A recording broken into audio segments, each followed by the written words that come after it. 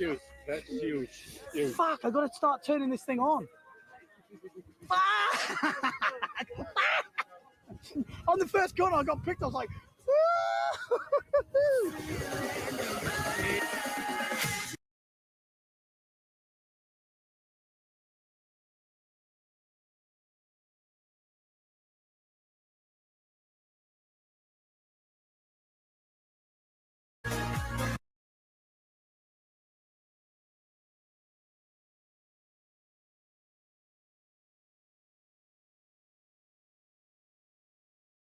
baby, 49.91 peak. So fucking close. So close. I need to stay. We've got to go. This is Idiot's Guide, man. But I tell you what, I've got to get back out there. I'm getting addicted to this. I'm so pumped up. It's unbelievable. 9.5 harness lines. Andy Laufer said shorten them. I nearly did a 50 knot peak. Wow.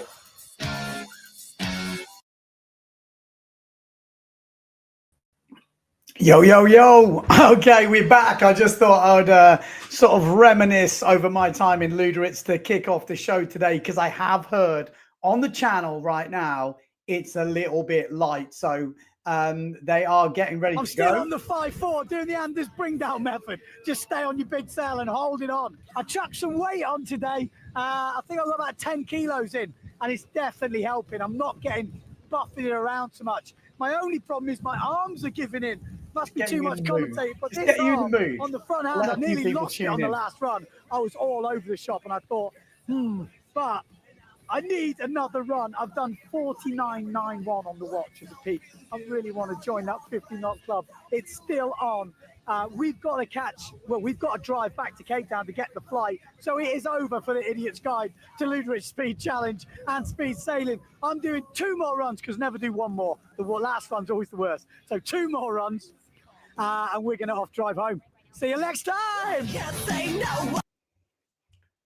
Yeah, so this was my time in Luderitz. This was the last day, and there'll be a few people whose last day it probably is today. So that is how we're looking. Mission accomplished! Yes! The last run of the last day! Congratulations! The Idiot's Guide to Speed Sailing is complete. An idiot has gone 50 knots. Look at this fucking bastard. What's it say? 53.8. 53.8 feet. That's fast, eh? Yeah, good lad. Yeah.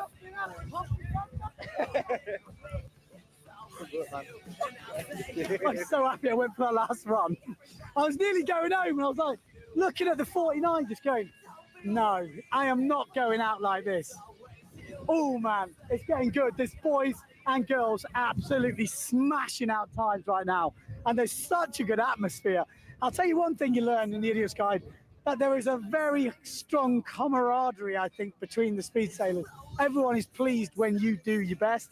I do like that, I've got to be honest. There's a very good feeling in the camp right now.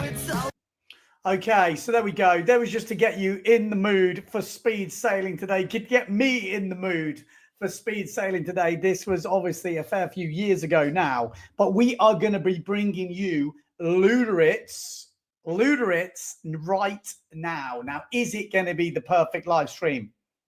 No, it's not going to be the perfect live stream. We are literally going to bring you the live scores from the day, and we're going to be getting drips and drabs of videos pretty much live. You know, the connection there at the channel is in and out, which is why there's no live stream officially. So we're kind of doing the unofficial live stream. I'm going to be watching the scores anyway. We had Jenna Gibson yesterday breaking the world record. It officially comes in at 47.36.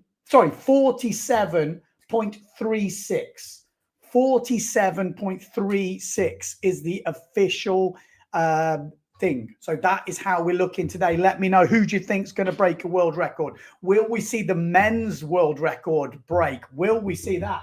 Antoine Albo, 53.27.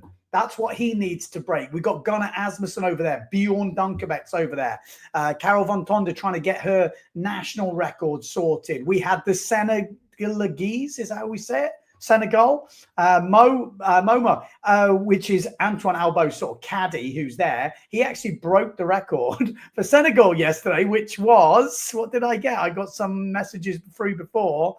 What did we have? We had, it is 39, well, 38.92. So a new Senegalese. I don't even know how you say that, but anyway. Also had Brendan Loho, one of the lightweights there, and he is shifting. That could be the fastest lightweight in the world. Is that an official record? Is on the video over 500 meters, 48.5. That is insanely quick. And I think he did 51 on the GPS peak. Interestingly, got some other stats here. Jenna Gibson yesterday, this surprised me. So her VMAX was 48.87.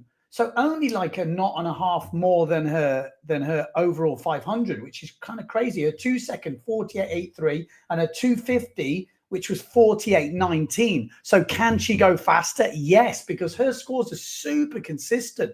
Usually you get that with the bigger riders, and the smaller riders have these big acceleration peaks. So that is kind of exciting. I've gone early today. I have gone early. I know it's early, but what I'm going to do is I'm just going to be here. Like I said, I'm going to have the live scores in the background. Let me just put these up just for people who didn't tune in yesterday. You might not know how this is going to roll, and you might be disappointed. I don't know. Maybe you will be. These were the scores from yesterday. So we're going to have these scores up at all times. So even if I disappear for a cup of tea, the scores will be there. Maybe I'm going to bring some people in. If you're out there and you're a bit of a speed fan, you've got something to say, hit me up. Like, I can give you the link. You can drop in for a couple of minutes, have a chat, whatever. So that is how we're going to roll. We have got the best forecast at the moment. Let me just put it on. I may as well show you guys what we're dealing with today, because it does look pretty insane. So let me just wang up this Swingaroo chart. Look at that. Yesterday, it was not purple.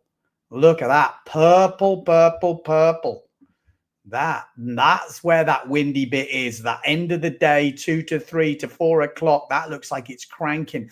I heard from Antoine Albo before, says it's light at the moment. Albo is staying till over here Monday, Sunday, Saturday. So we could have other days. This day here obviously doesn't look as windy, but sometimes when the angle is right and that one big gust comes through, stuff can happen. So that is the way the forecast is looking. So yeah, really, really quite exciting. I like it. I like it. I will be going through the comments. So let me know if you are out there, if you've got any comments, if you want me to try and find out some questions, and we'll be doing our best to bring you that information. Let's have a look. What have we got? We've got a few comments coming in. Morning, Ben. Doofus call. Yes. We've got Steve Thompson saying fantastic run by Jenny yesterday. Absolutely epic. I mean, like I said, when you go through the numbers, it's even more impressive. Like I think there's more in the tank there.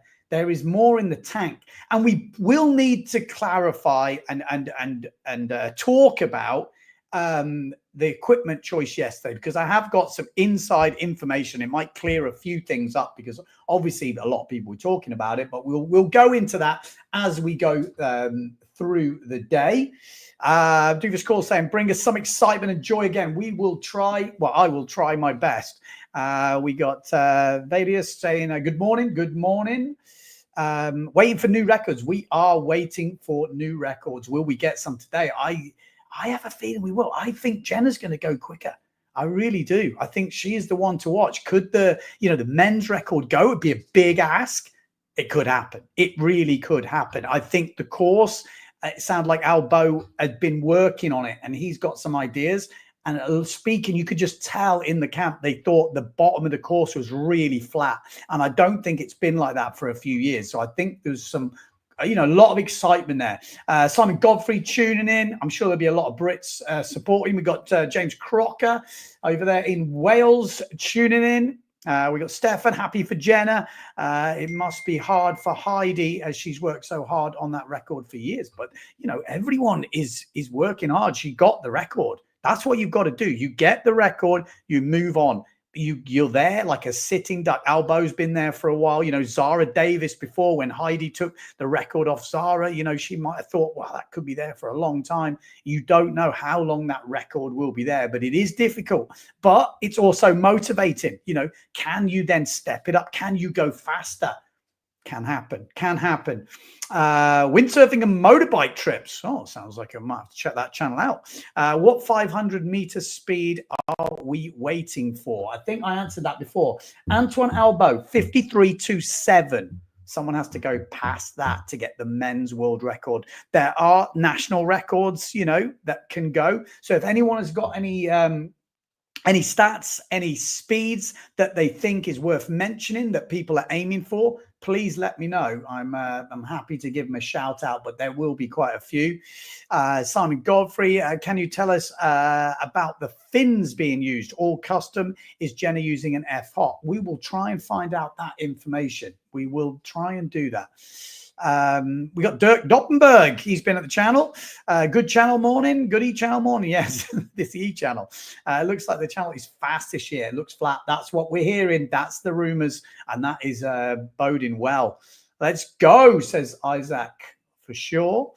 Are they running at the moment? There's no live measurement. Pretty light at the moment from what I've heard. I just got a WhatsApp from Antoine Albo. So I've got a few more people on a WhatsApp group. We've got a media group now. That's why I did it yesterday, to try and get it all together. They watched it last night. They understand what I'm dealing with here and what we're doing. So we are going to have some videos, which I'm going to play very, very shortly. We've got O'Sheen tuning in. Morning, Ben. Excited for all of them. I mean, it is exciting. If you've ever been to the channel, you know that feeling. You know what it's like. And it is exciting because today does say there's going to be more wind.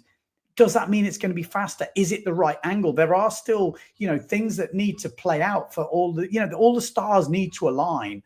But it is looking good. Forecast is looking good. We had a similar day when I was there, as I played at the beginning. And the windy day wasn't the windy day. And the next day, which wasn't so windy, we stayed on for, was actually windier, apparently, than the windier day. So, yes, that is that. What are the sail size they're using here in Scheveningen? We've got similar forecasts, and I'm thinking 4.0 in the waves this afternoon. That sounds fun. So, and I think this is probably a good idea to touch on the Jenna run yesterday, because obviously everyone saw the live stream. She was on a Neil Pride sail. She's obviously sponsored by Duotone. Now, there is a problem with the Duotone. She's got a 5.8 and a 5.0.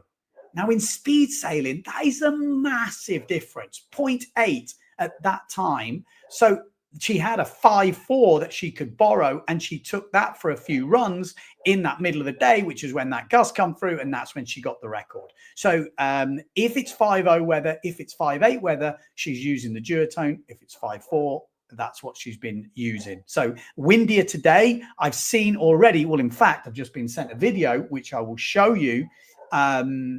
I'm going to just, in fact, let's start with a few of the videos, just to give a few of the guys who didn't tune in yesterday a bit of an idea of how it's going to work. But we have already had a little bit of action on the channel. So let's download a few of these. And again, if you're tuning in going, well, this is a bit budget, Ben, you're right. It is budget, but it's the best we can do. So shut it. That's what we're dealing with. You will enjoy it. No, well, don't have to enjoy it. If you don't, you can turn off. But this is what we've had from today.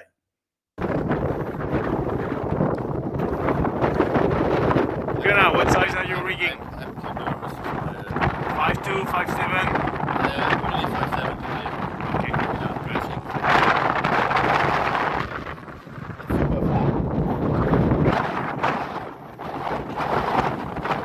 So this is Jenna's sail. So she's rigged the 5.0 today because it does look windier. Yeah, 5.0.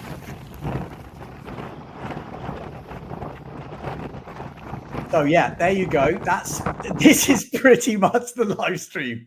So people who didn't tune yesterday, like, You what, Ben? Is that it? Yes, we are getting WhatsApp videos from the channel, and it weirdly can be quite exciting. I know that might not sound like it can be. It can be. I tell you now, you'll be surprised. It's like opening presents, opening these videos. You don't know what Simon, can you give us a quick update? Yeah, we're waiting for wind, basically. I mean, obviously we have wind, we have a lot of wind, but no one's bothering with the big sails today. I haven't rigged my 5.8, 5.0 only, full power 5.0, so we're waiting for the big winds, that's it. Well, there you go. So waiting for the big win. That's what they're expecting. I hope it comes through. You never know. You never know. But all signs are looking good. Like I said, I'm just opening these videos as I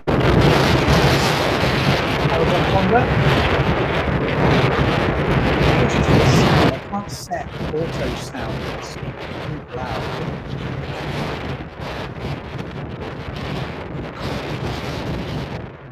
Well, it doesn't look light, does it? This is light, apparently. So, you know, if this is light, we're in good stead. We are in. Right, and then there's a couple more stuff that's come through. So, Brendan. Yeah, it is pretty light. I mean, it's windy. It's not what you need, you know, for record breaking stuff. So there you go. That is how it's going to work today. That's how we're going to roll. We're going to go through the comments. We're going to be playing these YouTube videos. We're going to have little bits of interviews. We're hopefully going to be seeing the guys coming, you know, off the trailer if they've broke a record, if they've done their GPS PB, and all this sort of stuff. So that is how it's going to work.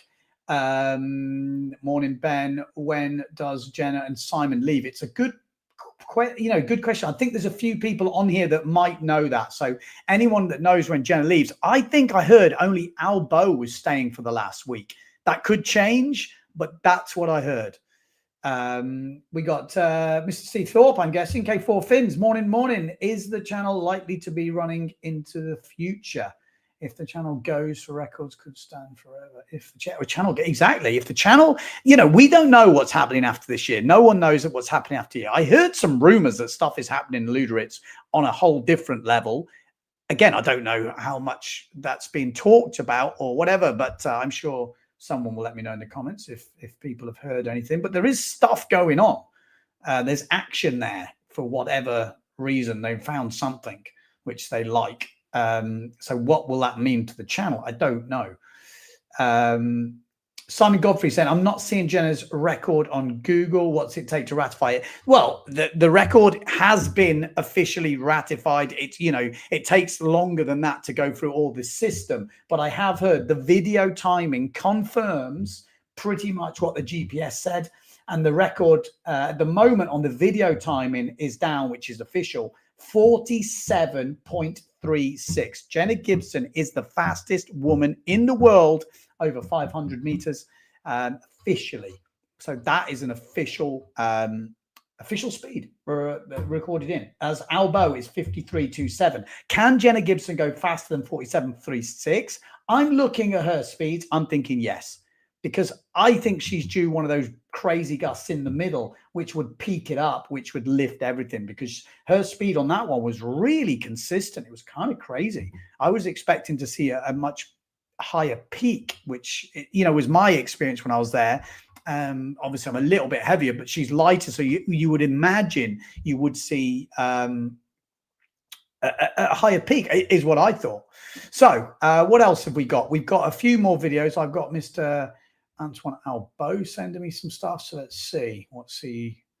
No, Mr. Sorry, I've got a lot of WhatsApps open at the moment, and we do have a few videos coming through here. That's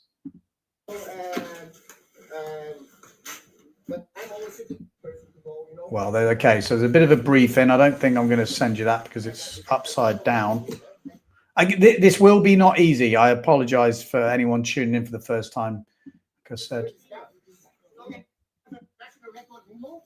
I think they need to work on their video skills. It's upside down. It's round and round. Jesus Christ. Oh shit. Okay, there's some normal videos just coming through now. Let me download them because the upside down one of the briefing. It's not ideal to show you guys at home and girls maybe. Right, let's have a look what we've got.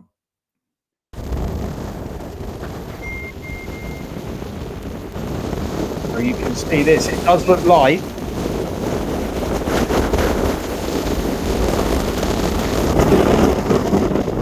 Well, I say light. Most of us that doesn't look that light, does it?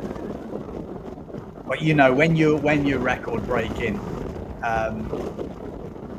so a little bit of tuning up by the looks of it at the moment. So we're gonna go through a few of those videos, which I think we have got. We've already heard. If you have just tuned in, we're just hearing people of rig 5.0s, Pettifer rigging 5.0, waiting for the for the big wind, which in theory should come. Sometimes you get this morning bit, then it drops for lunch, and then it comes through usually really good 2-3 o'clock, which is 12 o'clock our time. Could be earlier. We saw it happen earlier yesterday, so no guarantees when we're going to get it. But I'm going to be on here bringing you some live stuff from over in Luderitz. Yeah, so Brendan Loho's on the course already, and you never know. Sometimes you get that one gust in the morning, and because of the angle of the wind, it can sometimes come as well. In my experience when I was there, which was quite interesting. You know, sometimes someone just pulled something out the bag, and you were like, "Whoa!" And then everyone's like, "Whoa!" Everyone's sort of rushing to get on the water because then you might get 20 minutes of something pretty interesting. So it looks like Caravan Honda, Gibson and Brendan Loho. So a lot of the lightweights are on the channel at the moment. A lot of the big guns maybe saving their energy, waiting for that afternoon breeze.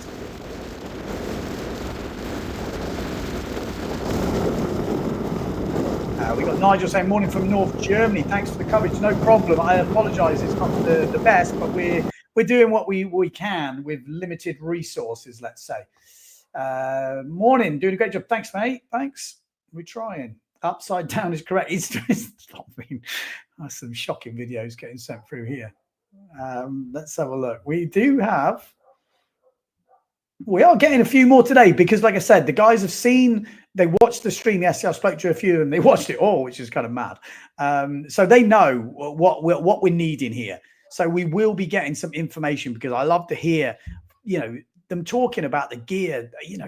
Just all those little bits make a big difference to kind of us at home because we haven't got any of this information. How's it going, mate? I love it. About 90% of my runs yesterday, so it's going to be a good day. Amazing. What did she say? Anyone hear that? How's it going, mate? I love it. It's good already, to be fair. That's a better run than about 90% of my runs yesterday, so it's going to be a good day. Amazing. Okay, so she sounds happy. So she sounds like something's going good today. So I'm guessing smaller sail 5.0, that is. Was that 5.0? There was a 5.0 rigged. I didn't actually see what that one was, but Ernest is tuned in again.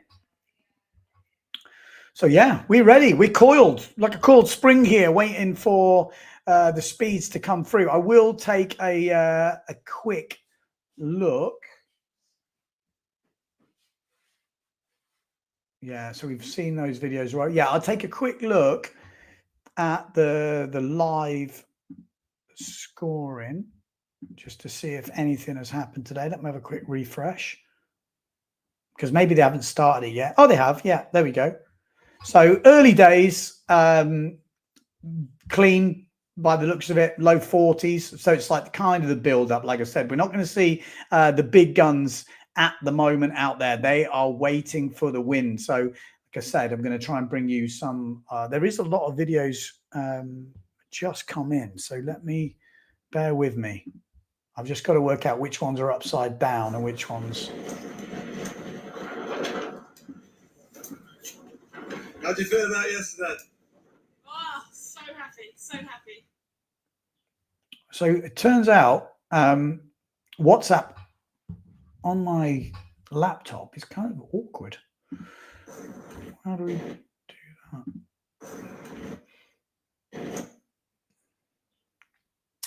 that? Okay. Well, while I'm trying to figure this out like a muppet, I will play you the one video I can download.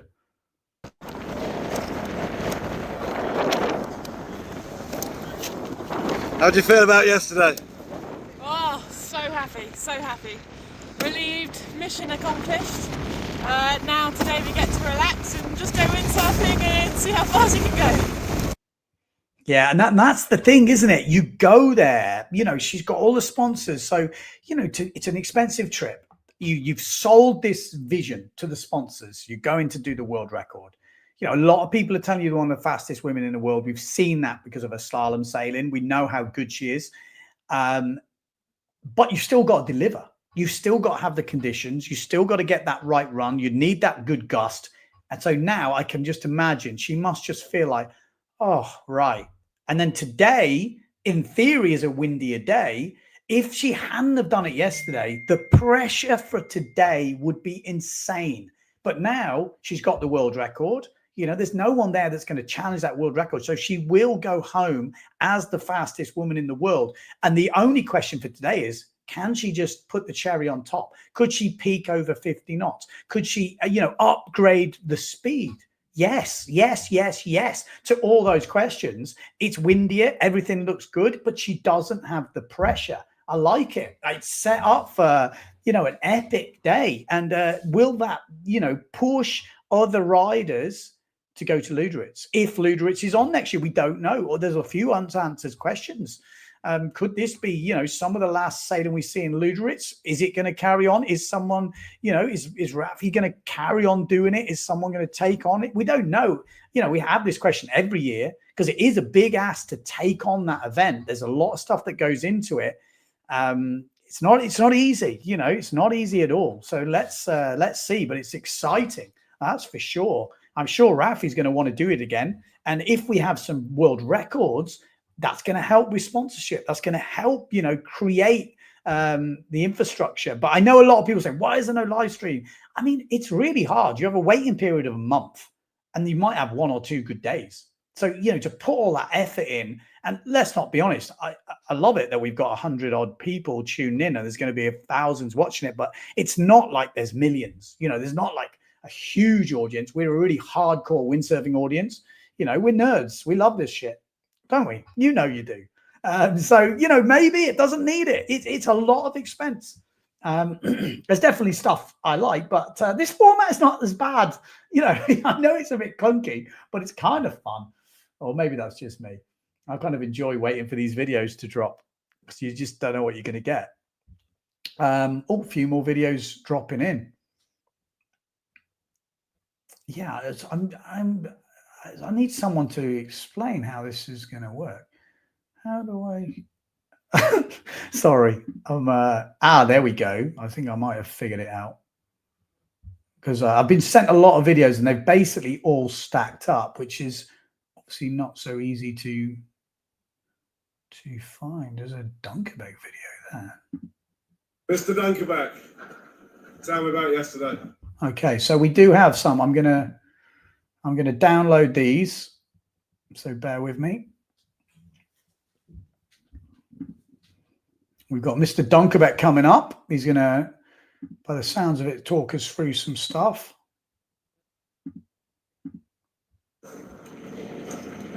We've heard that one. How'd you feel about yesterday? Oh God. Oh, so happy, so happy. Amateur hour here. I can't find the video to delete it.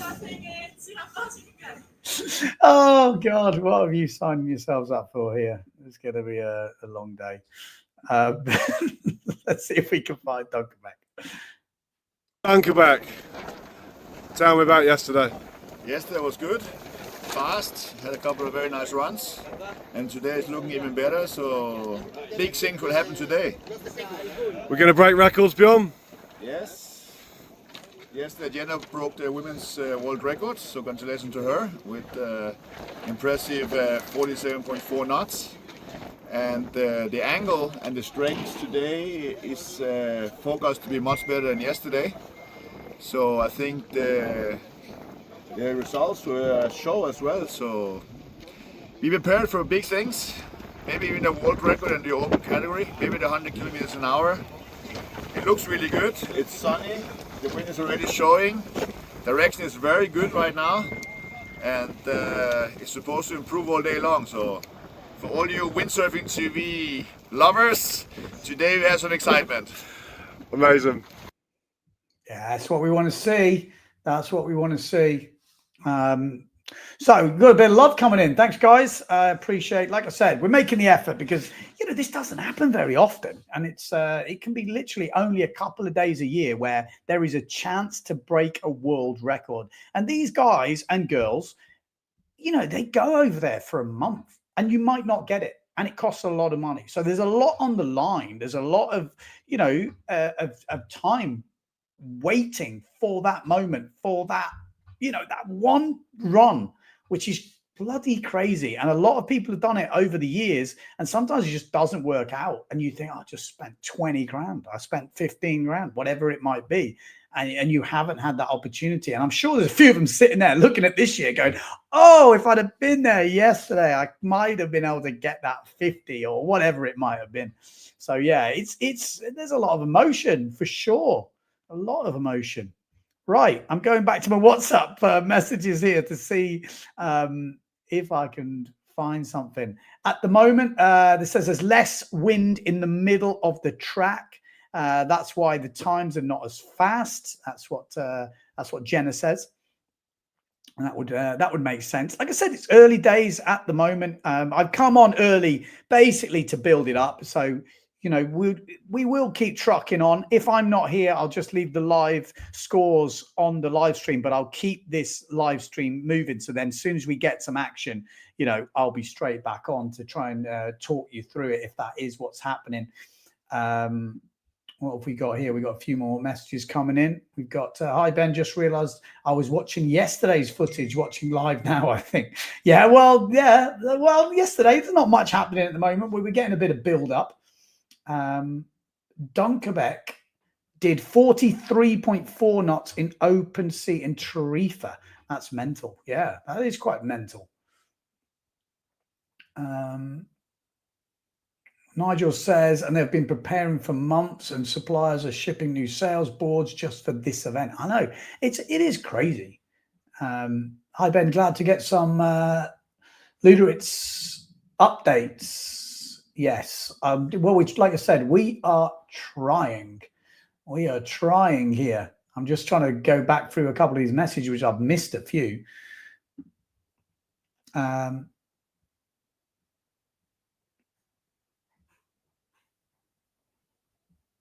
Yeah, well, we've addressed that situation. We were talking about the sales earlier. Like I said, for people who are just tuning in, there's just a big gap between a 5.8 and a 5.0. But with Wind today, and she does have a 5.0 on the duotone today, you know, she could break that record again. And then I guess that's how it is, you know. In speed, you really have to have the conditions, but the market is not, you know, crazy where you're producing all these sales for everything. So sometimes it is a bit of luck if that wind is right in the spot where you need it. But like I said, we will see how it goes today, because I only had one proper windy day, which was yesterday. That was it. What we got? We got Mr. Andrew Helser saying, great, loving the coverage. Well, that's good. Yeah, the guys over there are working hard, sending the stuff as well. 2025 is going to be fun. Heidi, yeah, Heidi is on here. Is that right?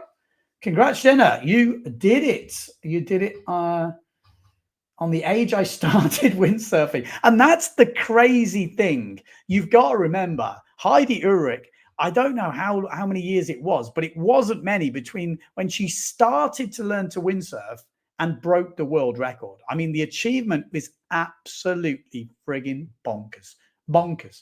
You know, obviously, Jenna's now got the new world record, but let's not take that away from previous champions because, you know, lots of stuff move on, gear moves on, channel is different, everything, you know, it changes.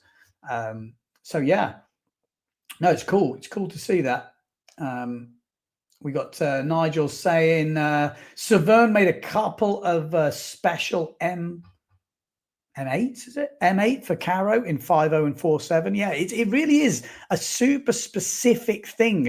And there's no guarantee, you know, and the hardest thing from Speed, from what I can understand, is how do you test it? How do you test the channel? There's nowhere like it. You're so broad, it's so flat. The only chance you get to test is when you go down. And that's kind of what happened yesterday, what we saw with other riders trying different stuff. Because how do you give feedback if you don't know what everything feels like? You need to try all the stuff to understand what you need, what you like, and give feedback to the brands that are making your custom sales. That's just how it's been. And it's been like that in Speed for so many years. Just maybe, you know, not everyone's seeing all the live footage because we've never really done it before. But you'd probably be surprised on some of these runs that some people have done. They've not always been on certain brands that you would expect because they're trying out different stuff and making sure, because they've got to give feedback and work out what they need. It's as simple as that, you know. If Formula One drivers could do it, they would do it. You know, trying different stuff. Yeah, I'm sure. So Heidi, it's good to see Heidi's tuning in, watching. I mean, it probably feels a bit better now. She knows it's gone, the record's gone, but I bet you yesterday was pretty nerve-wracking when you're seeing it getting closer. You're like, oh my God. Because surely you want, you know, the women to go faster. But when you hold the record, it's like, well, not quite yet. You know, give me a couple more years. But yeah, that's cool to see. I'm loving to see the support. James Crocker saying, what's the registration process for Speed Kit? I guess anything goes. Yes, anything goes. Anything goes as far as I'm aware.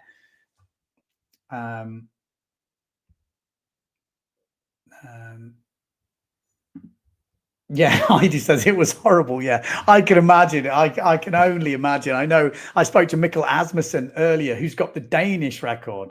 And apparently Kurosh Kiani was over there and he'd done pretty quick time last year, you know, but maybe didn't get the conditions. And then he was there this year. And, you know, you've got this record. And you're thinking, oh, God, is he going to beat me? It's kind of, until you've done it, you might think, oh, shut up. That's stupid, Ben. But it is a bit like that. I'm sure, you know, the British record held by Farrell O'Shea, you know, rest in peace, absolute legend. I was looking through my Idiot Guys to Speed stuff and, you know, obviously Farrell's in them. Definitely brings back good memories of the man. But, you know, he's holding that British record. You know, that could stand for a hell of a long time. There's no Brits, you know, Simon Pettifer. Could he do it? Could he do it? I'm pretty sure he's going to want to give it a go. He's going to need more wind. They've got more wind today. You know, you only need that one crazy run. One crazy run is what you need. You no matter what other speeds you do, maybe you've done nothing, but that one crazy run is all you need. We got Gary saying, morning, Ben. Hope the coverage and the new record. Yeah, hoping we're going to see some new records. Let's see. I mean, and again, if we have new records, it makes a big difference. Big difference. Big difference. Heidi's saying, but super stoked for Jenna. So my new goal is clear. Exactly. And that's the thing. You need people to break the records to, like, you know, basically Albo ruined it. Did that crazy speed. We nearly had Vincent Valkner go past, didn't do it in the end. But, you know, those are the things. When those records start breaking and people start leveling up and moving ahead, that's what drives the interest. That's what drives the other brands to push harder, you know, drives sponsors to come in. You know, it's a really clear target. I like it. I like it. Right. What else have we got? Okay. We got Hans saying, just a nerdy point. Technically, Formula One drivers aren't allowed to test things any longer. They are restricted to computer simulation as they have strict spending limits these days. But that's the crazy thing. They can do it on a computer, on a sim, which is mad. You can't do that in windsurfing. Or maybe you can. Maybe someone is doing that. Maybe AI is going to go faster down the channel. O'Sheen, on the anticipation, almost as good as watching to see if PVB was going to end up on the rocks at who keeper. I know. Exactly. Some of the anticipation, the potential of something happening. We don't know what we're going to get. This is the exciting bit. It's not always the is always the actual delivery. It's the build up. Like you look at boxing, all the build up's amazing. Usually the fight is the letdown. Not the same in windsurfing, but you know what I mean. Kurosh Kiani, he was. I was there last week. I'm so gutted I'm not there now. Kurosh, exactly. You had Asmussen sweating. I tell you, he was sweating. Here he says, how much pay all around for Luderitz spend? Basically, from what I can understand, per week is 1,250 euros. I saw in the comments yesterday. I can't officially say it was that, but that's what I saw in the comments. So I'm pretty sure that's correct. It's around that number per week. So if you go for the whole, let's say you go for 4 weeks, it's like $5,000 just to sail the channel. And it's not just to sail the channel. That's for the official 500-meter video timing. So if you do a record over 500 meters, you can officially get yourself in the book. So you get a national record or a PB or world record. Obviously, it is then official. It's not a GPS timing. All the riders, no doubt, have got GPSs on. So you will be seeing, the stuff on the GPS speed surfing and all this sort of stuff where they will be saying, their Vmaxes. So for example, people just tuning in, Jenna, on the official timing yesterday, on the video timing, 47.36 is her official record. Heidi Ulrichs was 47.06, so 0.3 better than Heidi last year. So not as crazy as I thought. I thought it was a bit more than that, but that's only 0.3, so it's close.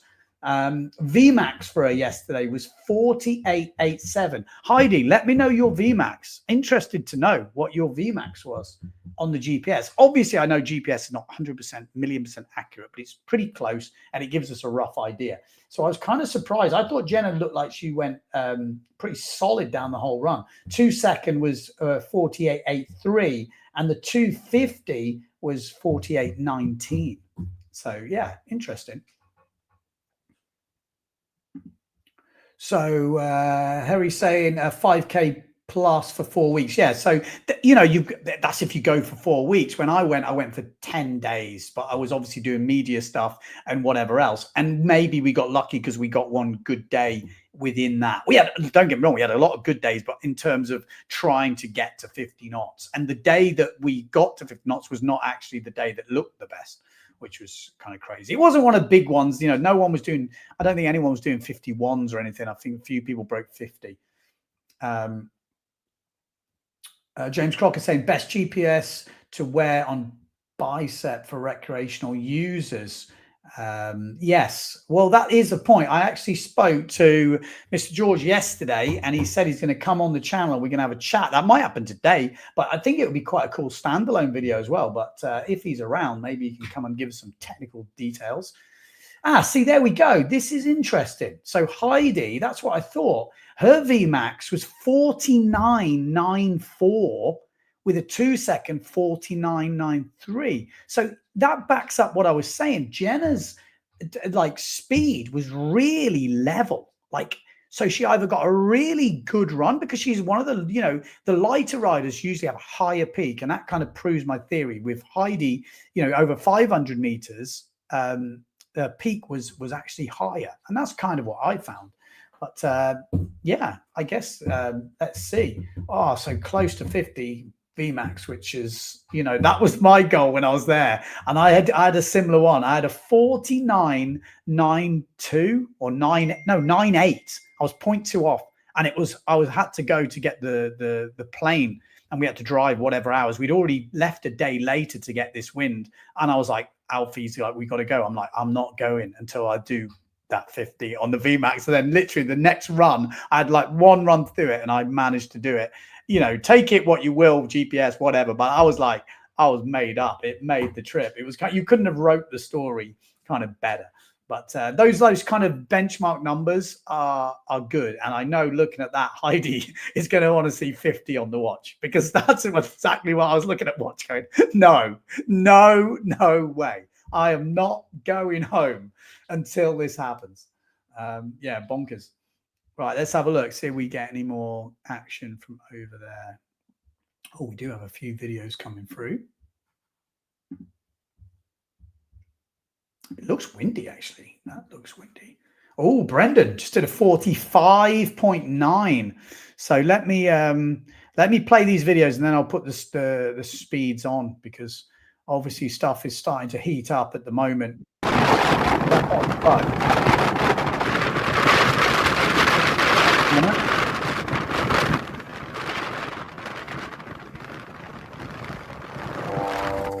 is she gonna blitz today?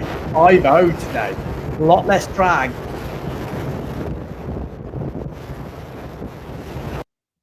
And it is early, like someone just said. It's early, no doubt about it. We are early. I just wanted to build it up because, you know, it's a big day. We haven't got like a week of this. It's pretty much one day. So yeah, let's see what we get.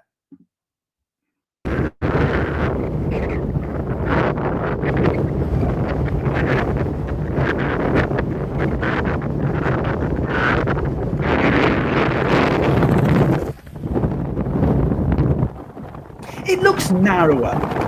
I will say, I don't know, like when I was there,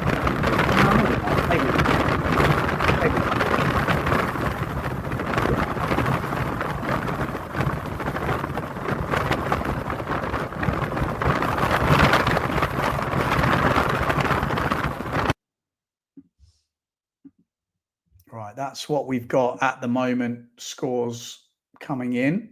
Oh, Dunkerbeck's just done a 47.44. Brendan Loho, 45.90. Jenna Gibson, 44.55. This is starting, isn't it? Starting well. We are starting well. If you are just tuning in, yes, we are just playing WhatsApp videos from the channel. We got the live scores on. We just keep the comments rolling through, and we just try and navigate this as best we can. It's like a watch along, let's say, rather than an actual full live stream. What have we got as comments? Lots of innovation tried out in speed events. Finds the way into production kit. Exactly. You've got to try these things. And that is why people should be trying lots of different stuff with boards, fins, everything. The problem is you don't get many days to try it. And Antoine Albo, you'll see, you know, when he comes to the channel, he brings old gear that he knows worked. Because yes, you've got some new stuff, which might be up to date, current, new sales, new everything, but you always bring the old stuff that worked. Farrell O'Shea, when he always came to the channel, I think he broke the record on a loft sail, which he liked. And he always brought that sail and he took it out and it never quite performed as well as it did that day. But he always brought it because he knew that had done the business on the day all those years ago.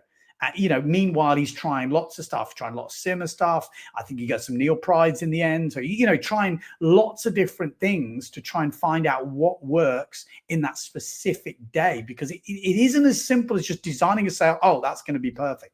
You know, it is, you need to find the stuff that's working. We had actually, when I went, we had this simmer sail, which was working really good. And everyone started asking questions, you know. Zara did the record on it. I got over 50. Mikkel had some pizza over 51, or something crazy. And then everyone started going, oh, I wonder what's going on there. So it's really interesting. And guess what? They've still got those sails. I've still got that sail just in case. So you never know. One day I'll go back. We got Will Becker saying, windsurfing nerd here. Yes, we are all nerding out today. That is for sure. Yeah, we've seen some speeds. We got Heidi. I did 2 times 49.94 and 49 on the 2 second, all in 2000. So all in 2025. Let's keep an eye out. Okay, I'm looking forward to it. Now is less rolling chop. Exactly. And that could be the thing. I'll tell you what we'll do is I'm going to invite someone to come in and have a chat, because me chatting all the time like this, you might be better if I bring in someone. So I'm going to bring in, let's send another guy that was at the channel when I was there.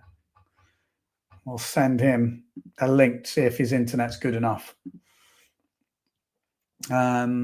Opening me said, should we send you our WhatsApp videos from sitting in our office as well? Damn, we have to get out there more. Yes, Well, you can do what you want. We're all going to play them. Does it look choppy? Well, I don't know about choppy. Yeah, 45.78 for Jenna. We saw that come through before. So I am going to put you some more videos in a sec. We are getting a few more through. I'm liking the interviews as well, but I think it does add to a bit of the atmosphere from over there, like we heard earlier. So let me take a quick look if we've got sent anything.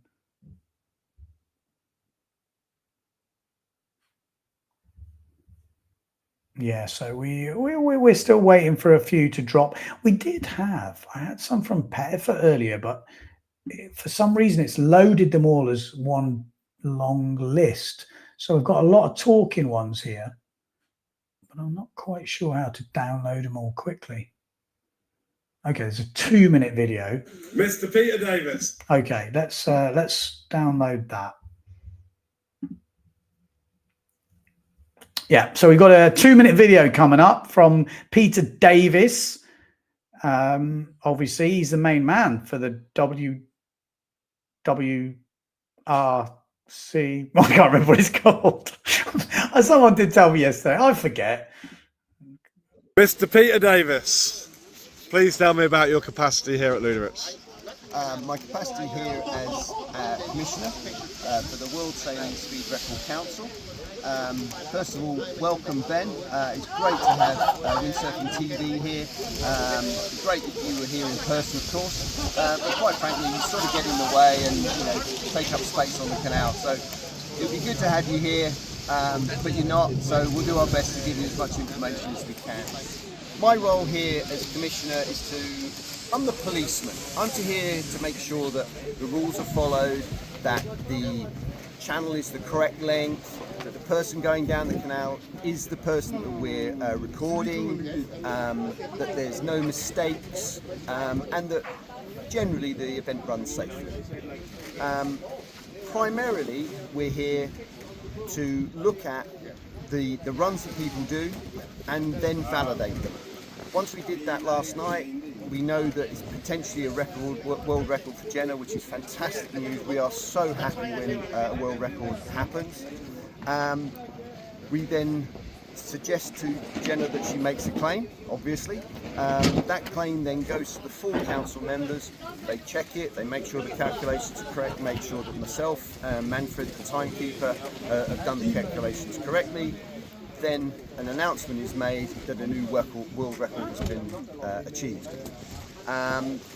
So that is all what happens in the background.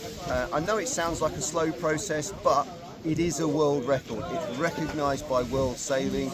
It's recognised by the whole of the sailing community. So it's important that we get it right. The rest of the time here, I'm just sort of checking, walking the course, that type of thing. That's my role, and hopefully motivate people to go faster.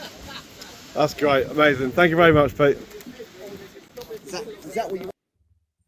Okay, so there we go. And look who we have here. We have Mr. Mikkel Asmussen. Hey guys, how are you? I'm good, man. How are you? Good, man. It's cool to sit here and follow the live speeds. And yesterday was an exciting day, yeah? Yes, I was just saying about Kurosciani. Did you? I was saying you might have been a bit nervous. I was checking the speeds yesterday to see if his name was there because I wasn't sure if he left or not. Apparently he wasn't doing any runs yesterday, so I thought he probably left because also is that what's the Danish record? Because you own the Danish windsurfing record, is that right? Yeah, it's 49.4 average 500. So I took it over from Torkild Christensen, who had it from Tarifa in Spain back from I think 94, and it was about 44, I think, something in that ballpark. Okay. So pretty fast for that time in open waters, honestly. But I'm sure you want to go faster than 50, isn't that like because are you watching this thinking, oh, I'd like to give it another go? You know what? I really, really wanted, when I left there, there was a lot of things I wanted to achieve that was achieved. like I initially I just wanted to pass 50 knots on a peak, but Yeah. that honestly on the day that happened pretty quickly. Yeah. And I think I ended up doing 52.8 or something like that. Okay. Yeah, 52.8. But I didn't do the 0.08. so after that 50 peak, I sort of moved on to the 50 at 500, which I then never broke. But then, of course, I went back in. That was in when were we there? 17. I can't even remember. I was thinking. 17. Then I went back in 21, and I kind of felt, or thought at least, that all I had to go was to go back and have a decent day, and it would be like pretty, I wouldn't say easy, but I kind of felt like, okay, a little slightly better gear, da da da da.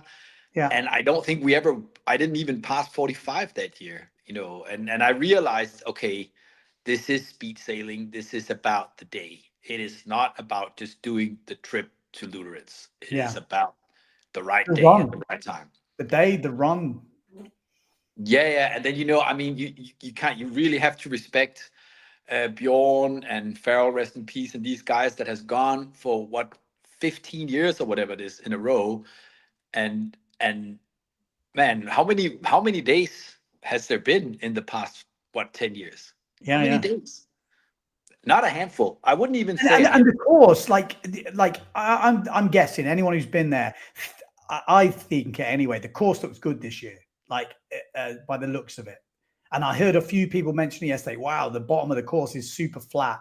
And I think when we did that day, because I don't think it was the best day we had, but the course was good. And then I think maybe since the course has not been as good, I could be wrong, but I mean, it's a big task to build this course and everything. You really have to appreciate what Rafi is doing, because it's a lot of work. Yeah. But I think when I was there in 21, it was really, really, really bumpy in the end of the course, and to the point where it was, I wouldn't say unsaleable, but it was not possible to push. And theoretically, the channel is more or less in the same angle of the wind. So we were thinking that perhaps, because it was quite broad, we were thinking that perhaps the wind angle simply changed. And I actually tried to get some data out of there's an airport relatively close. I tried to get some data from years back, because they have data of wind directions. Yeah. I didn't manage to get that data because we're obviously in Namibia, which it doesn't just it's not that easy to get. But you know, I was interested, did the wind change? Did the wind change 5-6 degrees? Because if the channel, as Rafi was saying, the channel is in the same direction. Like, yeah. So why is it broader? Like, so but it seems maybe now the angle is slightly better as well. But when you look at the pictures from when we were there 17, I have a picture of me in the middle of the canal, and I can in the bottom, and I can see I'm just pushing 200%. Yeah. And if it's really bumpy, you're not pushing 200%. Yeah. I think you're right. Like, I think the wind angle makes a big difference, and it does change from year to year. Certain airflows and certain stuff might mean that the wind doesn't come in. And again, you need those things to line up. That's part of the whole game. Hang on, we got a few more videos coming through here. Let me just play. What's this? Let's get them on. Get them on. Yeah, hello Ben. Epic day at the channel today, hopefully. So it looks really good at the moment. It's cold, the wind is already there, good angle. So I expect a lot of wind, and yeah, 5.52, it's almost ready. Yeah, I'd like to do some personal bests or maybe fight for the world record. So yeah, let's see. Nice, thank you. Okay, I've actually got some action videos coming now. So let's have a look at those. Seamless, Mikkel. This seamless, mate. Seamless. It's the seamless sail or what? No, I mean in terms of quality of production. Okay.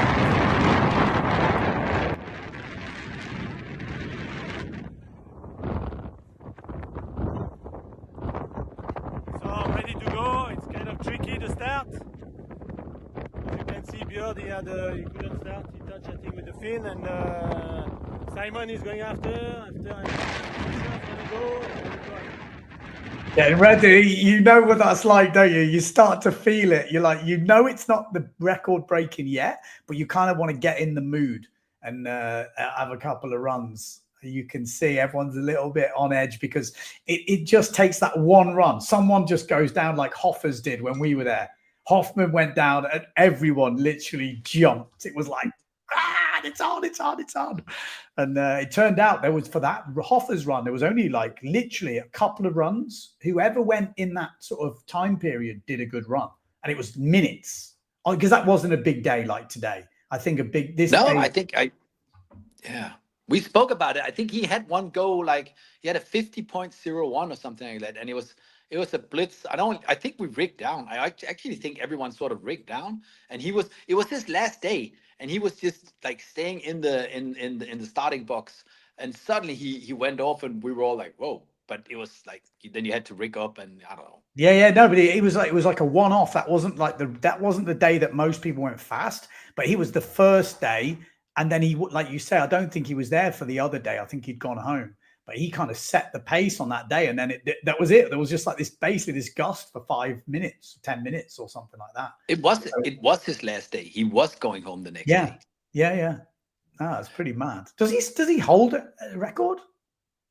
No, he must have. I'm uncertain if he's riding under the German or the Italian. I think he would be riding on the Italian nationality. I don't know. Okay, we've got some action coming up.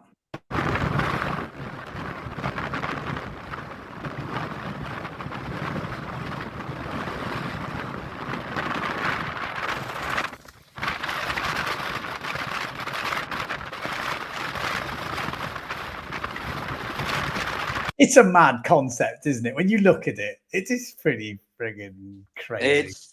It is that amazing. But so what I was trying to see here is, I was talking about if you're able to push in the end of the run, and you can sort of, when you look at the legs and the arms, as long as they're straight, people are pushing 100%. As soon as they start bending up, you realize it's getting choppy and they're reaching out for control, and like that is usually visible by people bending their arms. Yeah. And that run, you could see there where he was like fully stretched in the arms and just pushing like hell on the fin. Yeah, I can remember my best run, which I thought everything lined up and I was like getting excited as I was going down. I was thinking this is the one. And then I lost it towards the end and span out over the finish. I thought I was going to die. But if I'd have kept it together, it would have for sure been my fastest run. But I just didn't come together. Is that Roger? Sure. Looks a little bit twitchy.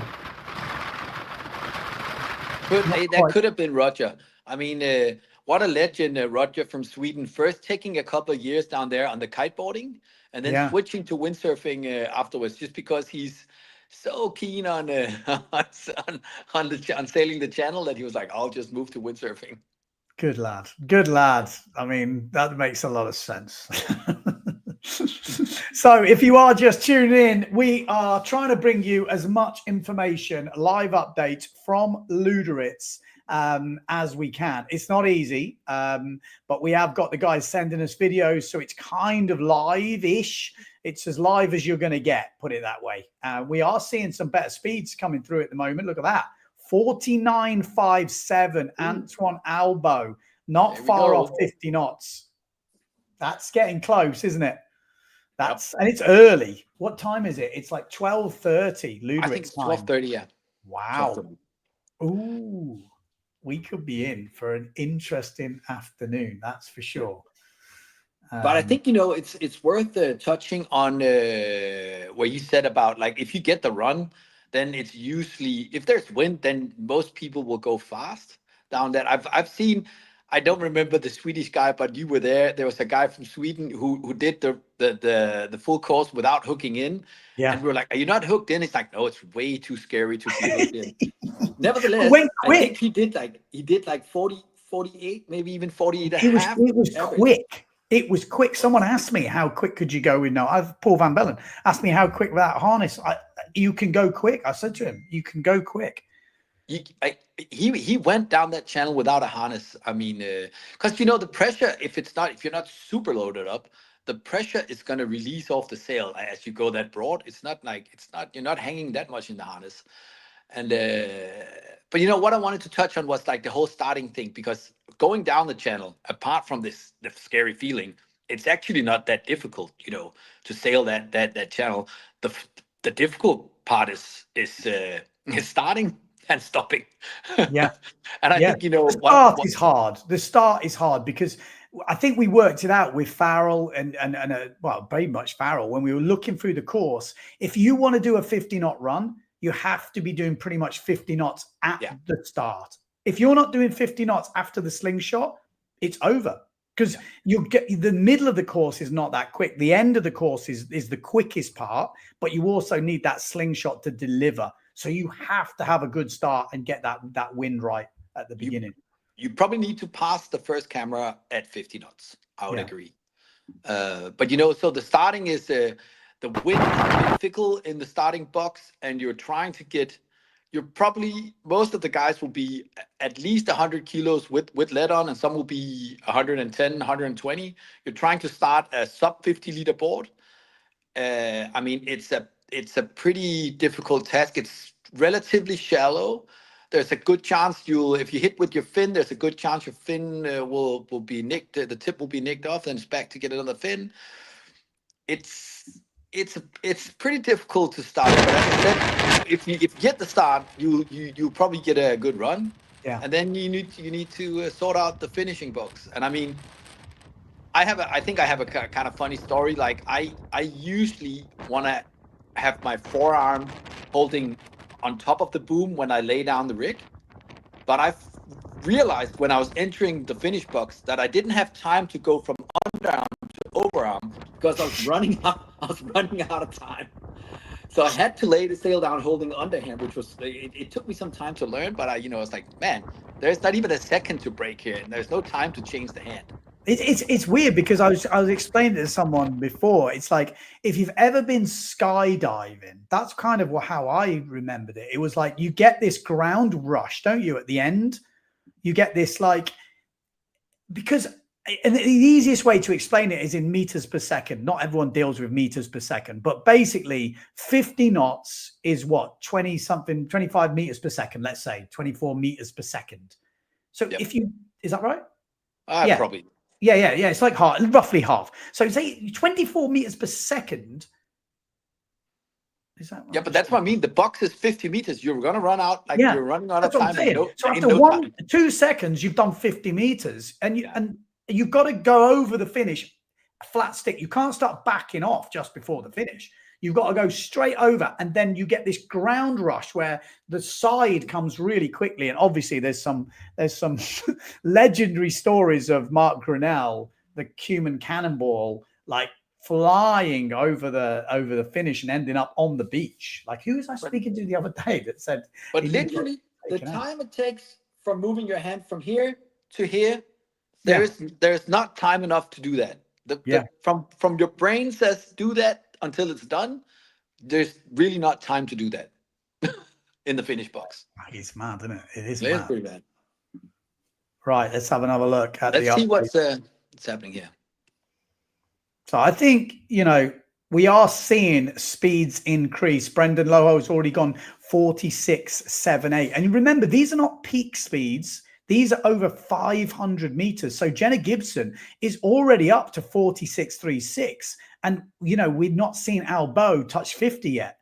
So this is boding very well for her to step up her score. And did you see did you see the GPS speeds I read out before? I thought they seemed, for her speed, her top speed didn't seem far away from her 500 speed. Right. So you're saying it was more even. Yeah, which I think that means she's got more in the tank. I think she got a really consistent run of wind, but I feel if she gets that big crazy one, she might find she gets a bigger peak, and then that would overall pushed the run up. It is my take on just looking at those numbers, because again, when we looked at Heidi's numbers earlier, obviously her record was 47.06, but her peak was nearly 50 knots. You know, it's 49.92 or 94 or something like that. I seem to recall my fastest peak when I was there was not on my fastest run. On my fastest 500 run. So I think when I did the 49.4, I think I had a 51.8 peak, which is still also quite a big difference. But I guess the more you're narrowing that in, the more of a steady run. But probably the canal is also, you know, flatter in the bottom, which means you can push. If it's flat in the top and more bumpy in the end, you'll probably see bigger, you know, differences between the peak and the average. I'm guessing her run, she got that nice gust in the middle, which you don't always get, which kept it quite consistent. But you know those ones where you get that really huge gust at the end and you can hold it down, and that's when you usually get your big peak. Like my best run, I didn't have my GPS on. I think is my run that actually was the 500 one, and because I kept turning, because those watches back then didn't last very long, so I was trying to turn it off, turn it on, so I didn't waste the battery. Then I kept forgetting to turn the bloody thing on, and I was like, I was going mental. But obviously, that's probably not a problem now. Do you know what the big GPS they're using now is? Because I'm guessing that is very accurate. I think they have a new one. There was one in the middle that was more or less impossible to get hold of from a guy in Belgium, I think. I got two. They're quite expensive. I received two, and one of them weren't even working out of the box. Yeah, but I think they have a new one now. I'm not sure. I'm a bit out of touch. Like I said, I'm gonna do a podcast on the podcast channel. If you haven't subscribed to Windsurfing.TV podcast channel, we're only doing podcasts on there. I was gonna do this on there, but I thought this probably is a better main channel thing because it's not really a podcast. More like a live stream. Billy saying, imagine being the first woman to go over 50 knots.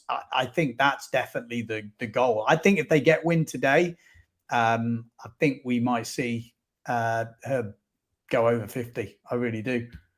Really do. Simon Predifer just did a 46.84. Is that his fastest? Not of the day, but of the trip. Yesterday he told me, he says, tell everyone out there, Ben, my peak yesterday was a 49.1, and that was faster than Jenna, his missus. Right. He's still like, I'm still faster than her. It's okay. But he needs to step it up today. Yeah, let me just refresh that. Is he getting? He's really getting checked. 51. What's that? 51.04. Antoine Albo. There we go. 51.04 just dropping in. Antoine Albo showing the skills. Yes. Yes. Interesting. Someone saying, is Antoine Albo using old sails? This is what I was telling you. When you get a record-breaking day, you use stuff that you know has already worked. You've got to try the new stuff, but you don't spend too much time on it. It's a real delicate balance, isn't it? Like I was saying before, I don't know if you were listening, Mikkel, but most people have their record-breaking sail in their van. Even if it's 6 years old, it feels like they have that sort of combo because they know it worked. And the new stuff could be better, could be, but it might not be. In speed, there's no guarantees. What's your take on that? I think you're touching something. Like I also have that simmer sail that we were using back in 2017. I have the sail and the mast. I kept that, it's rolled up in the back, and I even wrote on it. It even says if I pass away or something, it says Danish record, and it says the speed and everything on the sail on the back, so that someone could, and the board as well. I have the board as well, and and the fin. Yeah, and it all says the date and everything, so that if someone pulls it out of a shed in 50 years, they'll be interesting stuff. Yeah, not just something to throw away. No, but it's true. You and that's the thing that I keep banging on about it on this stream today. But you can't test it. It's like the only chance you get to test is on the day when the record could be broke. So if you've already done the work and you know something goes quick, it's like, well, I don't want to waste too much time tuning up other stuff, but you want to because maybe it could be faster. But you've got to balance it. And again, how do you know how to tell the sail designers what you need different and what, you know, until you get that day?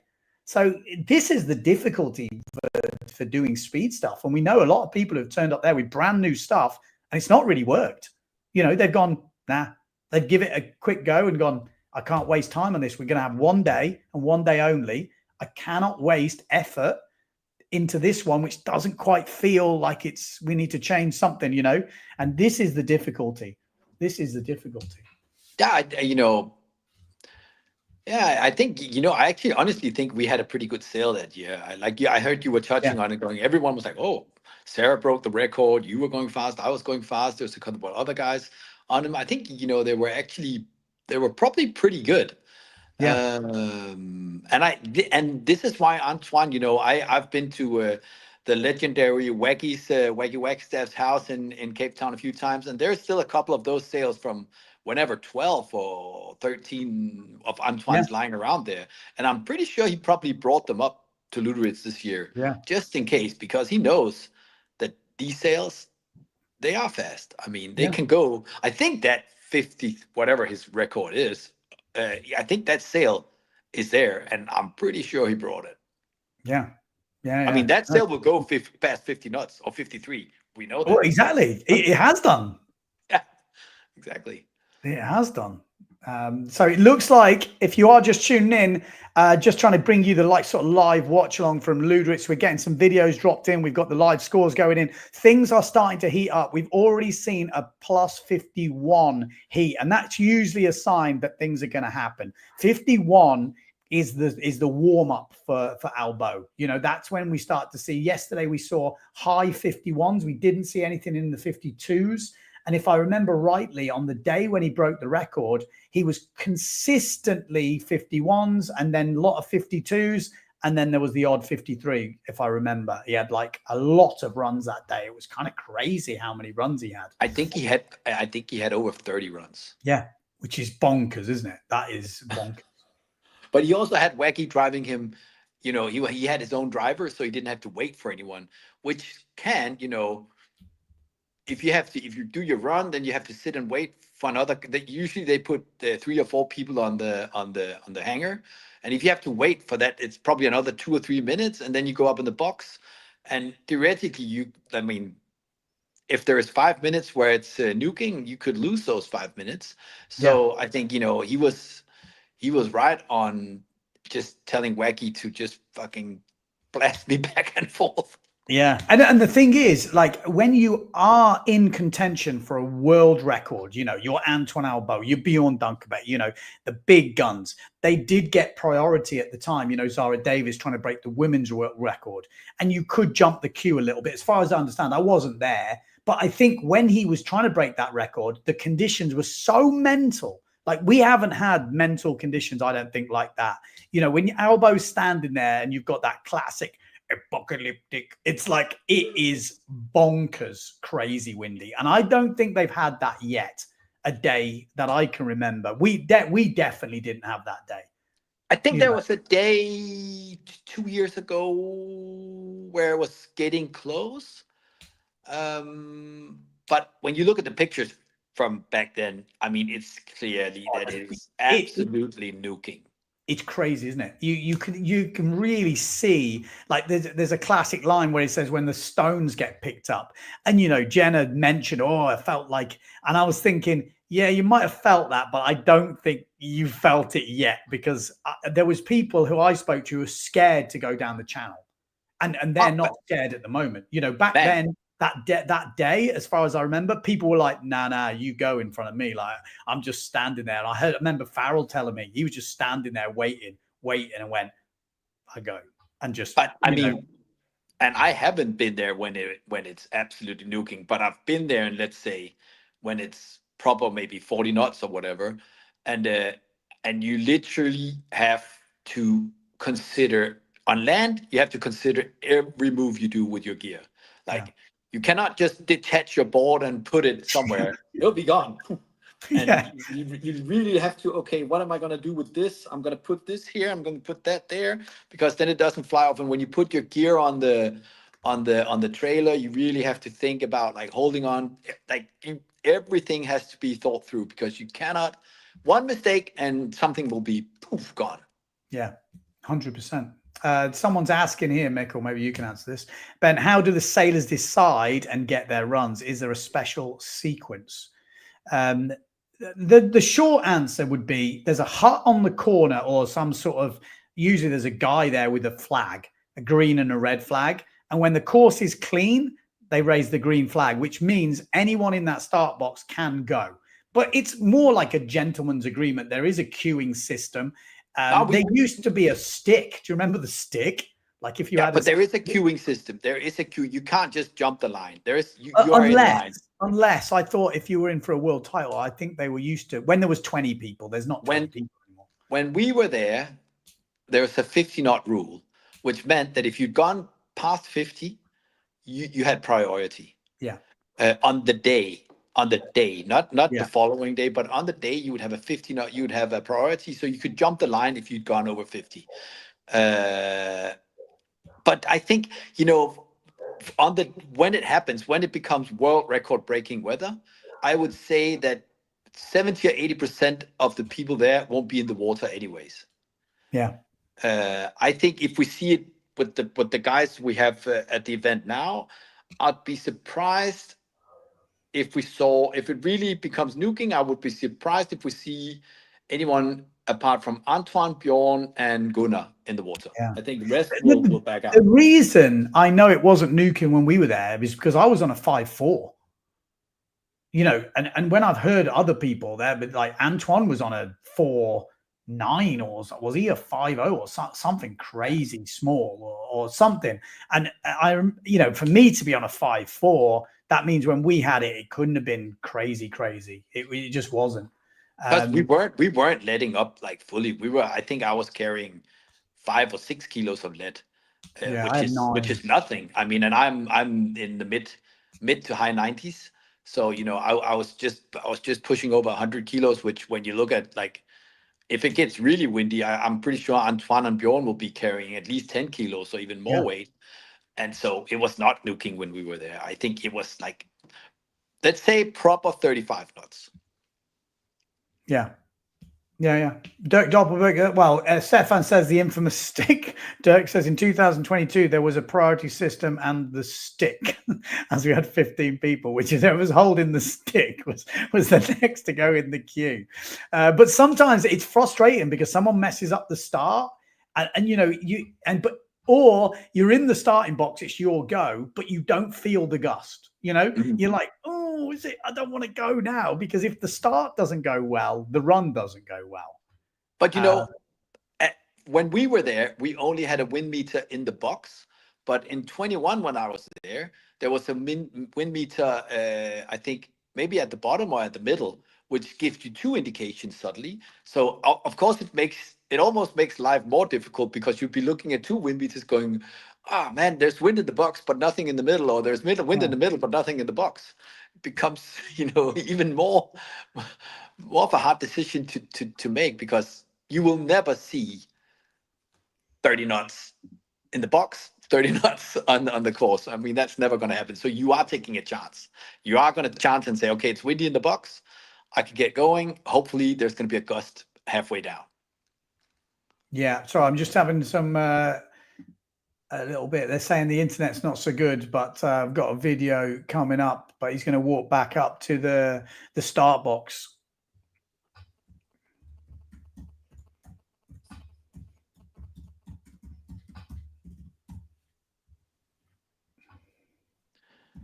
Gunnar just did a 48.64. Yeah, I think this might be Gunnar 67. Coming up. There's a few videos coming up. He's walking back up now, so the internet gets better. He can then send it up. So we've got a few videos coming through. Let's have a look what's going on over there.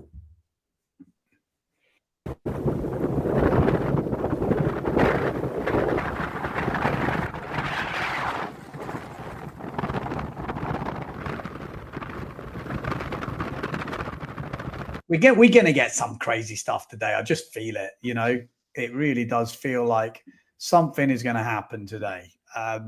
You know, whether they break it or not, I think they'll get close. I think Jenna definitely has to extend that record. I think. Wow, that looks quick, doesn't it? That was Gunnar. Yeah, that looks good.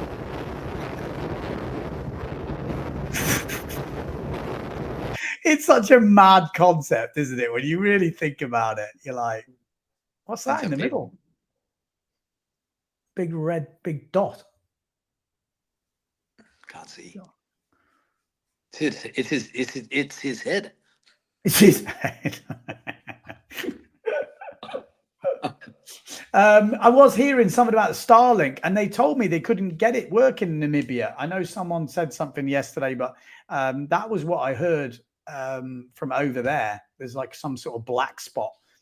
Again, feel free to do your research and tell me I'm wrong, but that's what they're telling me. So yeah, that's the information I got from there. But you know what, Ben? I think for sure. I mean, these times that they're dropping now, it's so early in the day still. Yeah. Oh, look at that. What's that? Look at that. Look what just dropped in. Oh, 51.33. 51.33. Yeah. Right. He's pushing, huh? Antoine is pushing. He wants it. I mean, this is early. This is boding really well. He's warming up. I think he's just trying to find out what's working. So he's ready for when it's cranking. He is on the money. But 51.33 is a really good start. Like, what's this? 12:50 local time? Yeah, what was it yesterday? What date was it yesterday? Look at those speeds, Mikkel. 51, 51, 49, 51. Well, actually, the 51 is the same one. But still, that's increasing slowly. He's had 3 runs, increased every time. Wow. I'm really looking forward to it. I'm obviously to find 2 knots, which he basically needs to find 2 knots on that last speed.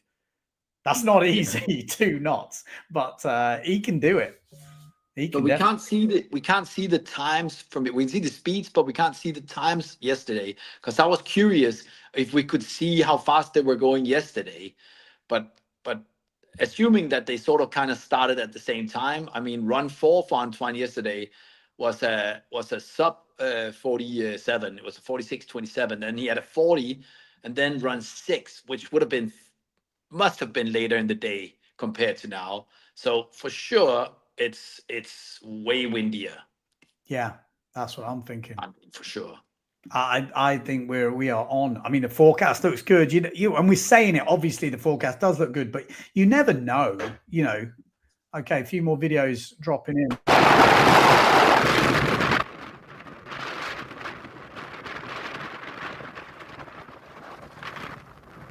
That was Antoine. Yeah, that looks quick though, doesn't it?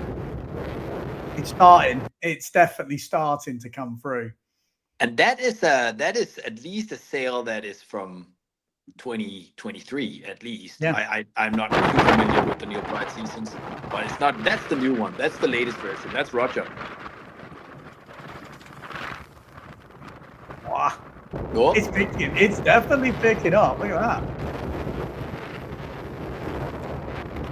See, that's the thing. He's obviously just testing the stuff, checking out what is working.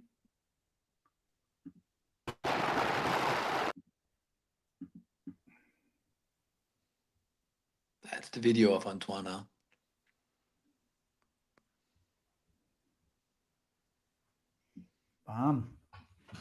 Yeah, you can also tell that he's going really, really close to the bank compared to at least the majority of the sailors there. He's lining up with that wall perfectly, which is I have to say it's although there is nothing really to be scared of, because if you crash, you will fly away from the wall. It's still pretty intimidating to have your ass hanging over the wall. Yeah.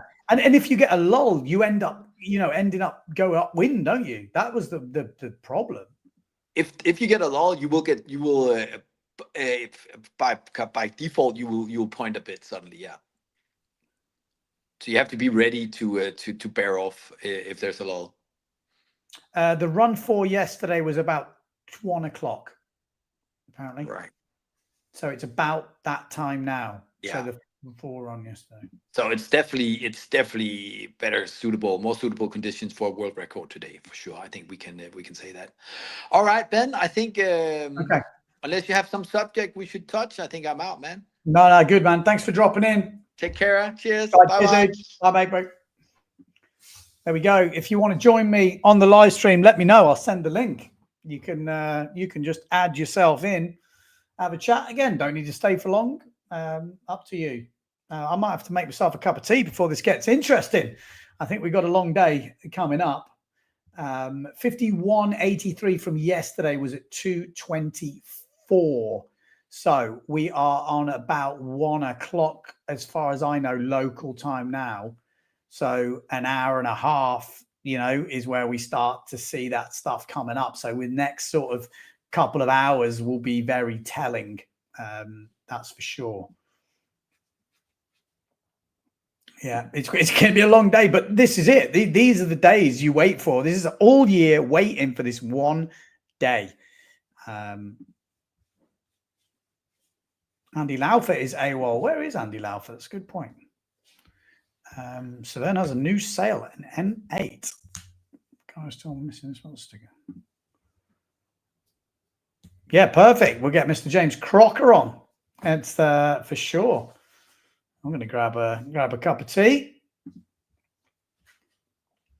But we'll have a look at these live scores, see if there's any movement in what is happening over in Luderitz. If you are just joining us, we are trying to bring you the live speeds and a bit of video action from over in Luderitz at the moment. This is where the challenge is on. The challenge is on. Once a year, Luderitz, that is where it goes down. So, yeah, that's it. Once a year, this happens. So, and this is the fastest place in the world. No one's found a faster place yet. And we don't know. Every year, it's like, will it happen? We don't know. It's never, I'm sure it will, and it does happen every year, but they need sponsors. They need help. That's just how it is. It's not an easy thing logistically to do. And to get official records, you have to have the guys from the official, governing body that polices it. We've got Pete Davis there. Like you said, he's the policeman we saw in that interview earlier. And then obviously, the timekeeper and all that stuff. You need all that stuff. It costs money to do. Then you've obviously got to dig the channel because you can't have this open all year. It's specifically dug every year for this event. So it's a big expense. So yeah. We got Jan saying, when do you eat, Ben? Yeah, I just don't eat. I think that's it. I'm on a diet at the moment. Dave O'Riordan says Antoine's on a mission. Yes, he is on a mission. Which point the measuring starts? Yeah, so let's have a look. Actually, let me see if I can get you this video. We can see it. Where's the corner? Well, yeah, so there's a timing stick. Oh, you see it on that.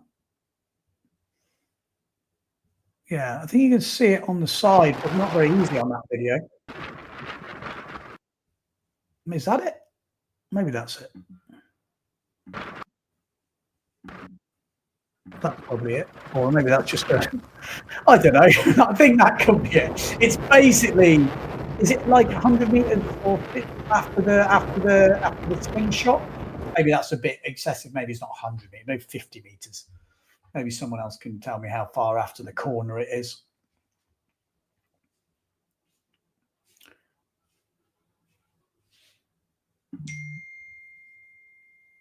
Let's have a look, see if we've got anything dropping in.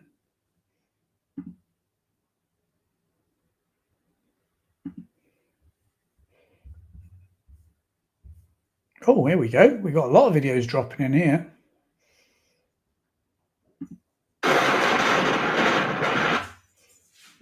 Right.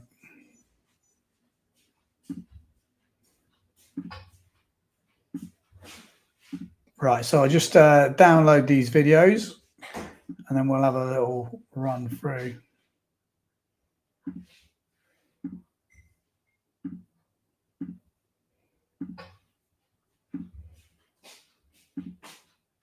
Oh, maybe we've already got them.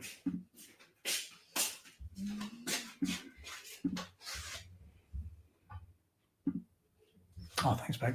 Oh, here we go. Service. Cup of tea. Service. We're on it.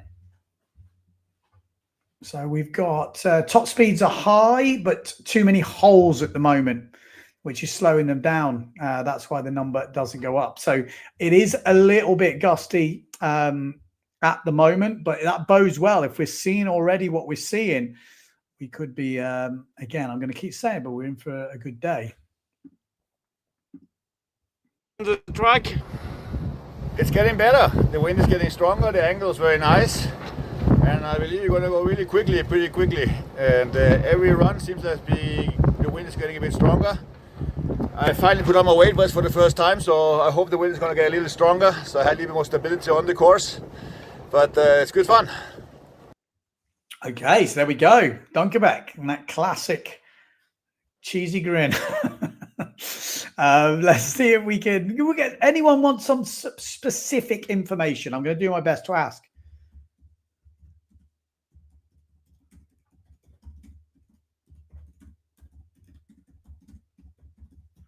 I'm going to ask about fins and gear. So if you've got anything specific, yeah, let us know. Let us know. If you are just tuning in, we are here, hardcoring it up. We've got Eric saying, thanks, Ben, for keeping us all involved with the core of speed sailing. Don't apologize for the poor internet anymore. Okay, I won't do. But cheers. Like I said, as long as you guys are enjoying it, I'm kind of, this is what I would want anyway. Like, if I wasn't on stream, I'd be trying to get some updates and information. So I think it's better we do it as one place and we can gather every speed nerd, anyone who's interested in one place, and we can check it out. Because like I said, it doesn't happen very often. So it's pretty cool when it does. I'll get a few more videos coming through. So Bjorn's on a 5.5. Antoine Albo is on a 5.7. Gunnar on a 5.2. And Jenna is on a 5.0. So that's pretty cool.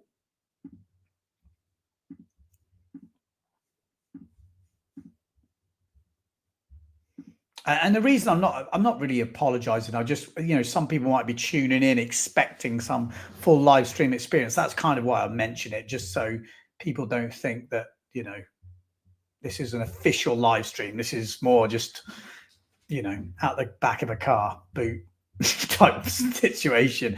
Roger's on 5.3. Got Brendan, he's the smaller one, on 5.0. And boards mostly 40 wide. The fin 20 or 19, pretty much for everybody. That's what we're hearing. Just to give you a bit of an idea. We do have, I think, another video coming up. Let's have a look what we've got sent here.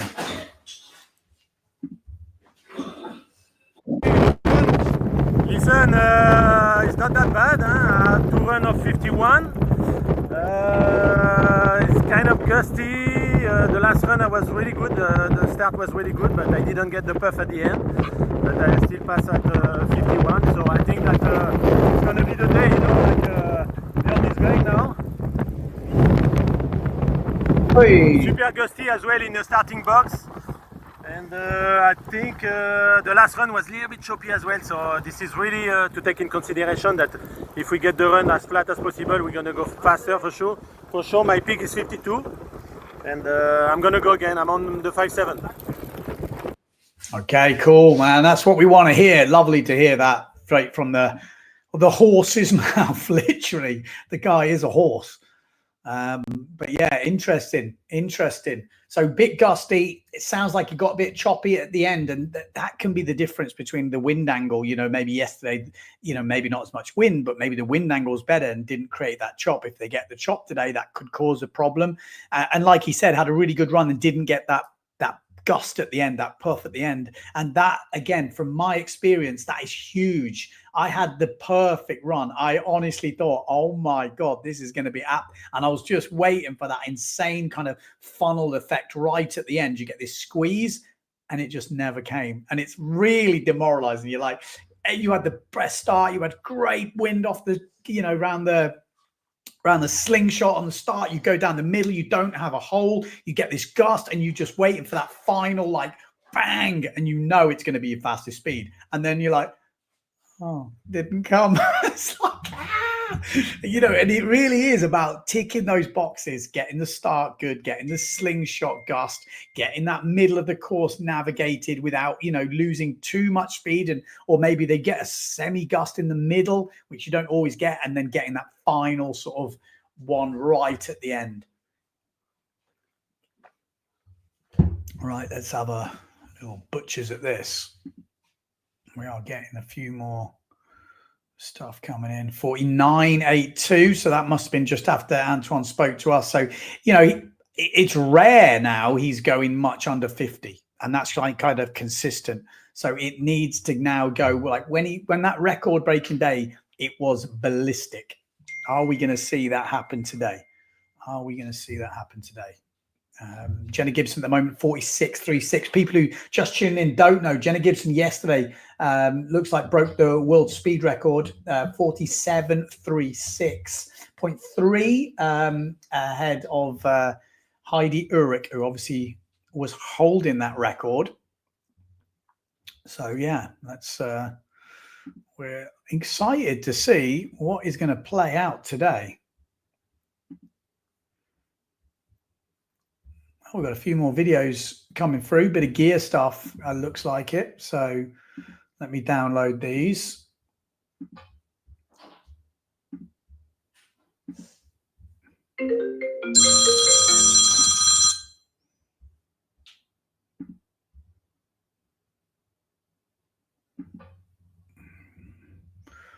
Download those. Let me have a look. Right, how we got?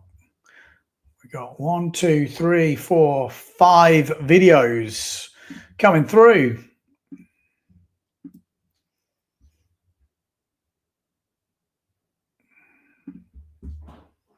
Okay.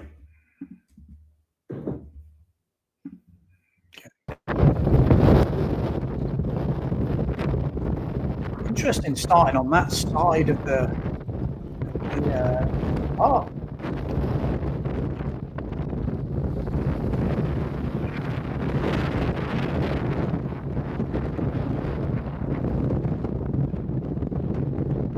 You want to be absolutely cranking from there. Right. He's nimble for a big guy, Antoine Albo. It's pretty mad, actually.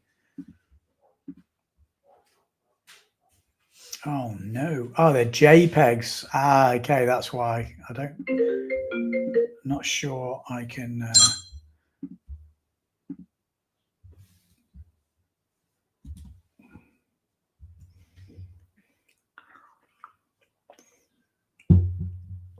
Nigel saying the start box looks wider than last year. Do they have an ambulance on standby at the course, or do we just get a lift to the local hospital? There is kind of like a local hospital, but I'm not sure it's... Well, I don't know. Who am I to talk about the local hospital? What brand of weight vests do people like to use, and how much weight is best? Well, we talked about this before. A lot of people, and this is Luderitz. I don't think this is everywhere, so you take this as you will. But they were saying between 9 and 20 kilos or something like this, which is crazy. I used 9 when I was there, and it felt fine, to be honest. Some people add in a little bit. Again, it depends how heavy you are. The smaller guys, obviously, are chucking in much bigger weights than the bigger guys, but just a little bit of weight further up can make a huge difference. I did hear, which was quite interesting, where some people were saying the how they were doing it was basically ball bearing, like metal bearings, in like silicon, so then it's like pliable. So if you crash, you're not crashing with these big strips of lead. I don't know if that is a thing, but definitely someone was telling me about making these kind of bendy, like heavy pads, which should be better if you crash, which I was like, Christ. But it kind of makes sense, you know. Well, it doesn't kind of make sense. It does make sense. But I don't know if I didn't see anybody make these. I was just hearing people talking about this is a type of thing that you could make or should make. And the problem is hard to travel with it. So a lot of people, you know, will there in Cape Town. Brendan Loho.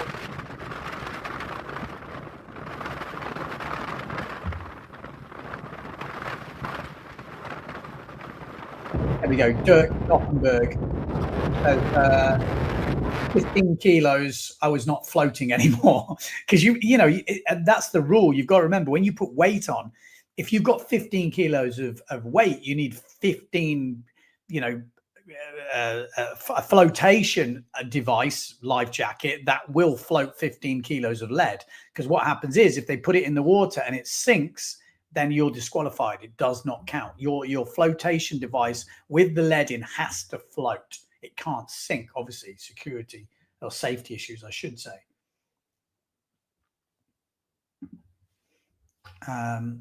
We've got Paul saying, so to improve speed year on year, surely equipment needs to progress with new innovations. Just wondering if there's anything that has changed and perhaps people like Antoine are using. Again, we're almost seeing sometimes the opposite, using older stuff, which is, which you're right, maybe that doesn't, but we don't know what's going on with fins. You know, I'm sure fin makes a huge difference.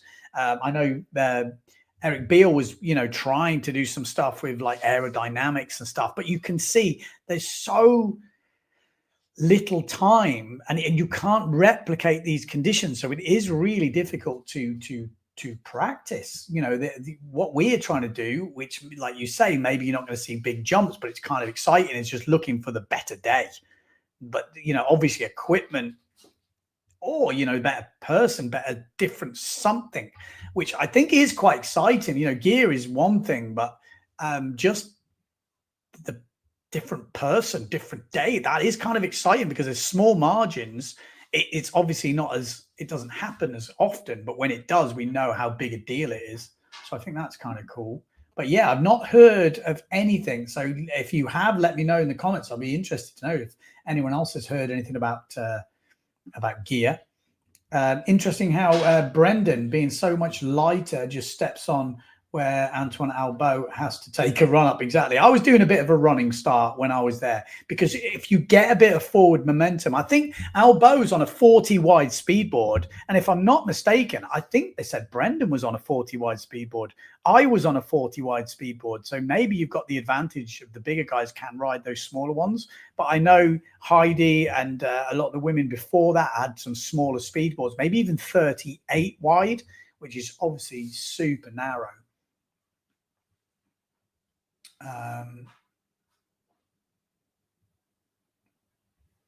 Nigel saying a lot of weight vests just have water. Well, maybe, but not really in the speed stuff. From what I can understand, most of the guys had lead. Just from my opinion.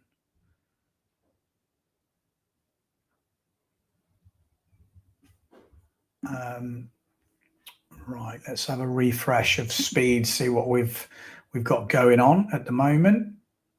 Not so much, not any bigger ones really coming through. Brendan's upped his score to 47.04, but that's not really from yesterday. That's not bigger.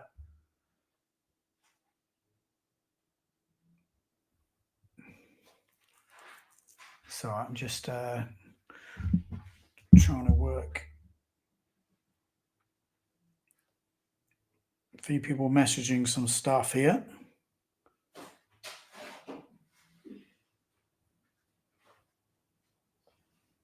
Apologies, but I've got to send stuff to my computer so I can show it you guys. So I'm not being rude. I'm not checking me text messages. But Dirk Doppenberg's just sent me a video, which I'm sure will be interesting. Looks like it's got Eric Beale and a bit of stuff. So let's have we'll have a watch of that if we can. So cheers, Dirk, for sending that.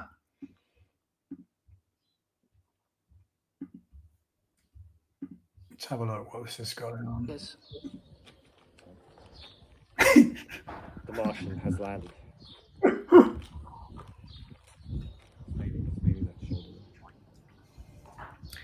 And the problem is, though, you've got to get on, get yourself comfortable. If, like in a wind tunnel, you can fix yourself and you've got time, I think the aerodynamic stuff would definitely help. But with so many things moving, if you're not in the right position, it can maybe cause more drag, I would imagine. Again, but I like the idea of this sort of stuff happening. I don't know if people remember, but Finian Maynard in the condom suit, that big silver condom suit, you know, did that help? Maybe. I mean, he doesn't like me taking the mickey out of him, but it's an iconic moment. I love it. Like super fun, man. Like I said, I'm not taking the piss. I just think it is funny. I thought they had water there. Okay. What we got? Let's have a look at these comments coming through.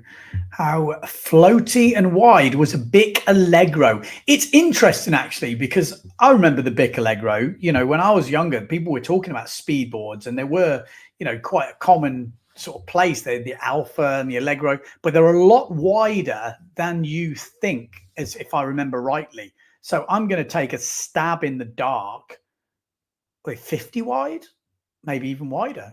Does anyone know Bic Allegro, how wide it was? But it's definitely not 40 or something like that. You can sail it around. It looks like we got Mr. Waggy Wagstaff coming in hot. Waggy, you're going to have to turn me off in the background because we're going to get an echo. He can't hear me anyway. Waggy, are you there?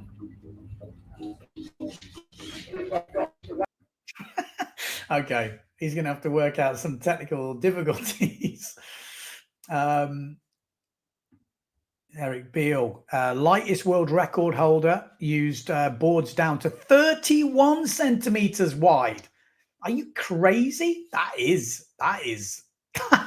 that is narrow. You can literally won't even fit your foot on that. Wow, I didn't know that. I mean, Brendan, he's lighter than 80 kilos. He's got to go. I'd be interested to know who is the fastest lightweight in the world. It could be Brendan Loho right now if we did it on weights. I know people don't do that, but I think it's interesting. I think it's interesting. Do you think they can optimize their body aerodynamics like in cycling? Well, that's exactly what we're trying to do. That's what Eric was trying to do. Steve Thompson saying, "Oh, stick a melon on your head." Yeah, melon helmets.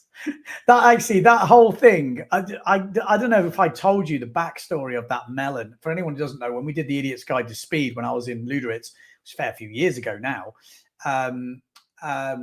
stuck a melon on my head. But it wasn't the idea of just having a helmet with a melon for a laugh. The idea was to get some builder's foam and to create like a full cone, you know, speed helmet and all that stuff. And we couldn't find any builder's foam to do it. So in the end, I just ended up with the melon on my head, and it was funny, don't get me wrong, but that was actually not the total idea of it.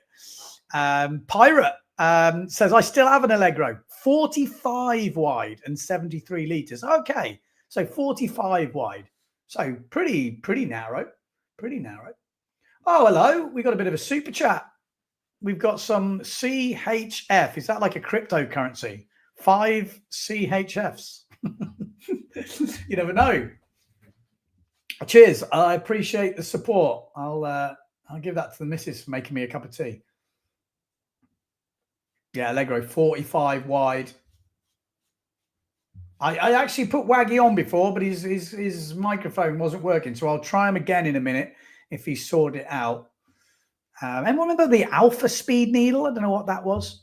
Yeah, Bic Allegro 87, 88. 87 was when I started windsurfing. My first year of windsurfing was 87.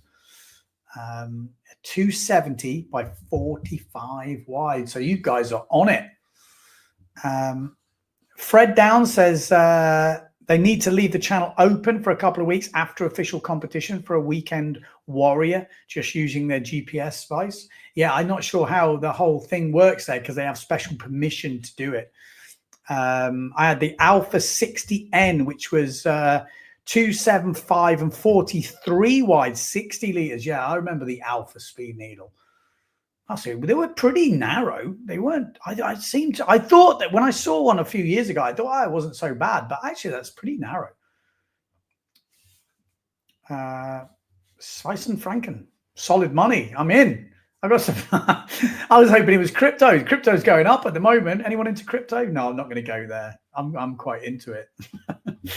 I have a custom NP Speed board from 1982. It's a 290 long with 13 steps on the bottom all the way to the mast base. Wow. Okay. Swiss francs. No comment. Thanks, man. I appreciate that. Getting the Swiss francs in. Fred Downs still charged, just not at the same cost. Unless plenty of guys in Oz doing 43, 45 knots in not ideal conditions. Yeah, for sure. I mean, like I said, it's not easy. Apparently 5 Swiss francs enough for 2 beers. I'm living the dream, boys. I'm living the dream. Cheers for the francs. How much does it cost to do a week? Oh, this is a good question, because how long's a piece of string? If you go and stay in the back of your van, you know, you can do it cheaper. If you stay in the hotel at the, you know, the Nest Hotel, it's obviously going to cost you more money. So this is very difficult to work out. You have to look at flights. You're going to have to hire a car. You could probably team up with someone who has another car or a van or something. A lot of people do that. So that brings all the cost down. And then the price of the channel, which is what most people ask, is 1,250 euros for a week. Each week you do, that's what it costs. Whether you get wind or not, that's the cost. Ben, there's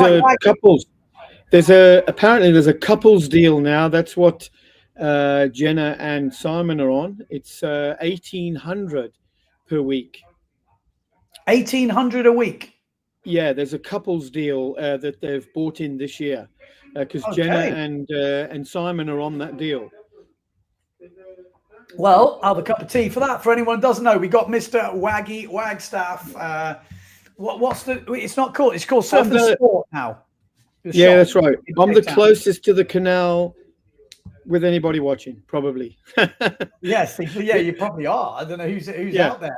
But Waggy, you were there on the day that Antoine Albo broke the record back in the back a few years ago now. What year was it? Yeah, 2015. I spontaneously jumped in a car in a bucky with Mark Grinnell and Rafi, and we just for people who don't know, Rafi is the guy who is a speed sailor, but he now organizes the event in Luderitz, and he was doing it with Mark Grinnell, who has now stepped back out of that role. Yeah. He was also a speed sailor. I think he holds the production speed record.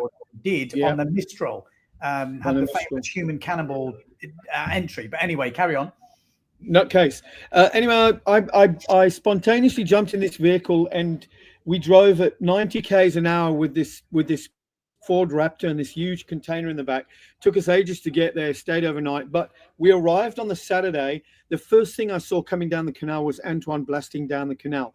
The Sunday came, and Antoine was telling me that Monday was going to be the day. There was a massive forecast, and there was a lot of goings on the canal on the Sunday, getting ready, preparing the canal, everything like that. And then I was incredibly lucky to be there on that day when the world record broke. Antoine did exactly what he's doing now. Huge amount of runs. He kept the pressure on everybody. People were saying, well, why is he doing so many runs? Why is he 30 runs or whatever like that? And I asked him this question, and he said to me, Waggy, if I keep the pressure on, somebody will make a mistake, or it just creates more pressure. And he was focused. He was so focused. It was unbelievable that day. I carried for him. How windy was that day? Are we talking just ridiculous? Well, I think if you can put it in perspective, if you look at the canal, when the sand is 10 foot high, coming from the base level, when the gusts hit, that's when he straightened his goggles, jumped on the board and went. So literally from the bottom of the canal, you could not see him halfway down because there of was the so dust. much sand, because of the dust and the sand blowing. These were the record runs. And so when you see the canal and you see the dust flying, and you see the riders going, I think that this is where you're reaching towards the 45-50 knot mark. It's insane. If you have shorts on, you can't walk in that. It's ripping the skin off your legs. Yeah. It feels like that. Painful, yeah. But yeah, that was the day, and he knew that there was this window at between 2 o'clock and 3:30. He knew that this window was there. He'd already hit his 51 knots mark. He was controlling the canal with priority. There was only Farrell and Boris Ivanisevic from Croatia who were left on the canal at the record-breaking runs. No, I thought that, but he's actually a speed sailor that was back in the day. He was on it, and Farrell was the other man on the canal. This is by the time that poor old Patrick had his massive crash and ended up with 18 stitches in his eye. This is when his wife had broken the ladies' speed record, and it was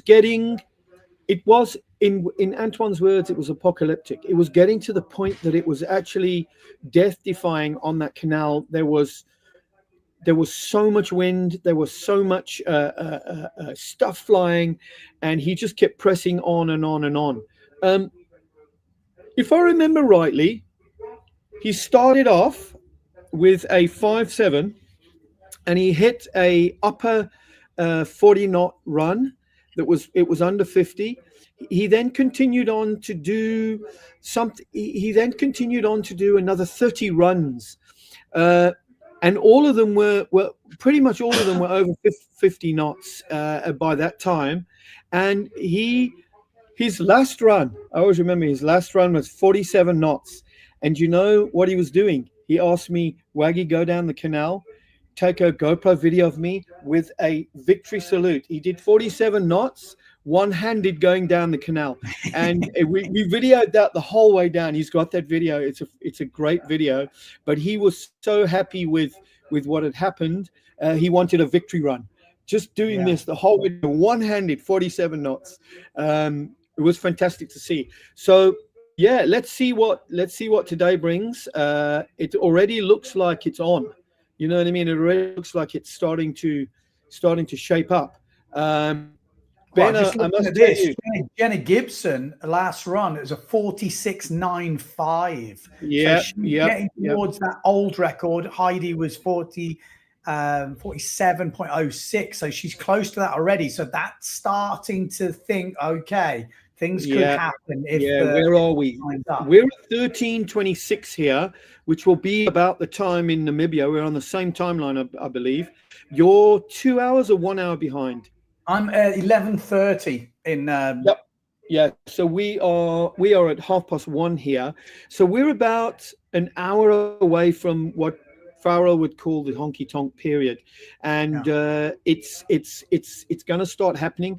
But what I will say to you is, like, I watched those runs drift up from 45 up to 50s, and then go 51s, and then tipping the 52 mark. And what I can tell you is the difference between 52 and 53 is like it's a complete other ball game. It's you know where as you hover towards 50 how amazing it is. But that mark between 52 and 53, when we start seeing athletes hit the 52 mark and the 51, 52.1, 51.3, 52.3, we know that they're reaching the upper level of control and equipment ability. And the day that he broke the record, I asked him, Antoine, is there more? And he showed me this. He showed me there's a little bit more, meaning that at that particular time, at 53.27, he had a little bit more in the tank, but it was going to take everything to line up. Everything to really, really line up. Antoine had many different things. So he equates small things in his setup contribute to a big thing and ending results. He was he was very much particular about his entry speeds, because the entry speeds upped his averages dramatically. So they change everything. You get that start yeah. right in that first corner, like you say. So he would enter that thing over 50 whatever for him. It must be probably more. Yeah. He would start on the left-hand side of the box, looking down hang the on. canal. We got a bit of an update coming through. Look at this, 49.03, Brendan Loho. Wow, that's great. Very fast, and he's light. He's not very heavy. I wonder how much weight he's carrying. That must be right up there in terms of weight. The angle, I'm hearing now, the angle is getting better. His guy just said, Brendan, 49. That's crazy. 49. That's brilliant for his body weight, a junior. He's under 80 kilos. Yeah, and obviously that's the fastest man under 80 kilos. Got to be. I think it would be, and obviously the black sails guys have put together some pretty good equipment there for him, because these sails are, when you're starting to get towards that level, these sails are quite specialized. I doubt very much that they're standard stuff off the shelf. They could be, but they'll start hitting problems when he starts going over 50 and to 51. So a lot of these sails will be specially made, a lot more belly in them for how broad they are in the canal. And so, but that's amazing. 49. Wow. That's quick. Unbelievable. That's quick. That's impressive, man. I'm glad they got it, because like I said, I've said it all stream, but you sacrifice a lot going here. You put a lot of money into it, and you don't determine the outcome, the conditions on one sense. If you don't get the conditions, you can't do anything about it, like any normal windsurfing holiday or trip. But with the speed stuff, you're obviously paying a lot of money to be there and to give yourself the opportunity, but that doesn't mean you're going to get the opportunity. You're just paying to be there if it happens. I'm thinking that Gunnar, he's pacing his day out now. Gunnar's putting in some test runs, feeling his gear. He's setting up his ultimate setup for those record runs, which I think if they materialize today, we're going to see some pretty fast runs, very close, if not better than the world record. Who will do that, I'm not sure, but I'm pretty sure the favorite's going to be with A2. I'm sure that Jenna's going to will push up her record again today. Well, if Brendan's just done a 49, we're going to see something happen now. I'm sure of it. Getting a message through saying angle down by 10 degrees. So that will change. And that might say what Albo was saying about it was getting a bit choppy in the end. Maybe with this angle now changing, you're going to flatten that bottom bit out, which means we could see some big speed starting to drop as that wind increases in the afternoon at the Luderitz Speed Challenge. 51.11. 51.11. So we are pushing up a bit.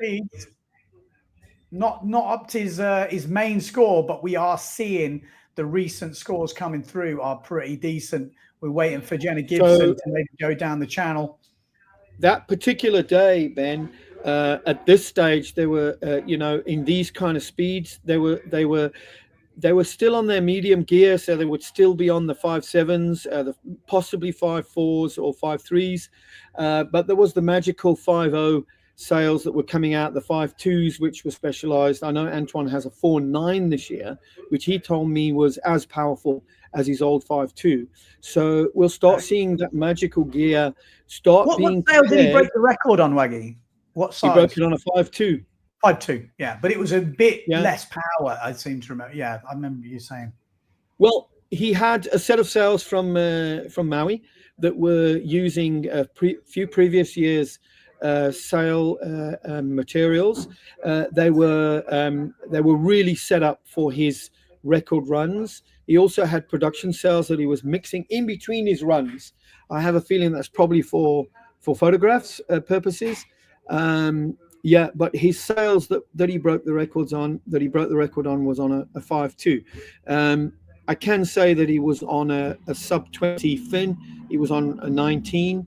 And there were some 18s that he had in the board. Yeah, I know. I saw those 18s were tiny things. mean, Yeah, crazy. yeah, I yeah, don't think yeah. anyone else would use them. Yeah.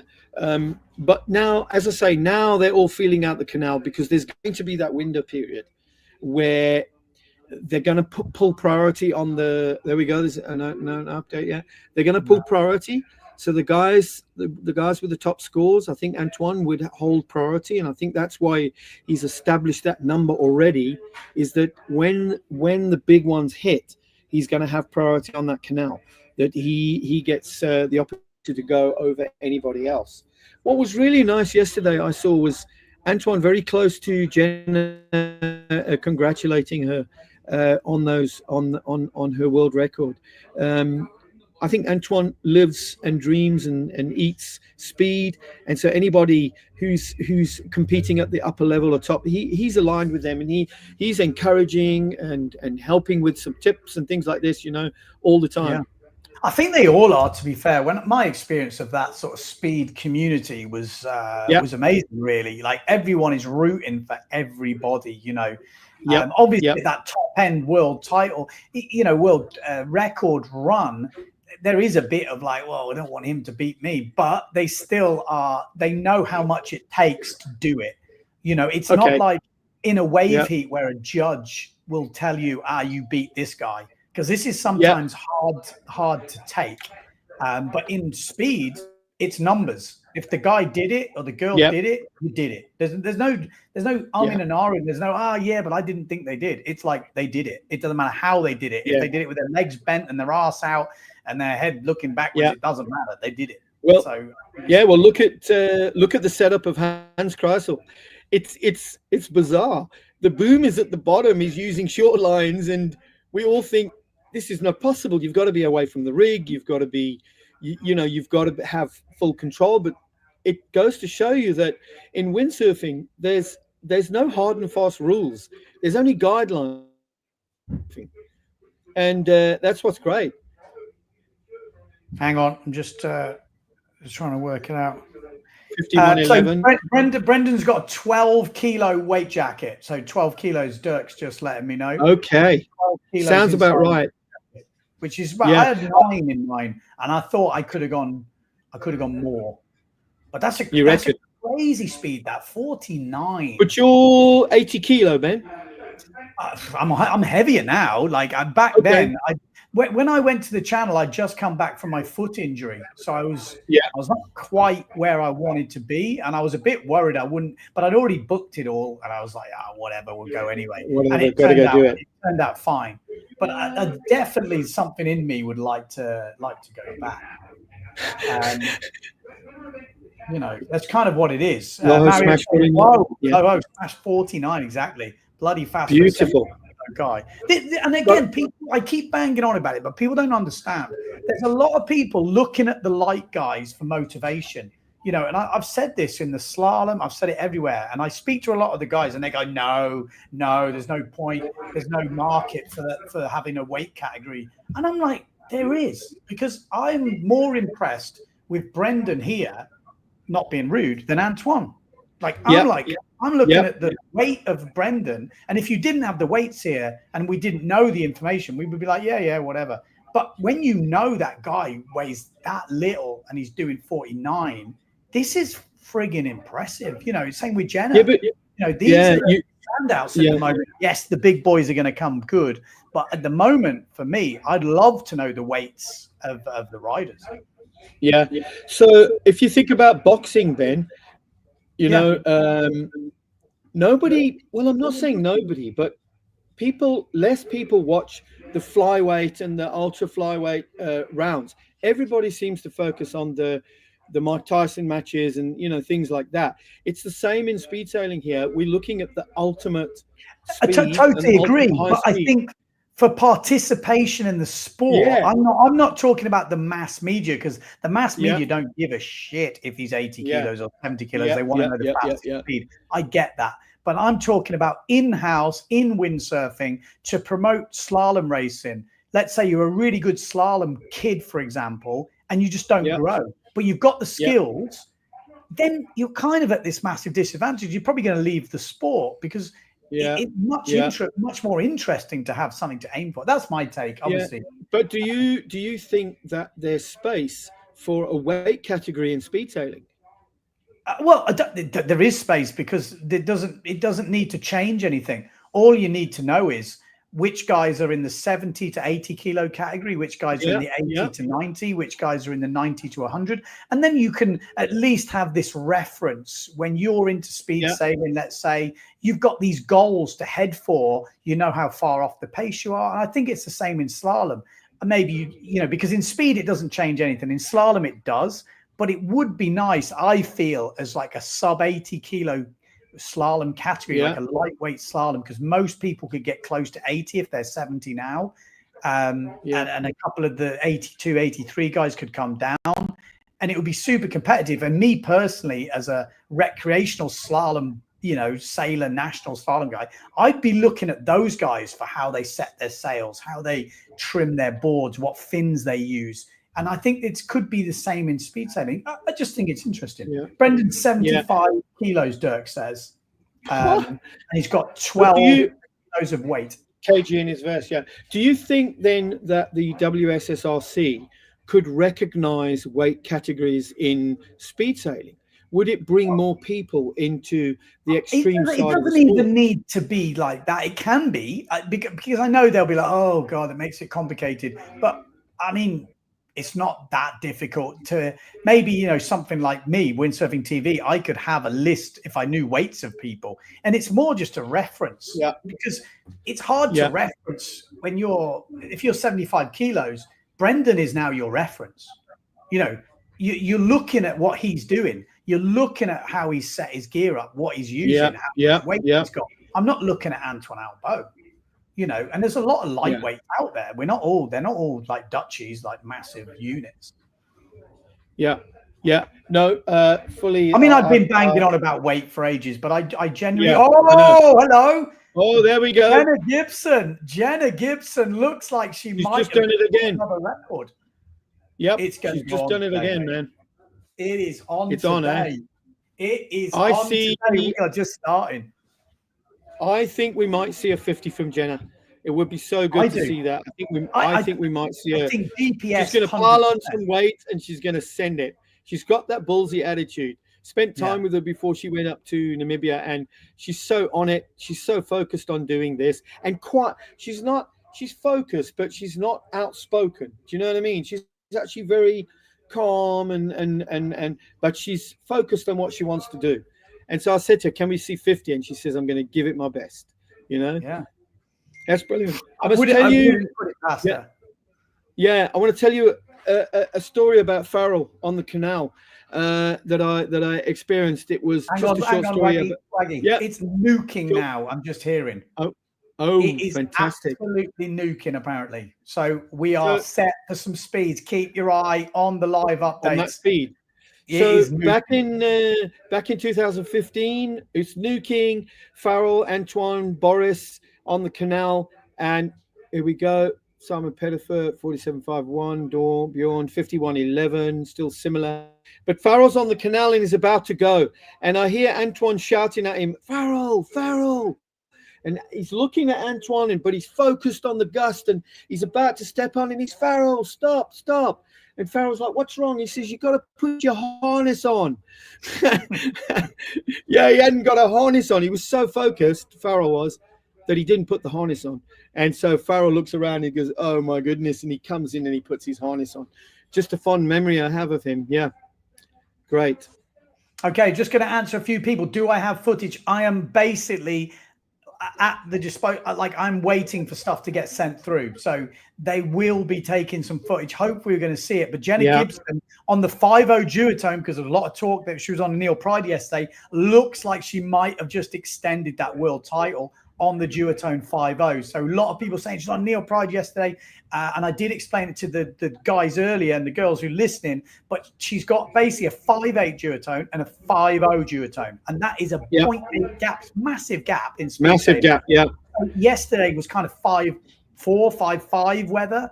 and he took the Neil Pride for a few spins to see how it goes, and then typically that was when the record went. But now she's back on the duotone today, and it looks like she's done it again. So make of that what you will. But yeah, really good to see. And I think the 5.0 is when she's going to go the quickest. And we pretty much everyone I spoke to thinks she's going to up that speed today. And she looks like she's just done it.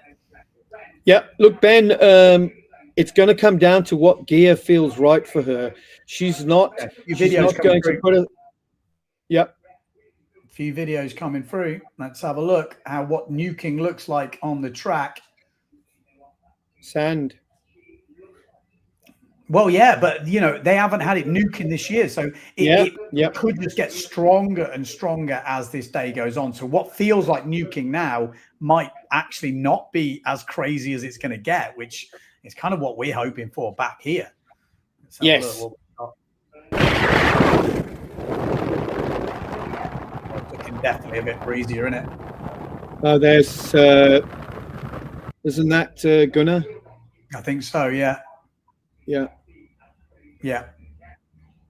Mr. Gunnar Asmussen.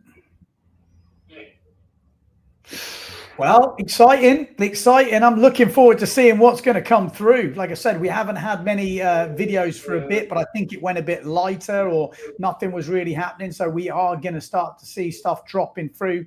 Hopefully we're going to get some interviews. Like I said, we are really waiting for the guys at the channel, and the internet connection is in and out. So sometimes they're having trouble sending stuff. But Ben, that salt pan or that pan that's above the canal, that looks fairly damp, and so that might actually hold the sand back a little bit if it's damp or bogged down. Yeah. Gunnar's pushing. Hello.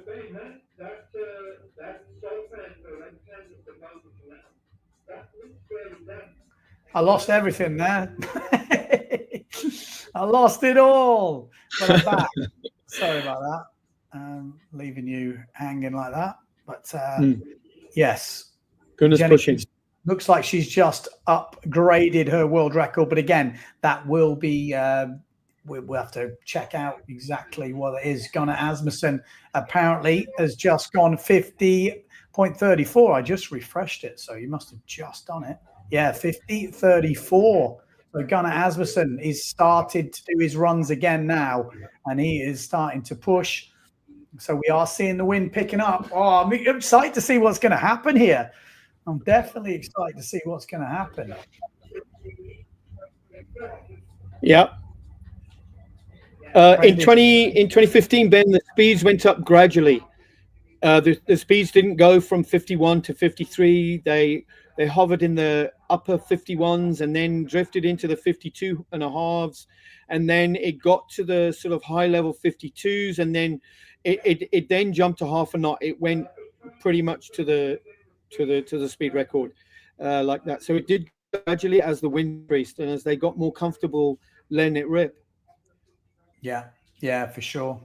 Well, we like I said, we're just here voyeurs, basically. Yeah, just seeing what's going on. Is it ideal? Would we want the whole thing? Yeah, probably. But this is what we've got.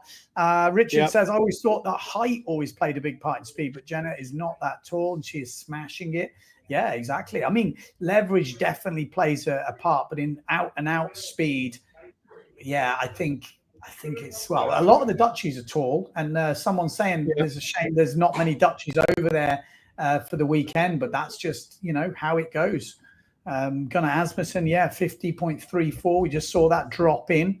We're just waiting for a few more videos to come in from over on the channel. But it's hectic at this time of day. People are stressing around, you know. It isn't easy to get footage and get the interview. So I'm not being too pushy at the moment. We'll wait and see what we've got. But potentially people also won't want to be re-rigging and rigging sails on different masts and stuff like this, because it's like really crazy handling the gear even on the start line, you know. So they would have had all their gear sort of locked down and ready to be handled.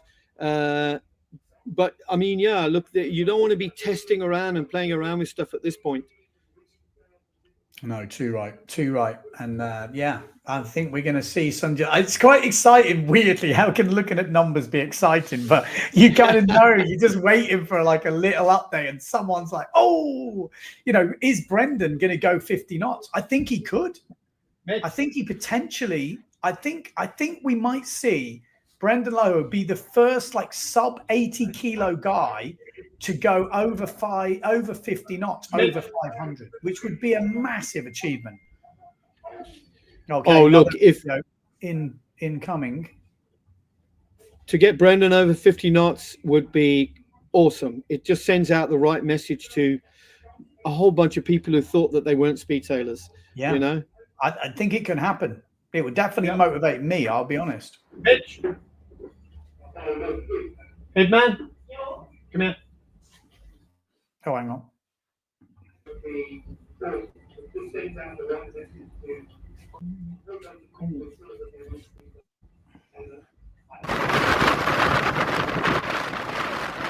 Whoa! It's Brendan. Brendan. Looks quick, doesn't it? Yeah, that looks quick. He looks comfy as well. He looks fully comfy there. He's holding the rig down. Look at that big gust there. Yeah. Looks pretty sick, man. Looks pretty good. 12 kilos to lead, 75 kilos. Here he is, Mitchell. Mr. Speed Sailor. Yeah. He's telling me that he wishes he was there. I should bring up your wipeout if I can find it again. Oh, yeah. Bouncing bomb. The bouncing bomb. Yeah. I'm sure most people have seen that, but I probably could find it relatively quickly. Yeah. I'll have to play that. See that. That is probably one of the best crashes I've seen at Luderitz, apart from Patrick when he catches an edge. Yeah. Is it here, Mitch? No. Oh, look there. That's Antoine. That looks quick. Yeah. You see how he feathers the sail a little bit, so he gives it many little pulls the whole time.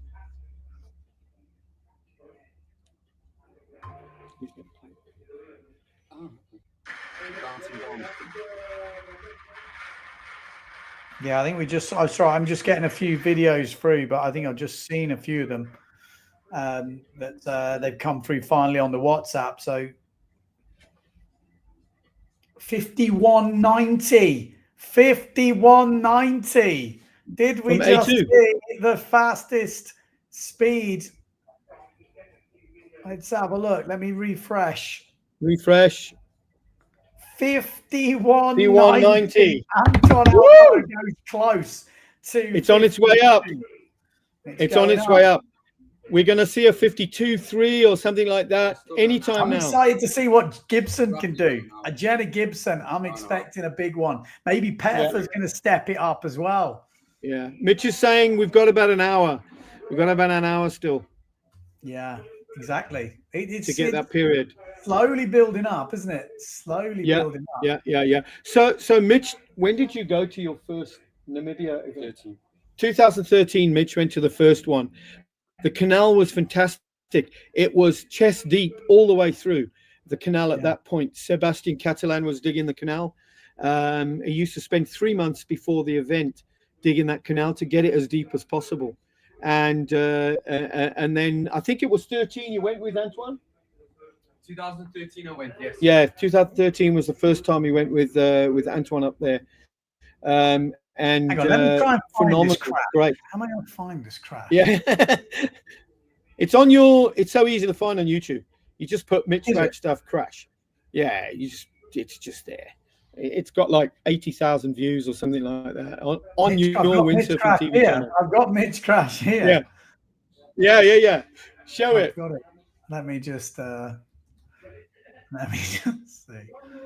Because this, if people haven't seen it, it's definitely worth a look. Gets in the mood for this speed sailing.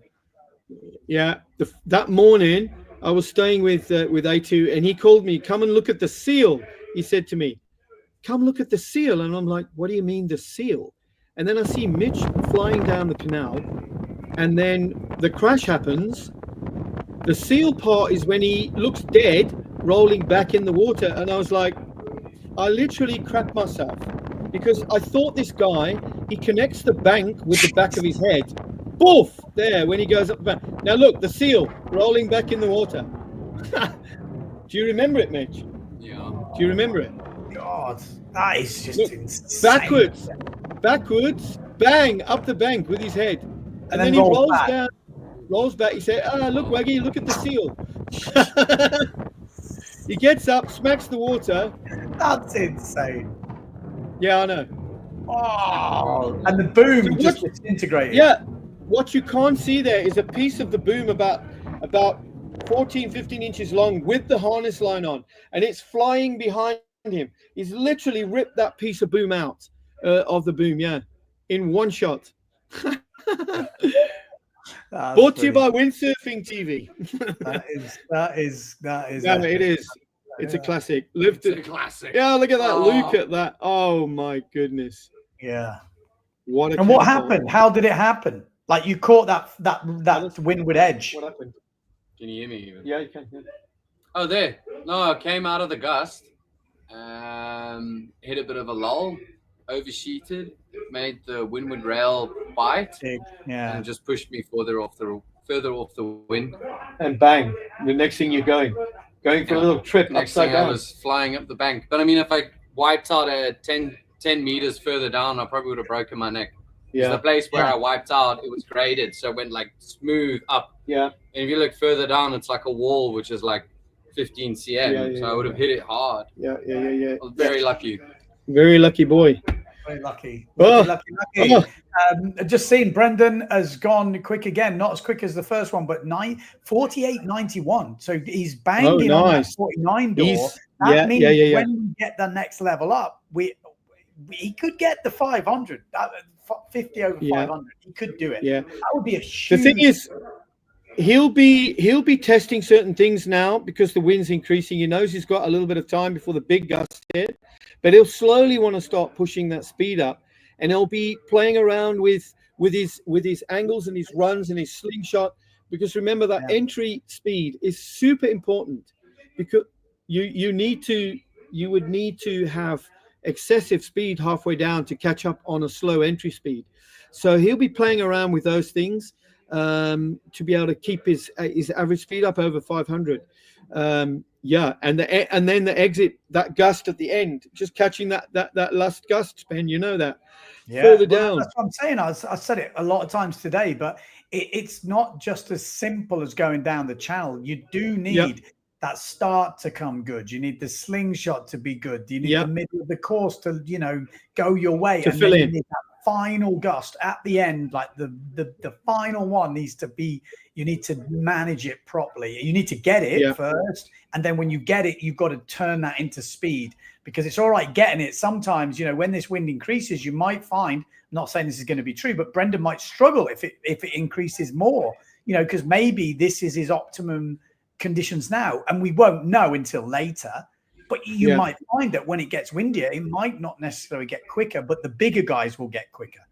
I'm not saying that will be the case, but it could be. In the case of Antoine, there's 3 or 4 boards in the back of his van.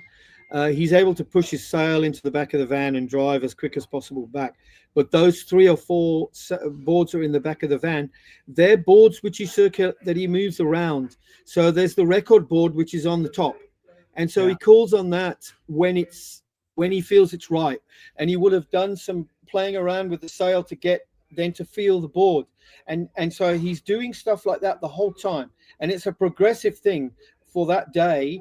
There will be no changing of fins. There'll be no changing straps or anything like that. Everything is spot on for him. But it's combining the sails and the boards at that time that he does to just keep those speeds escalating. And you'll see, I don't think you'll see Antoine's speed go backwards in any way. They'll always be progressing a little bit. Well, just seeing Brendan's dad, Francois, saying super hard to start at the moment. People are taking quite a long time. So guys that are not used to it, when you get those big gusts, the board flips over and you can't quite the start right. I think there's a little bit of frustration at the moment with a few people. So we'll see how that plays out. And again, early days, but the wind is starting to crank. Not only that, Ben, they can start and then lose it before they get to the slingshot. So they're in the middle of the canal and the red flag stays up. So Brendan had a 50.4 on 200 meters. There you go.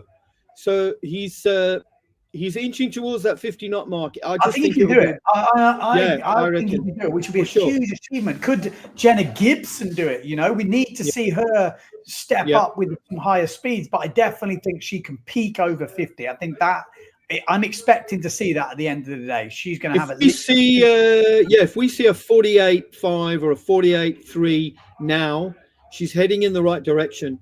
I'm not 100% sure it's going to be on duotone on the high speeds. I don't know if she's got some of those smaller prides, and she's got some really narrow boards as well, small boards with her. We'll have to see what plays out, but she's going to go with what makes her comfortable and makes her feel like she can push the best speeds.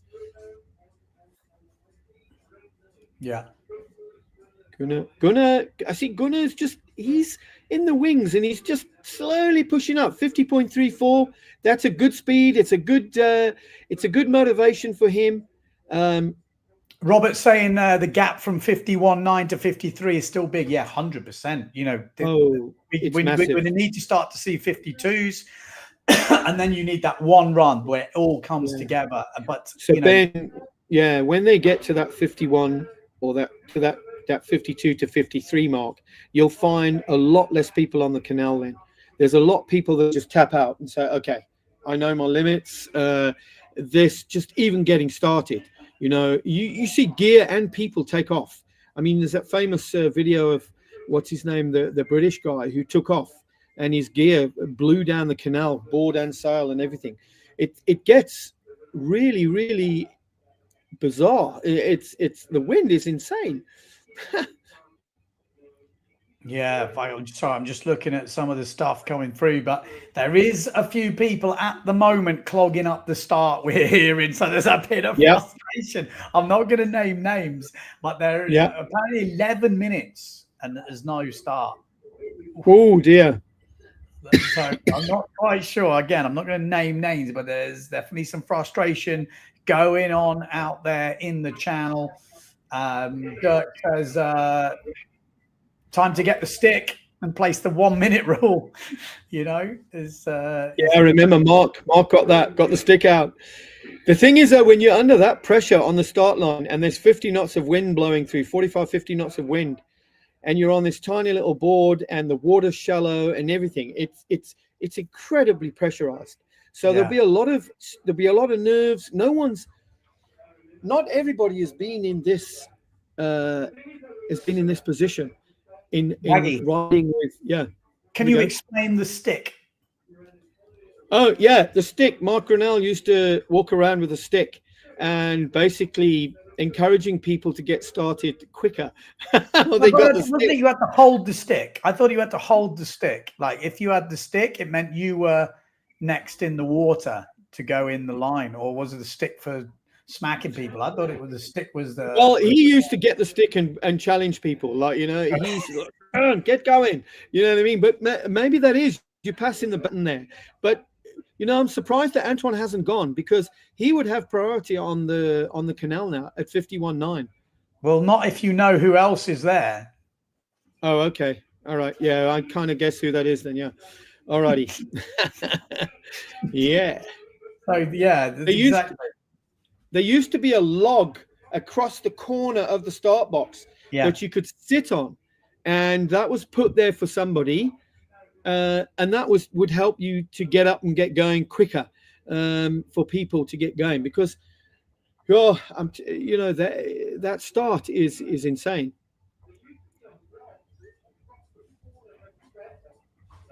Pettifer 44.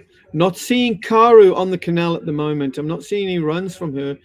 I don't know if it's in the earlier runs. We haven't seen many runs, have we? Realistically, apparently the wind is amazing at the moment, but we haven't seen many runs because of this clog up. So, yeah, let's kind of like, well, let's see if we can get some updates.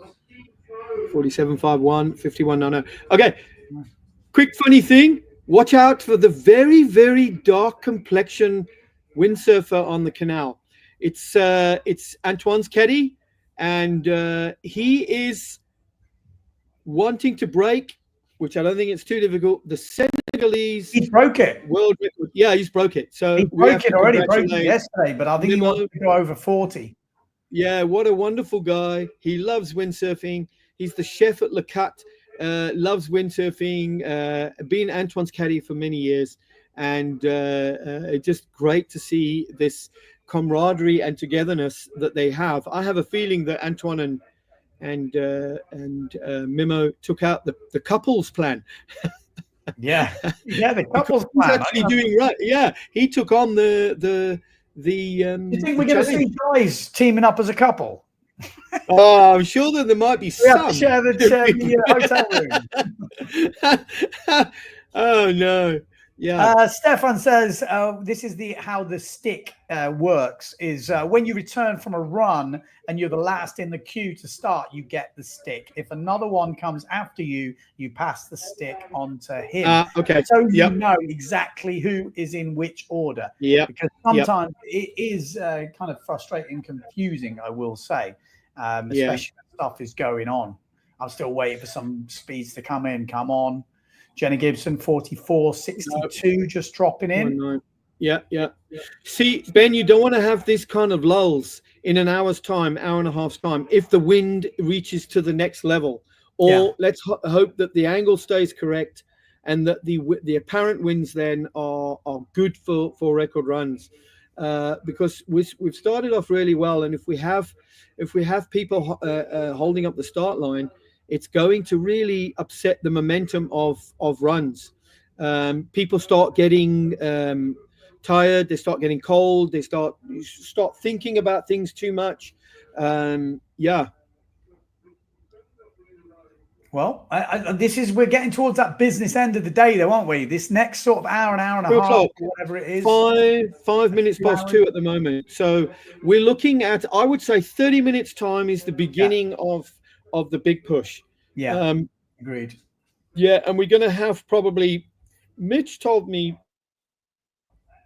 many times, it's about 45 minutes before either winds shift or angles shift or wind speeds change.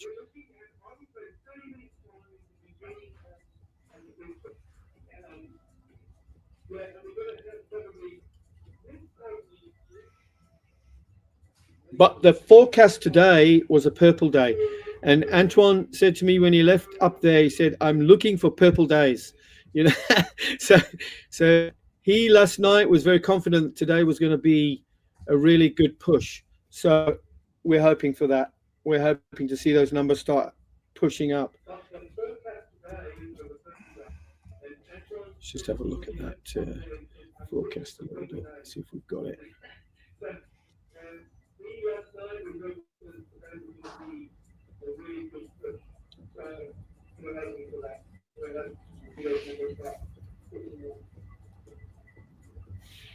Oh shit! Sorry, I pressed the wrong button. I'm going to invite Mr. Dirk Doppenberg. Oh yeah. Let's see what he's got to say. So I've just been trying to navigate. Obviously, Dirk's into a bit of his speed. He's been to Luderitz. Oh, 51.13. 51.13. Yeah. He's playing around. He's testing some stuff out, I would say. It could be a sail change or something like that size, and he's preparing for the bigger wind, I would think, because all these speeds are pushing up with the different size sail for record runs. So they're possibly changing around with some sail sizes now, anticipating some bigger winds. Wouldn't be surprised. And we got a bit of a video coming in. Let's have a look what we've got for you guys at home. I've asked him to just get us a bit of a view of the start, just so we can get an idea of, you know, what's happening, give you guys at home a bit of a thing. So let's have a look at this video. Oh, no.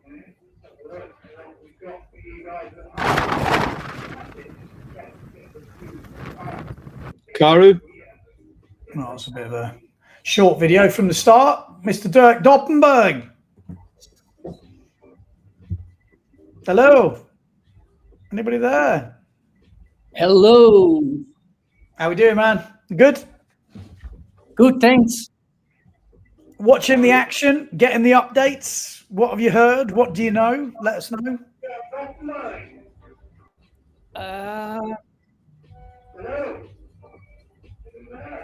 Ben, does that start box look longer to you than previous years? It's difficult to know, isn't it?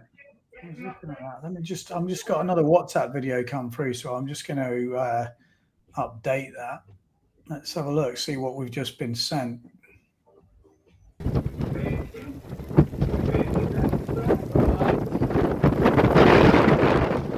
That's pretty windy, eh? Yeah. I think it's buffering there. It looks like it's buffering that. Well, they're struggling to send longer videos because of the internet connection. So it's kind of like a snapshot, let's say, of what's going on, obviously. So, Dirk, you're missing being in Luderitz?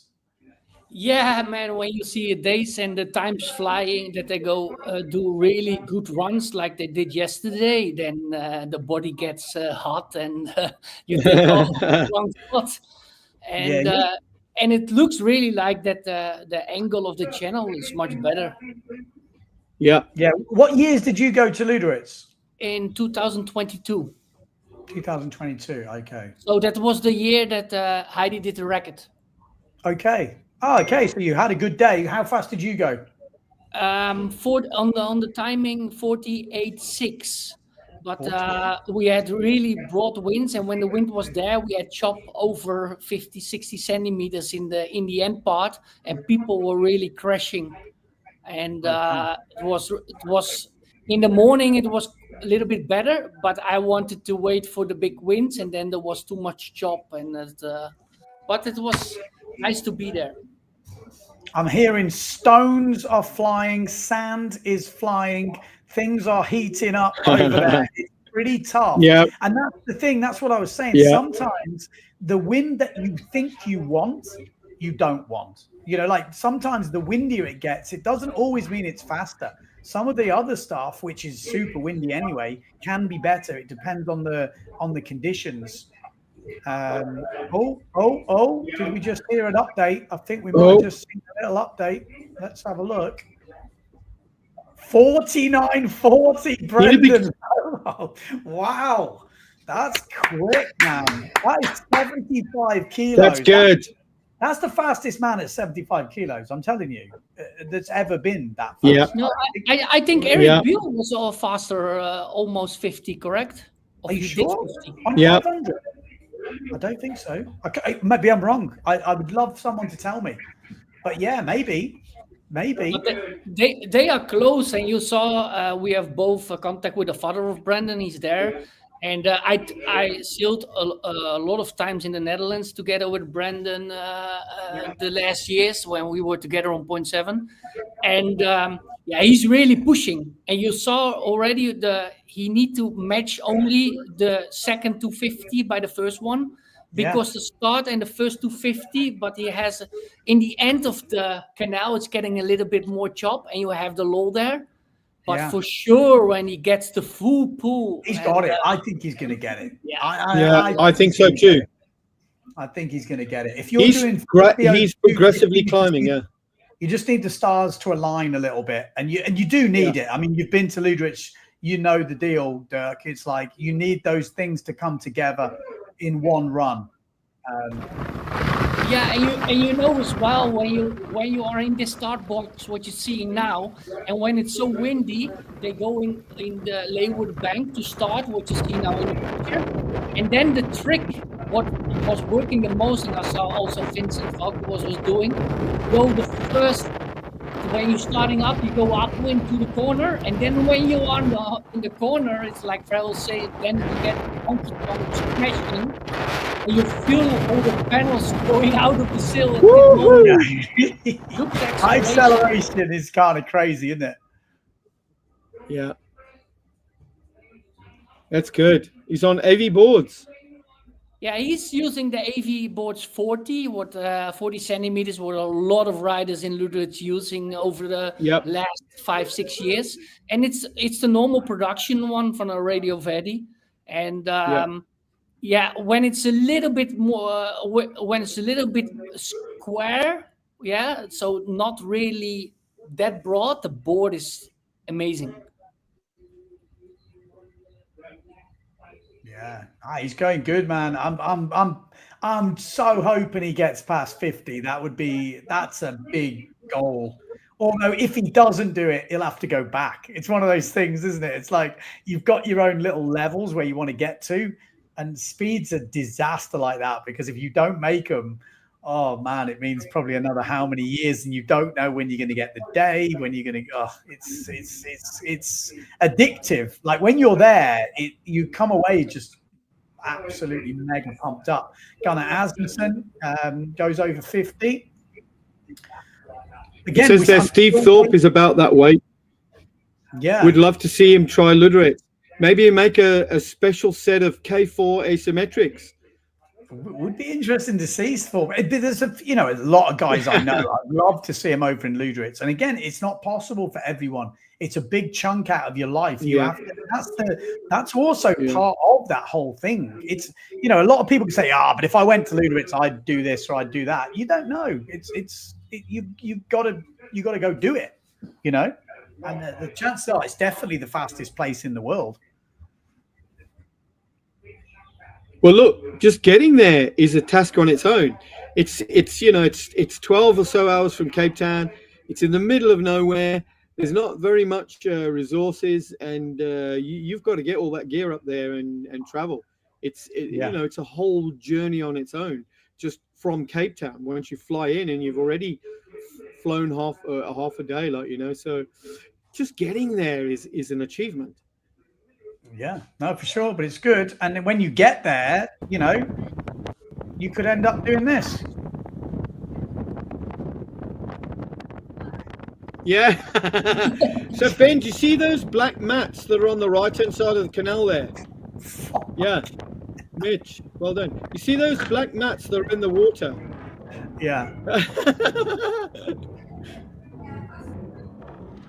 You could just see that piece of boom on the left-hand side he ripped off. When you are a rider, you were standing on the start box and you see people going, and then you see the sail in 1 millisecond not there anymore. Then everybody is shocked. Oh, what happened? Yeah, it is crazy. Yeah. Really it's crazy when you see. So Ben, did you see those black rubber mats that were on the right-hand side of the canal there that Mitch just passed on the left-hand side of it? Sebastian used to put those mats in. There were big rubber mats, and he used to put them in and peg them on the right-hand side of the canal. And he had a theory that slowed down the water movement rolling down the canal, and it actually did work pretty well. And they were from about halfway. You had all these rubber mats. You just had to remember not to go into those things, because you would stop. I mean, let's be honest. Let's say it was really scientifically done.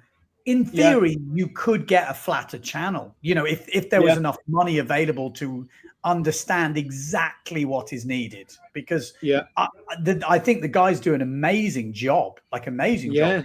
I'm sure there's some other way of doing certain things. I don't know. I would love that channel, the actual channel, to be dug and fixed, and then they just adjust stuff around it, because there was talk a few years ago of having able to change the angle on the one side. So it's dug kind of like almost two channels, and then you would change the upper bank. But obviously to do something like that, it's crazy expensive. Yeah. So somebody asked a question earlier on, like, keep the canal open 2 weeks after the event or stuff like that. But Rafi's under strict control by the POX boards and things like that. He has to put that place back to pretty much how he found it, which is he has to dig all the walls flat and allow the tide in. To and me, allow that the seems movement. crazy, though. It's Yeah, just I know, sand. but I mean, Jesus. that's your tree hugging people, and they want it back to how it was. So how cool would it be for us to be able to drive up there middle of winter on a forecast? But it's just not there. It's not possible. Yeah. Just like, and I'm not, having a go at all this stuff, but it is literally in the middle of nowhere, and it is just sand. It's not like, some of the arguments I hear for it, I think, come on, I'm not sure. Like, and then you see other stuff that they're doing. Let's say they found oil up there or something. They destroy the whole bloody place. They'd wreck the place. They'd wreck it. Yeah, I agree. And then everything would be fine. Everyone would be like, "Oh no, it's okay," because there's a load of money involved. But I don't know, some of that stuff, I'm a bit skeptical of. Like, I don't know. It's not easy. How come? Yeah. Okay. Sorry, man. Go. Yeah, look, it's not easy, and also you see that over the years, the wind angle between the mountains, where you look on the right side, it's changing a little bit. Yeah. And in 2022, we had really that when the wind was honky-tonky and go like 60 knots, it was directly getting 20 degrees more broader, and that was the problem. And so, and also with digging to change the channel, it's a lot of times I heard from Rafi, it's not allowed to change it now like 2 meters to the right or 50 meters to the left. It's not that easy. Yeah. And also with water pumping, they had some issues this year. I heard that, yeah. So look, it from behind a computer, and when you are in another country like in Europe, it sounds easy to do it, but it's a totally different ballgame. Sam says, I asked if we were allowed to put oil in the water that would dampen the waves, but due to regulations, you can't alter the water itself. Yeah. I think Pete Davis has to take a cork and he has to let it float down the canal by a certain time or something, so the water movement doesn't assist the rider. And so that's all taken into consideration. So I don't think you can play around with the water itself. Apparently the start at the moment is very, very gusty, and the wind is turning around a bit. There is a video. It's 14:20, Ben. It's getting closer, isn't it? When you would imagine the crazy bits of the day is going to start to happen. But I don't always think it means faster. It should do. Yeah. It doesn't always mean it.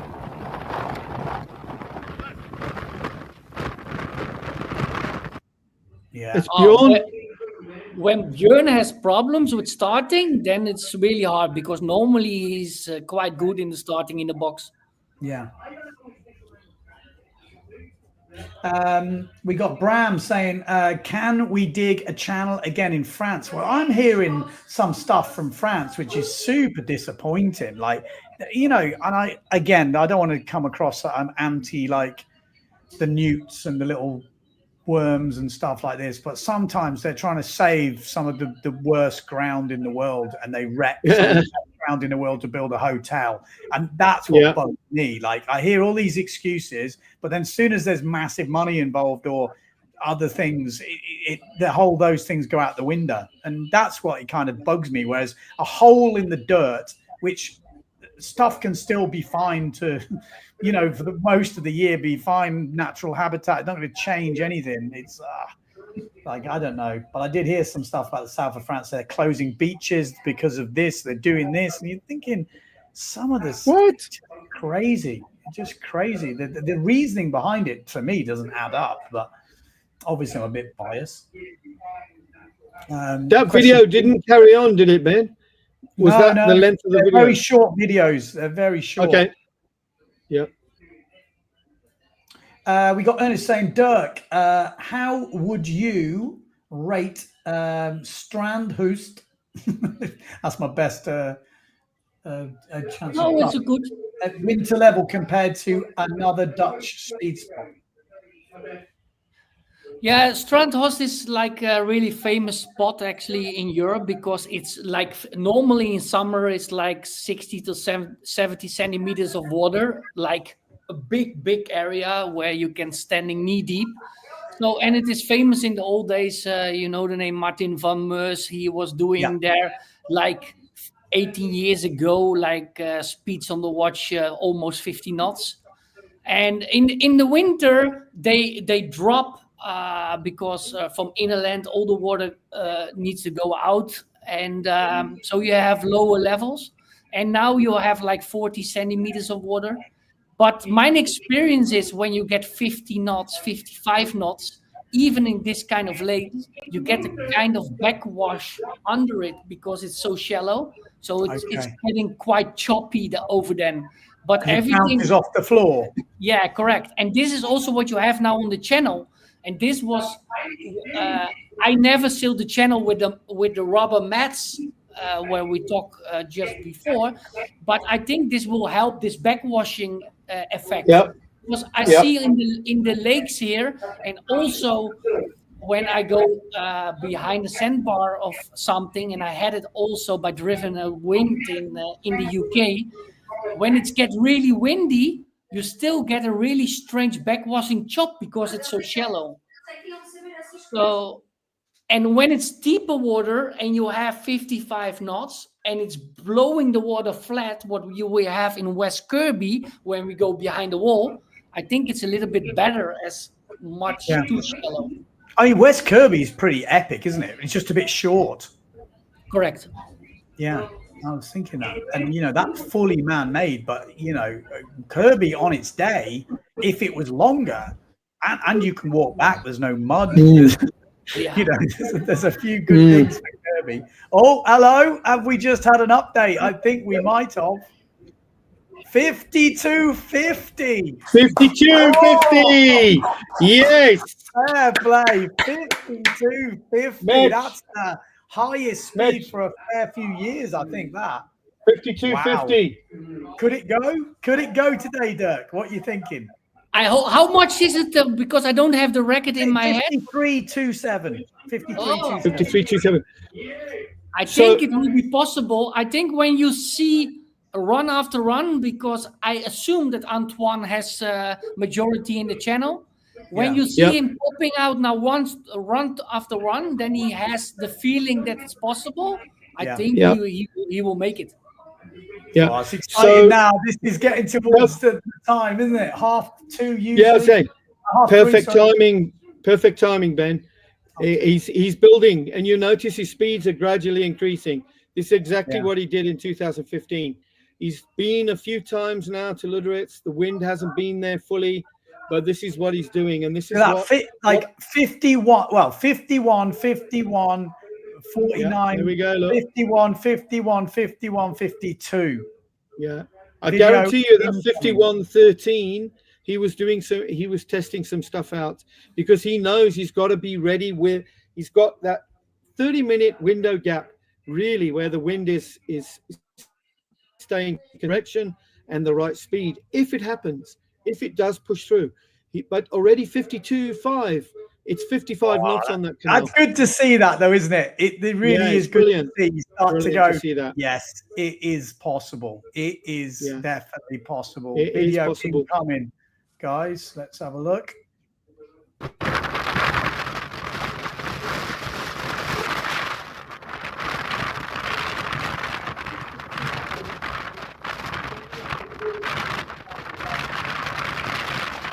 I'm excited to see. I'm excited to see Brendan do it. I want to see that 50 get locked in.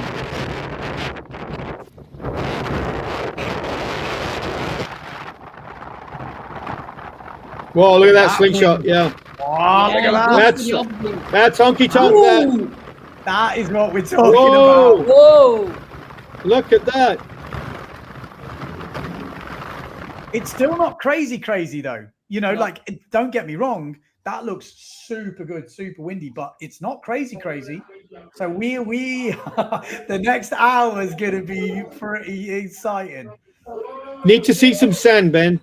Yeah. If it's the same conditions, when you start seeing that sand sort of eye level, blowing through 52.5. We should start seeing it. Antoine will be watching for those gusts where the sand is blowing in the midpoint further down. That's what he'll be watching for. He'll be trying to catch them before they really even hit there. He'll be watching the sand, how long it flies forward. He'll even be timing those gusts. I know that he did. He timed how long they go, and then he'll be deciding almost like a wave, which is the best wave to take, which is the best gust to take. 19 seconds. 19 seconds they only need for the world record. 19 seconds to go down. That's it. So one run. Just maybe it's good to mention. My experience is when it's going like really crazy, you will see that they're in the finish box. It's howling. Yes. Because you have the wall coming there. It's howling and it's getting really scary. I saw people with two hands holding the gear in there because you cannot see it because half of the channel, and then when it's really howling on the backside, it's only sand. You don't see it anymore. Then the braking, and it's really nasty. It would actually be cool if they went and filmed down there for a bit and then came back up and dropped the videos in, because you also get people checking their GPS, at the time, and you see, and then maybe even a ride back on the trailer. Any sort of that sort of footage is gold. So Ben, when that day when he broke the record, I was hiding behind a bucky at the finish box, and I tried to walk from the bucky 175 meters to where the timer trailer is. I had shorts on. It was almost impossible to walk that distance. I had to went halfway and then walk back. I remember the record runs that I saw. You didn't see Antoine on the canal because the dust was so much. It was like a fog, and all of a sudden he would appear out of the dust and come past you like doing this lay down jibe so fast. It was insane. There's a few of the boys. Paul Van Bellen wants to see a jump at the end. That would be pretty extreme. Or a limbo at the end, because we got to lay down anyway. Just put this clothesline. You know the story of Mark Brunel going down the canal. There's Antoine and his what's the other French guy who's doing slalom and that now that used to do his Cedric. Yeah, they're standing on the end of the finish line. Mark sails straight through them and he flips Cedric up in the air. He sails straight through them because he can't stop. He went straight up the bank. Well, and this was the story I heard. So I was with Cedric in Japan. We were having breakfast or dinner in the hotel, and we were talking about Luderitz is coming up. And then he was telling me the stories about. He said he was standing at the box with Antoine there, and he wasn't looking at the channel, and Antoine was looking at the channel, and he said he just saw Antoine's face go, "Oh shit!" And he went, And as he did that, Grinnell came like cannonballing up the beach without the gear. And just that's right. Out. That's right. Yeah. They still hold the tandem world record. Yeah, I don't think that's going to be broken, is it? But done on that canal, Okay, so we've got a little VMAX update here. Let's have a look what we've got. Let's download that.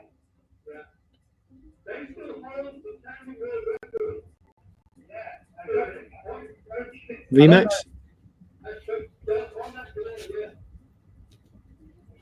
Yeah, let's have a look. Sorry. Videos.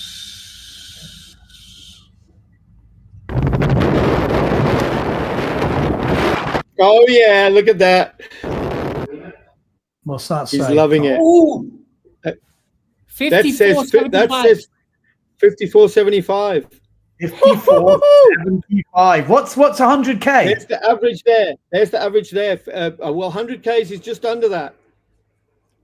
I think 53.95 is 100K something. Okay. I'll quickly tell you. Because that's the goal for them now, isn't it? 100K over 500. I guess that's the kind of next little benchmark.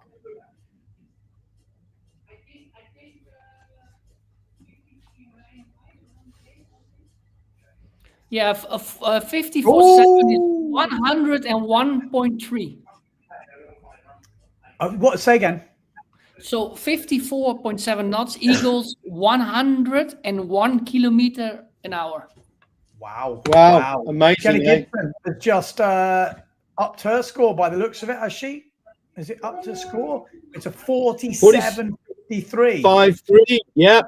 There we go. Come on, Jenna. Throw a bit more weight on there. So I think it's also a personal best for Moldenhauer. There's 47.4. Let's have a look. That's amazing. Oh, 47.4. Yeah, I don't know his personal best. Pettifer needs to start putting in a speed here. Start sorted. Donkerbeck's not really having it his way at the moment. Albo. Wow. Well, we didn't expect anything else, did we?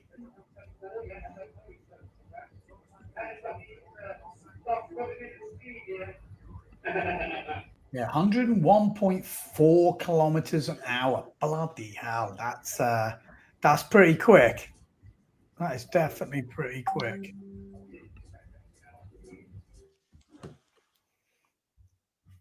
Let's have a look.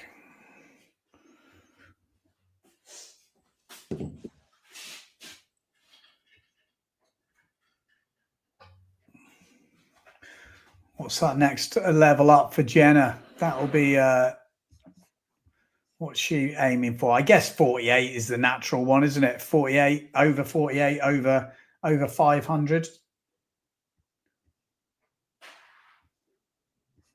And that's the point. We're not really talking about Gunnar Asmussen, but he's definitely got the skills to do it. Are we going to see any big speeds? At the moment, it's all about Gunnar, isn't it? I mean, it's all about Antoine Albo, but Gunnar doesn't seem to be that consistent at the moment. He's not really had any in the 51s. You know, he's only had 1-2 over 50, which is interesting. He lost a bit of weight, Gunnar. He was biking a lot, huh? He's been biking a lot. I know he's got a lot fitter, but maybe he's lost a bit of weight, and does it make a difference? We've got Fred Willis saying, "Can Jenna chick Dunkerbeck?" That would be a big one. Chick Dunkerbeck. Jenna 0.5 knots behind Bjorn. Bjorn's like I say, Ben, the difference between mid.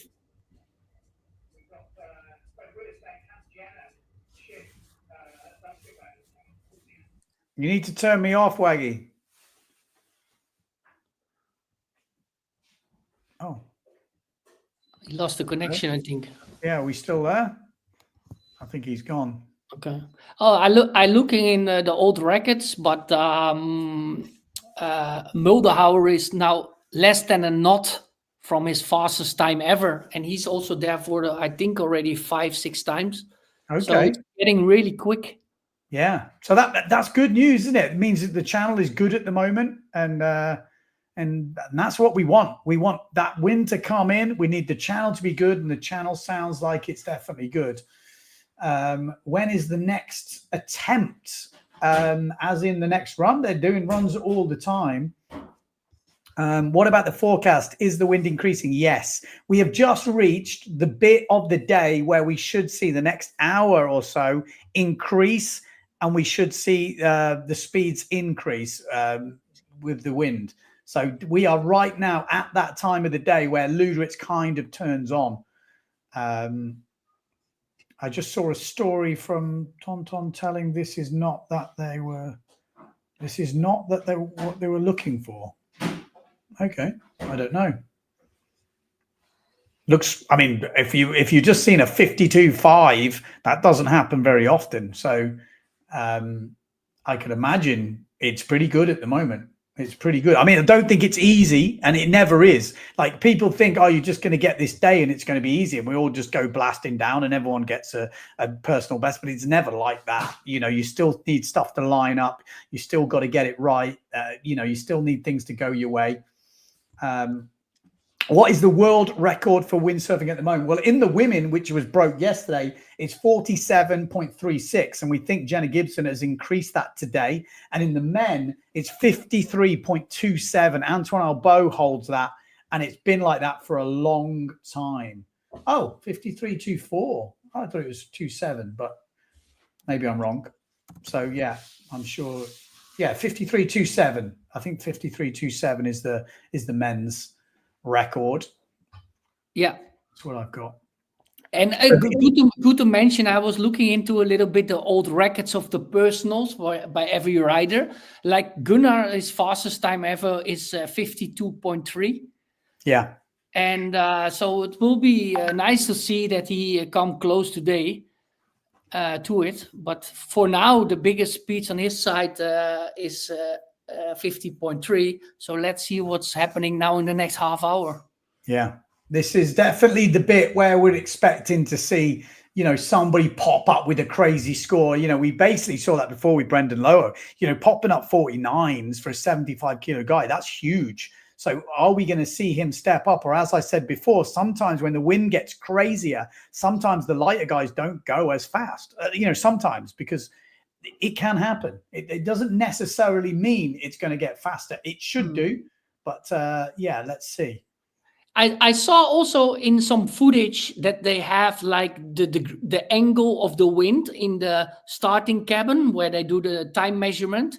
Yeah. And I did not found from today, but you know, when it's not that broad, weight is a little bit less in the bending as it's really broad, because when it's really broad and you cannot get everything down, you're flying out. But when it's a little bit more square, yeah, you see it also in the south of France, more square course and also lighter guys flying over there.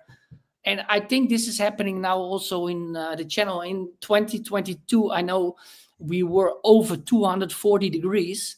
And yesterday I saw 228, 230 on the cabin, that the wind angle. So I think this is good for the lighter people as well, because they go fast in the little bit this angle what the channel has now. Could, in theory, this is going to sound stupid because it'll probably make you're sailing a further distance, which wouldn't be good. But could you have like this slingshot round the beginning and then it kind of tightens up a bit and then a slingshot at the end? No, it doesn't work. No, I think when you do that, yeah, the day acceleration is too big in the middle, so it will be always faster to go from A to B in one straight line. Yeah, because the slingshot gives you this amazing because I was doing a lot of calculations in the time I was there with Eric Beale, and you know, when you had on your GPS device an acceleration in 1 second from 8 till 9 knots, on the corner, then you had good times. But the day acceleration in even half a second can be even the double. Yeah. So this will, it will be not faster. And that's the thing, like you say, like in that was when I was looking at the calculations, you have to be, if you want over 50 knots or you want ever, you have to be killing it at the entrance gate. That entrance gate, you have to be up to speed, and then the rest is just carrying the speed and then the acceleration at the end that gets you through. You know, could that course be better? In theory, if there was more wind in the middle, it could. Or if the start was easier, if you could have a much bigger run up ready for that slingshot and get a bigger slingshot, you know, to give you that entrance speed, because you can see they're not totally ready for that slingshot most of the time. You know, you still... But the thing is, Ben, what I was feeling on the channel, and I think you have the same, that is when you go full power in the corner, you get in the hammer in the corner, and then you have full juice, and then you see in the camera on the right side, and then this middle moment comes where you think man, I want to have 10 knots more. Give me. Yeah, but my feeling is now, what I saw also yesterday is, then because it's a little bit broader, like maybe only 10 of 8-9 degrees, that this middle sector, they have still power. My fastest run of 48.6, yeah, I had 51 on 250 meters. Yeah. But I was lacking out of juice in the middle and the end part. Yeah. And this you see now also in the beginning when I saw the times of Brandon. He was doing 50.4 on the 250, but he was leaking in the second half. And now you see the times going up. So I have the feeling they have now this middle point when you have there the gust, man. Yeah. Then the record's going out of the book. Exactly. And when I look at Jenna's speed from yesterday, you look how consistent it was throughout the whole track for her weight. I think is probably testament to how much wind there was in the middle of her run on that one. And again, it'll be interesting to see her max speeds today. Has she improved them? Because I have a feeling she will have. Because that wasn't normal for me to. Usually, if you see a run like she did yesterday, I would expect her Vmax to be close to 50, much closer, like high 49s for that sort of weight. So that was interesting, which makes me think she can go faster. So yeah, it is interesting, but it's frustrating at the same time when you're there, which makes it addictive. If it was the same every time and easy, you would do your max speed, and then you'd be like, well, I couldn't do any more. Whereas, Luderitz or a lot of speed stuff keep you like going, because you're like, yeah, but if I got that bit in the middle, if I got the bit more at the end, if I'd have got my start better, you can always kind of look back at your run and think, that could have gone better. I could have done that better. That didn't go as well. Like my best run, I kind of lost it a little bit as well. And I know I could have held it down better. I know it, and you realize you lose quite a lot. It's small. Yeah. What afterwards, when I get home and you're looking in all the speeds you did, for me, it was frustrating that I was faster on Diaz Point on the max speed as in the channel. Yeah. So I was popping out like 100 meters from 50 knots on Diaz Point, but I did not make that on the channel. Yeah, the first 200 meters, but not completely. And that was all about on Diaz Point. You didn't have this low in the middle because it was the perfect angle, but it is short. Yeah, and in the channel you had always in the middle. And that's make it technically also the whole run. And but it seems that they have, I don't know if they really changed the channel, but seems now they have a little bit less this kind of issue. It also can be the conditions. I think Waggy said it looking wet or whatever. And sometimes if the ground's cooler or something's different, you can get different wind. I mean, I'm not no weather guy, but I know for a fact that a lot of that stuff does change.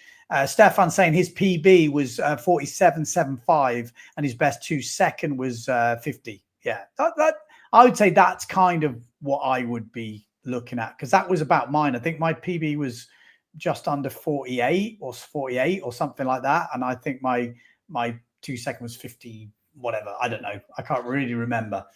I had 51.4, but only 48.6 on the 500. Yeah. Yeah, exactly. And you didn't probably get those things to line up. So yeah, let's have another refresh. Looks like the speeds have dropped for a second. Yeah, Jenna Gibson 46.57. So they're definitely going down the channel at the moment. Not quite stepping up. Seriously, you love the whole African experience. Yeah, I mean, get Paul Van Bell in there. Can you fly the drone in that much wind? Tom Winston saying, do you now have some news on the Zephyr project? Any Zephyr interesting news? I haven't heard much about it, to be honest. Me also. In the beginning was a big hype, but after that I didn't hear anything. This is an interesting one because as I know my answer to this, I'll be interested to hear Dirk's. Is there a way to anticipate the upcoming gusts? No.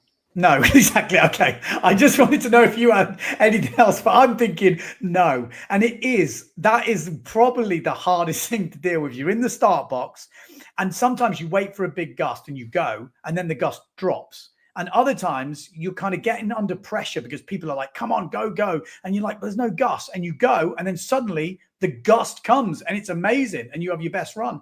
And you're thinking, okay, there's just no way. And other times you get the gust and it stays all the way and then drops at the end. Most of the time it picks up at the end.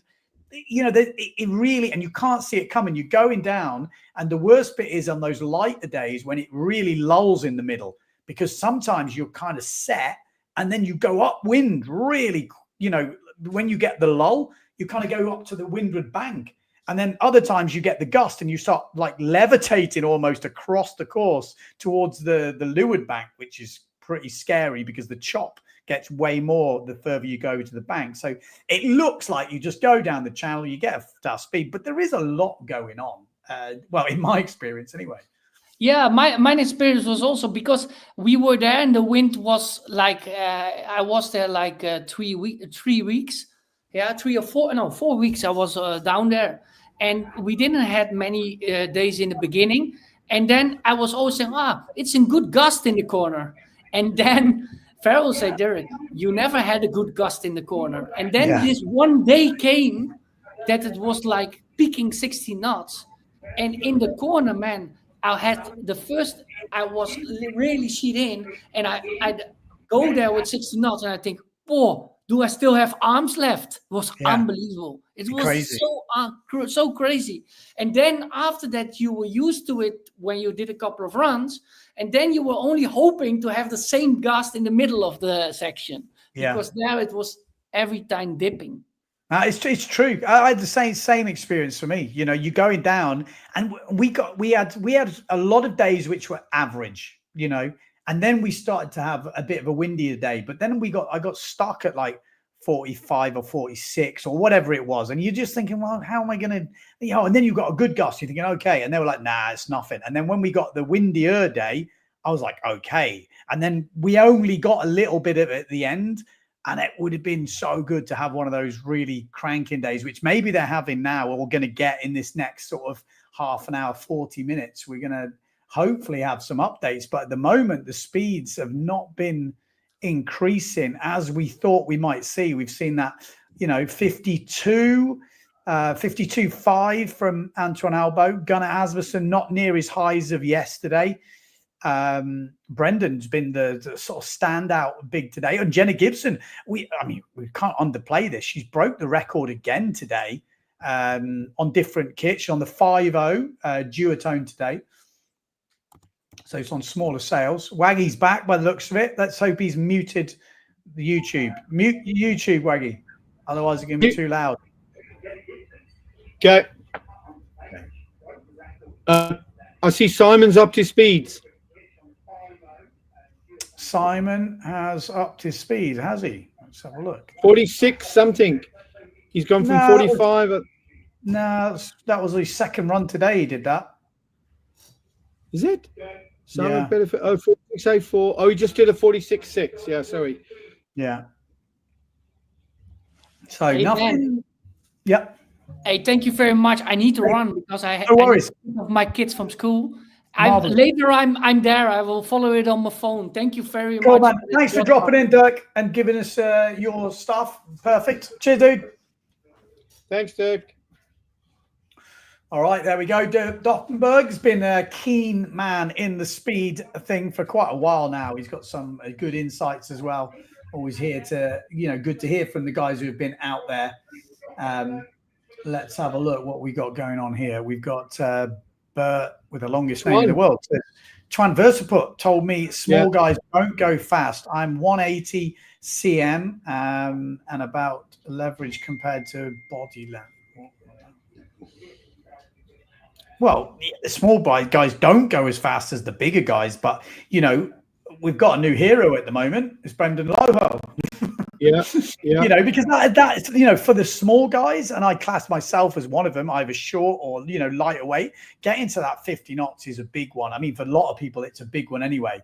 But I think even good lighter guys, that 50 is a real good benchmark. And it's difficult for the other guys because they've got Antoine Albo set that crazy one, and obviously Vincent Valkner's at 53.27. But their one, I would guess, is that 100K.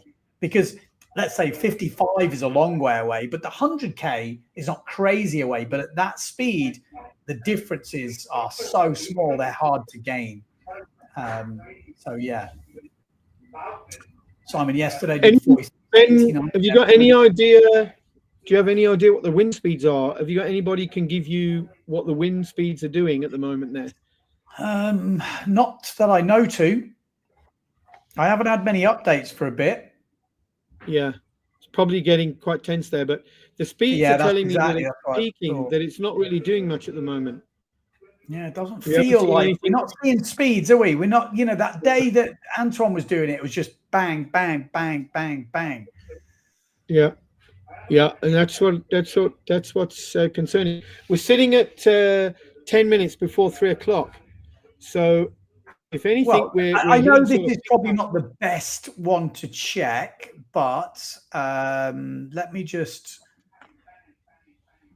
This is what the forecast looks like for today. So it is getting windier later. Yeah, look at that. So it's actually getting windier. You're correct. Look, Ben, it's going to start ramping up at about 4 o'clock. So on record day, I seem to think it went a little bit later. In 2015, I remember seeing a purple part of the day, and it was a little bit later in the day. But on all the years after that, it's been doing this sequence around the 3 o'clock mark, 3:30. Yeah. So let's see what happens. Be good if we had somebody there who's not racing at the moment to actually give us what the winds are doing. Yeah, I'll have an ask. I'll ask for an update. Seeing if there's anybody. I wonder if I can get a hold of Memo if he's in the Okay, van or so something. he's gone down the end, so that's why we're not hearing many updates, because there's no signal down there. So we will be, when he comes back, he'll be able to upload some stuff, and that'll be interesting, I think. Yeah, I'm going to ask Memo, who's driving for Antoine, if he's got Memo.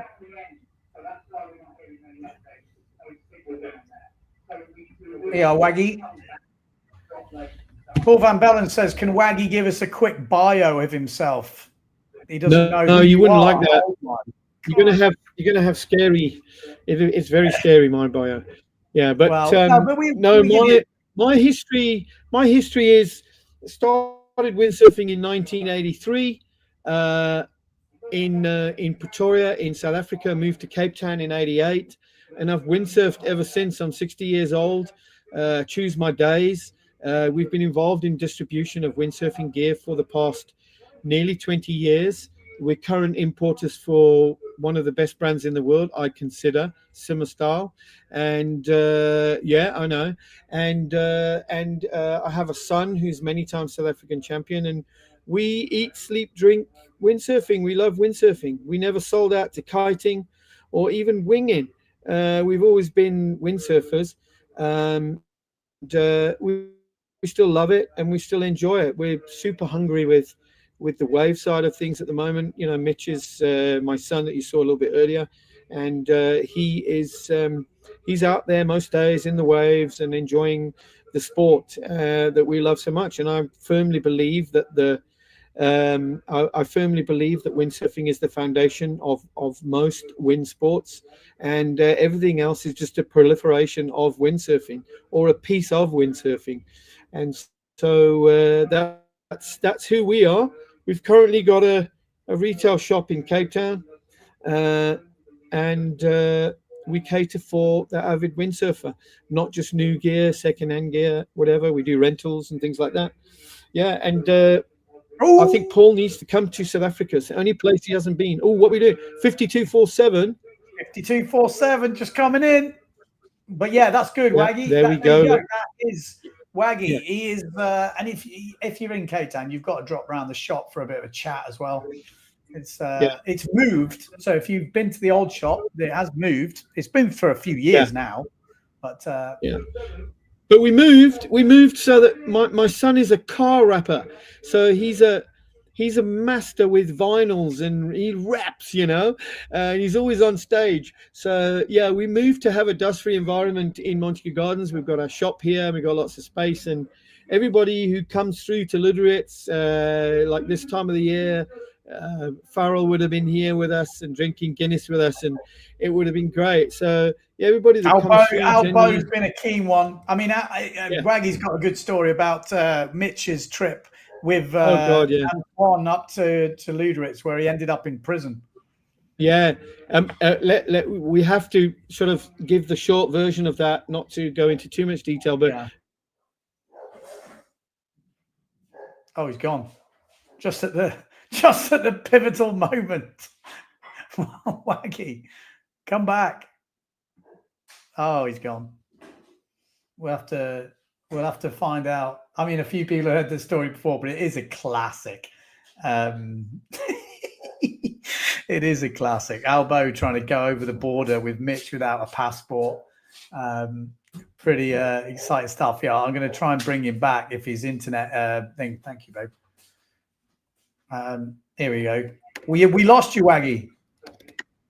Sorry about that. The short story is drives up to on a very short notice thing. Drives up to Luderitz with Antoine. About halfway up, he sends me a message. I forgot my passport. I said, "You better tell Antoine you forgot your passport. Stay over in a hotel, and we'll send it up with another rider." 2 hours later, he says, "I'm in Namibia." He's got into a board bag because Antoine tells him, "Get in a board bag. We do this in Europe, no problem." So young Mitch gets in a board bag, drives through the border, goes to come clean and be nice about it when he gets to Namibia, and they throw him in jail. They throw him in jail for 3 days, and they bail him out. All the riders and everything, they bail him out after 3 days. That's the short story. That's the short story. Yes. It's funny. And then they decided to drive back through the border to test the passport out. Him and Antoine. They drive to Port Nolloth in a wind break, and they stand up paddle at Port Nolloth for 3 days. Drive back to the event and carry on. It was a crazy story. At some stage or another, you can hear the whole thing. We'll probably write it in our memoirs. Yeah, good times, well, fun just times. when you were telling that story, Gunnar Asmussen's gone 51.50. Whoa, nice. 150 Albo, nice. 52.47. So yeah, things are hotting up. Yeah. Gibson, I would say that wind is starting to happen again. Yeah.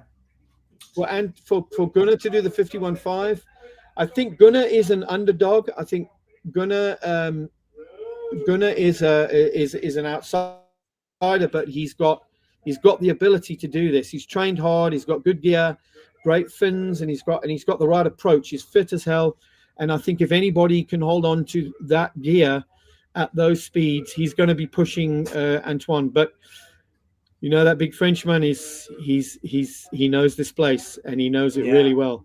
I'm just going. It's going to be exciting next hour. Yeah, it's going to be definitely exciting. We're just going to whip through these comments. Tom saying I was fighting with Ben on the pirate race in the Deafy Wind. Yes, I remember. I think I'm one head. I am one head smaller than him, but he was freaking back. Yeah, that's classic. That was a fun race, actually. Luke, Brendan being young and energetic completes the most runs, which also increases his chance. Yeah, for sure. Does make a difference, but you still got to throw it down. Jason Jellick, Heidi had her partner on the corner looking upwind and watching for lifting sand and pebbles, and then signaling to Heidi and Vincent when to start. Nice, that's a good idea. Never actually thought of that. Tom's saying, but it's not because you're small and light you can't get speed. No, there's definitely faster, lighter guys for sure. Okay, so Francois is on the mountain and he's going to get 4G. So interesting to see what videos. Paul Van Bellen, I want to hear about Waggy. Well, there you go. You've already heard that. How much does it cost to do the channel? 1,250 euros a week. Unless you're a couple, then you can get it for 1,800 for the two of you. JP, if you scroll down the chart, speeds over time, they are getting faster. Yes. They are getting faster. Yeah. Frederick 52.47. We just saw that come in. Doesn't sell kites. Legend says. Antoine back at 52s. Yes, let's go. We are picking up. Brendan 186 tall. And with lead, he's a big guy. It's actually true. That's true. With lead, does make a big difference. He's got some height on him. 52.47 AA. So we're just catching up with this. Paul Van Bellen says, "Cheers, Waggy. That's a cool story."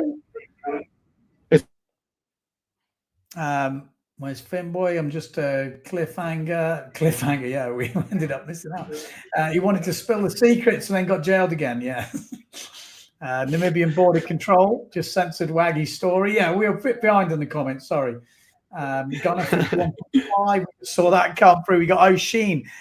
His best was 49.87 officially, but 50.05 on the GPS, because my GPS measures faster 500, not the official course between the start and the finish. Oh yeah, that was interesting, because sometimes, you know, the sticks are where the sticks are, but if you're going faster before the start, you know, you wouldn't necessarily get it, or you're going faster after the finish. In theory, if the course was different, he's saying he could have been over 50. That must suck out a little bit, but still a claim anyway.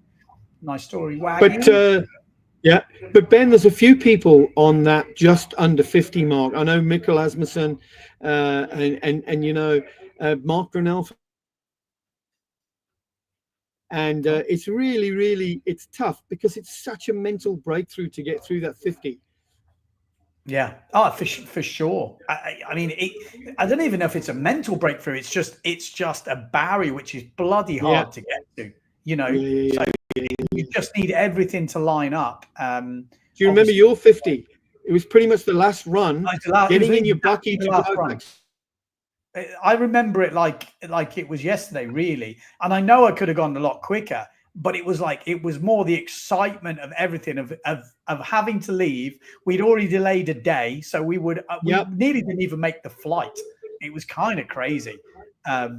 We had to just we left it so late that it was such an amazing. I remember, like, I was just looking at the video earlier because I opened the show. I wanted to just show some speed sailing, so I started watching some of the videos. And it just made me think, bloody hell, that was crazy how it all worked out, that the last day, which even more than the last day, because we were meant to leave the day before, that we got an actual 50-knot run on the last run of the last day, which was meant to be, it's pretty mad. Yeah, it's funny how it worked out like that, but it was satisfying for you. Yeah, interestingly though, because I've often thought about this. Paul Van Bellens, what's going 50 knots like? Well, the mad thing was, it didn't feel much different to 48, 47, because once you're going, it just goes. I'm sure once you get faster than I did, because I didn't go that fast. My peak was 50. I'm not, these guys like Brendan's doing 49 over 500. So his peak could even be 52, 51 point something. My peak was only 50. So I'm going kind of 48 over 500, which is not crazy. I think when you're going 50 over the whole time, that would probably feel different. But for me, again, I had different goals when I got there. I wasn't even sure I was even going to get close to 50. So now, you look and you think, okay, how can I do things different? But it's a good chunk of time you've got to take out your life. It's a bit of a, if you want to go to Luderitz, you've got to go for more than a week probably, or you've got to be very lucky. Hey, man. Go to Freddie and get that from him, please. But I will say, I had a couple of gusts where I kind of lost control a little bit. And, or I was right till the end and then I had a bit of spin out or something happened. And I thought these were the ones where everything felt good and they would have been my fastest runs for sure. And those sit in your head because you're like, oh, I know I could go. Yeah. We got Sven saying probably the only difference between shit scared and super shit scared. Exactly. That is the fact. You're just like, you're going fast or really freaking fast or really freaking, like you're just going quick and you're so zoned in. If you've ever been quick in a car, everything's just going zoom, zoom, zoom. And it's a bit like that. You're just so focused. It's kind of relaxing as well because you're very broad, apart from the end bit, because you're just really focused. That's what I remember. And it was just trying to get all those things to come good. Ben, did you ever get that drift from the right-hand side to the left-hand side of the canal without control, like just drifting? I did, yeah. Just being pushed. You did. That was one of my best runs. When I got this drift and I had to like sheet out slowly to try and get the thing to grip again. And I had a spin out and that nearly killed me. And that probably was when I fast ran. I had this drift where this one felt so good. And I got this gust at the end. And as I went, it felt like I levitated across the channel. Yeah. Like I wasn't spinning out. I wasn't doing anything. I just couldn't hold the thing. It was so weird. Yeah. It's a strange feeling. Yeah.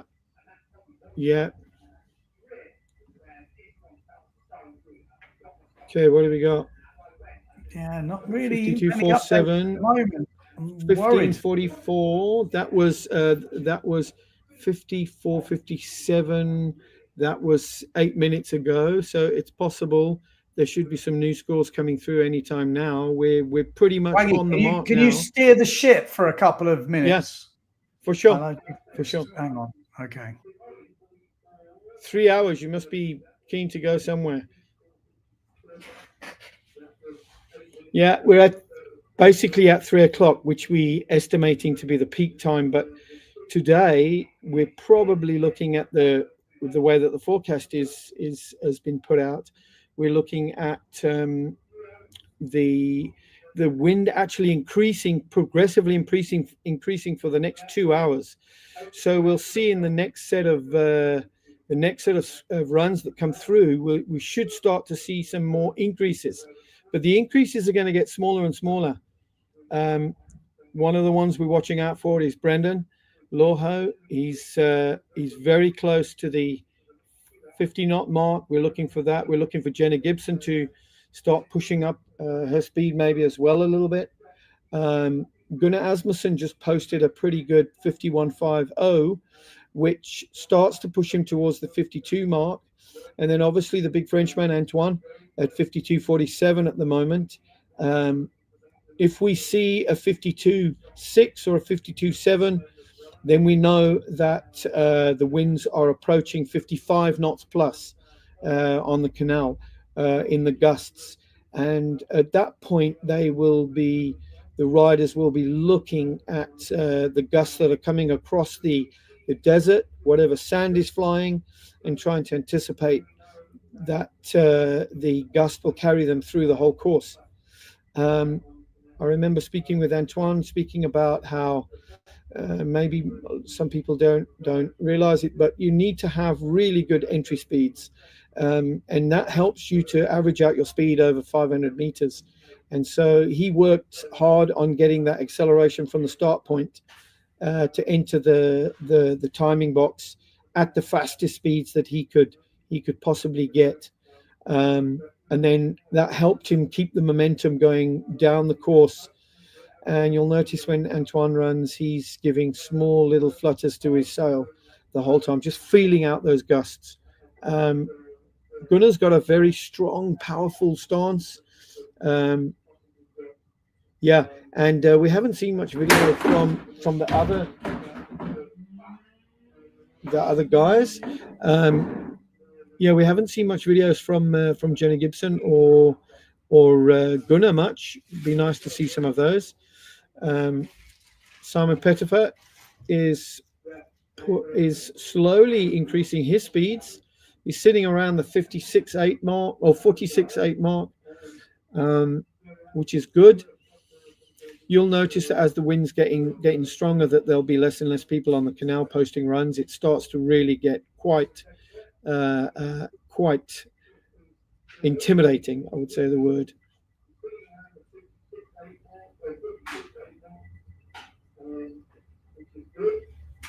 Yeah.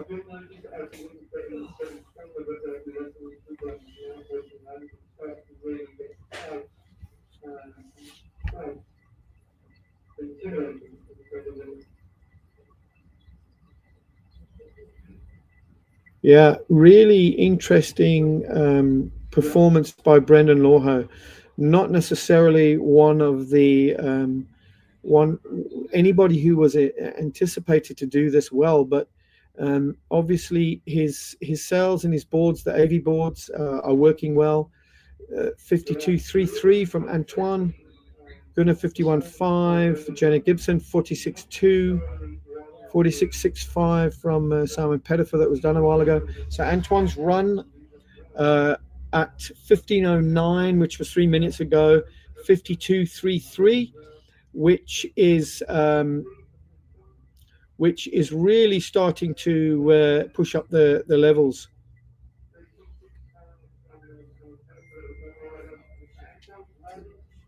52.33, yes. So at 52 knots, with his average speed over 500, the winds are gusting between 50 and 60 knots.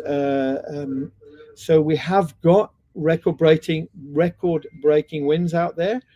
It's now a matter of putting it all together with your rig, board, fin, weight, gust combination.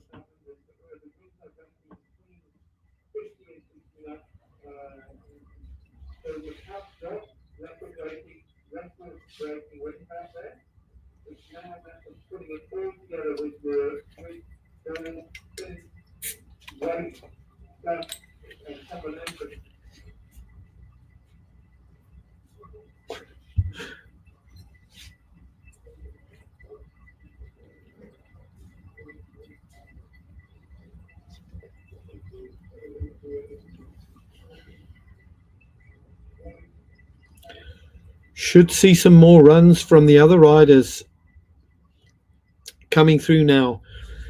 But thinking back to 2015 when I was there with A2, at this point now that the canal is starting to get very intimidating. Stuff's flying. It gets harder and harder to launch off the start box. You got to sort of feel comfortable. He's back. Well done, Ben. Hey, sorry about that. I just good. I think Antoine just post? I can't see the previous runs. 52. No, he did a quick one, but not as quick as his previous. I thought so. Yeah. Where's that? You can see that. Brendan. 49.86. There we go. At 15:13. That was 1 minute ago. Yeah. Wow, brilliant. That's quick. I've got some videos to update you on as well now. Look at these. Oh, that's fantastic. fantastic. Be pretty cool, I think. This will be a good angle. I've just got to work out. We're not seeing any runs from Bjorn at the moment or Madahauer. Jenna's still putting some runs in. Here we go. Nice. This is Brendan. He's taking a really high line on that slingshot, which is great.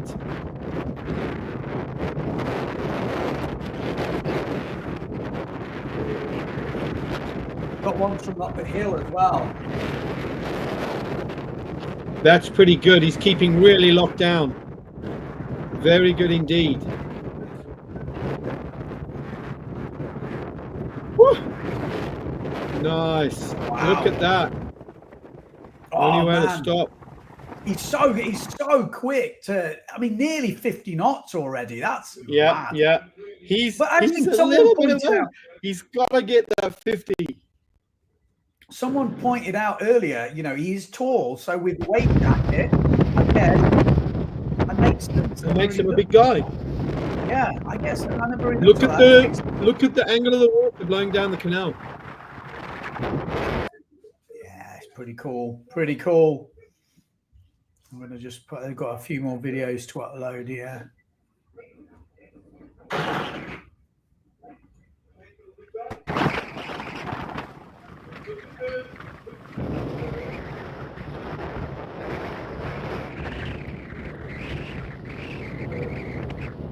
Pretty much in the middle of nowhere. That angle looks really good, actually. It doesn't look too broad. It looks pretty good for the canal there.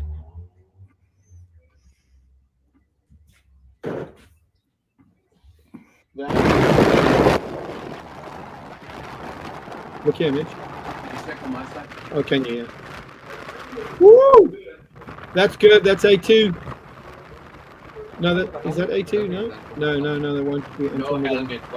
That's not. It won't be Jenna, will it? Is that Jenna? That's Jenna. So we'll look at that again, Ben. No, I don't think it is. She's on the 5.0 duotone today. And that was their goal. Who would that be? It depends if it's the same video twice. Yeah, I'm just going through the ones I've got. I've got a couple more as well. Okay.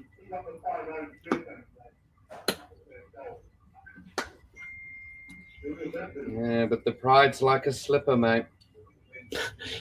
Let's put that on. Let's have a look. And I think we've got. Whoa, that was windy. Let's see.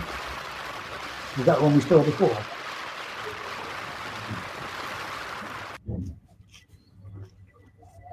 It is proper windy. Antoine's 53.4, 52.4. So he's a knot. He's a 1 knot off the world record. If it's 53, it's going to be. Yeah. But what we just got to look at the forecast. Gunnar Asmussen, 51.41. 53. Yeah, 52.33. Gunnar's getting quicker. You can look at that now. 52, 52, 52, 51, 51. Speeds are increasing. Brendan's up to 49.86. 49.86 is very close to the that Brendan. He's going to do it. I think he's going to do it. Yeah, I think so too. He's got to do it. He's hunting for that now. He knows every run, where that gust is, where it tends to be difficult. He's allowing for it. He's trying to inch everything he can out of that speed run.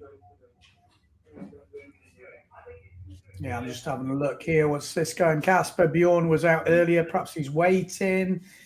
My guess, we have 3 guys break the record today. Whoa, okay.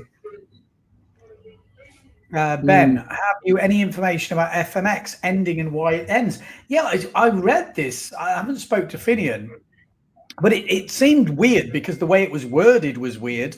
So I was like, is he retiring from sailing? I'm like, well, we kind of know he's already retired from sailing, but then it says Shaper and Brandman. So I'm like, I don't really know. I read something officially. I think he's ended.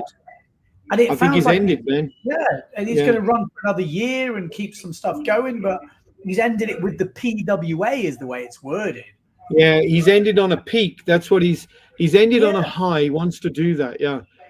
Okay, well, yeah, I don't know. I haven't had the official thing, but yeah, maybe we'll get him on the podcast one day because he's got some good stories over the years. I have been trying to get him on for a while. I spoke to him in the Defi, and he was with Pascal Macca, actually talking to Speed Legends, those 2 Speed Legends, talking together about when he got the record and when they secured the channel in France.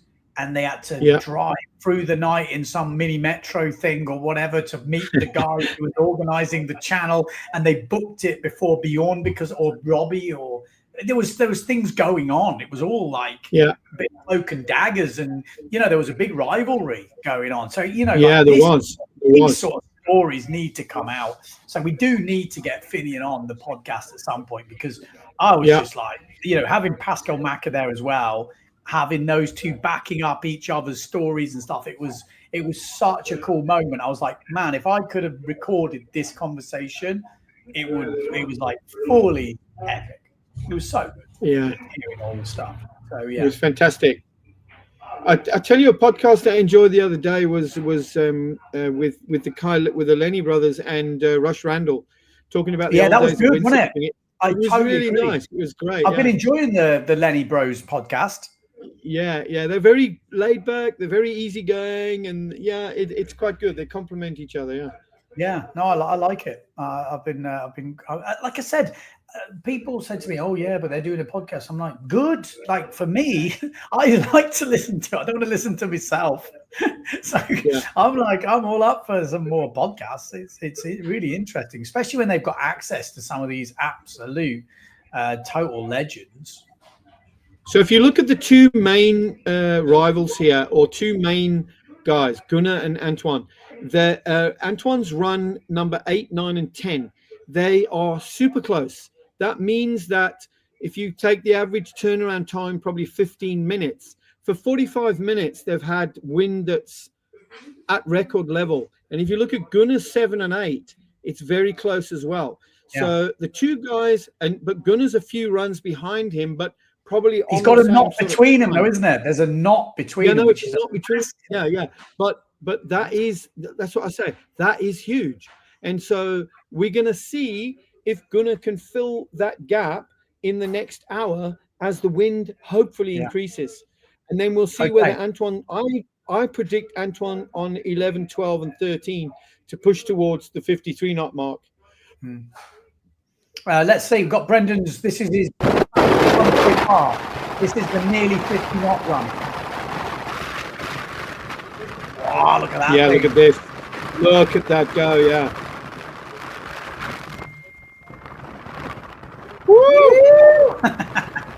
He is freaking flying. That, I mean, that looks so good all the way down, doesn't it? Do you know what I love? He's got that board trimmed really well, and he's also doing the Antoine thing where he's just feathering that sail. He's not all over the place moving around. He's got that sail down, and he's really, really feathering it nicely. Yeah, man, that looks so good, pretty good.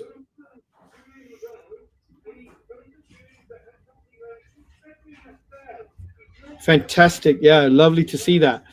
Ben, are those standard sails? 1, 2, 3, 4, 5, 6, 7. 7 batten is, I think a race sail is 7 batten. They look like they're AC1s or something like that. I don't know. I wonder if they've had sails specifically made for Luderitz. Yeah, be nice to get that info, yeah, for what Brendan's using. Moldenhauser has just had his PB apparently. Oh, nice. Starlink, yeah, it doesn't work. Drone with 50 knots, could it work? Yeah, no problem with that. So long as you're flying it downwind. Why is Finian Maynard not in the attempt? I think he's long past it. Speed for a long time. Yeah. Oh, here we go. Andrea Cookie has answered your question. Full production speed, AC1 sail, production battens. Beautiful. Yeah, that's really well. That's a great achievement there for Cookie. Obviously, at approaching 50 knots, that sail is well trimmed with mast, with everything's working in harmony there for Brendan. Ability is obviously there, but that gear looks well in tune. Richard says, my work from home productivity levels are taking a hit today. Yes, exactly. Brendan is on full production sales. Yeah, we just said that. So it's 5.0 speed production. Wow. They are speed production. So it looks like a few of the guys are in the know out there. He should be sponsored by 0.7. It's a shame. Who should? He is sponsored by 0.7. Oh, no. Have we just seen a record? Have we just seen a record, people? Holy crap. We just seen the record go? Have we just seen it? That's going to be right on the money. 53.38. Drum roll, Mitch. 53.38, maybe. Provisionally has just taken out the world speed record. Antoine Albo on the 27th of November at 3:25 in the afternoon might have But Ben, there's another hour to go. There's another hour to go. Wow. There's another flipping hour to go. It's not over yet. Guaranteed. We saw Jenna Gibson downgraded by it was about nearly 0.8 or something like that. So it might not be enough. But it looks at the moment that we have just seen the record. Who was claiming they would see the record go today? Someone just called it. Yeah, they did. But honestly, you can take this as this is the beginning of a really exciting. If you're not tuned in, you should be tuned in here. Wow. And this is the best information you're going to get about Luderitz. This is the only information you're going to get. This is the only information that you're going to get. And we're so grateful for this because it's super exciting.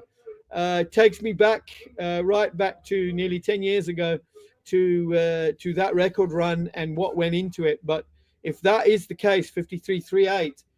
This is not finished, Waggy. This is not finished. It's honky tonk, man. Listen, Farrell, it's honky tonk, is getting real. Yeah.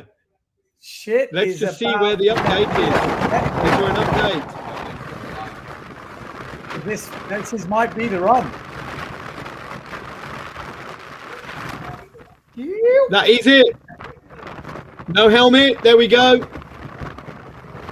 Man, we might see it go even bigger. There's going to be some speed sailors out there watching this thinking, we should have gone this year because Alpo is an animal. He's in a league of his own. We've seen Vincent Valkner get close, but Vincent Valkner not there this year. Oh, this is. Do we have the update? Do we have the scoreboard, Ben? Yeah, let's get you on. Sorry, update is coming in here. I have refreshed it. I didn't refresh it before. 53.38. Yeah. Woo! I'll just give it another refresh to make sure. 53.38, Mitch. 43.59. Oh, no, that's what I was going to say. Yeah. 53.38. 53.38. So if that doesn't get downgraded, if it makes the official video, they've been pretty accurate as opposed to other years. So this could be it. Wow. No, I'm telling you now. Oh, Mitch is doing that. Yeah. No, Ben, can I tell you what just happened? What I think just happened? I think Antoine has been working towards the 52 mark. When he sees the wind is there, he pulls the full world record gear that he's got all together, and then he sends it. And that's what you're seeing now. Oh, look good, didn't it? If that was the run.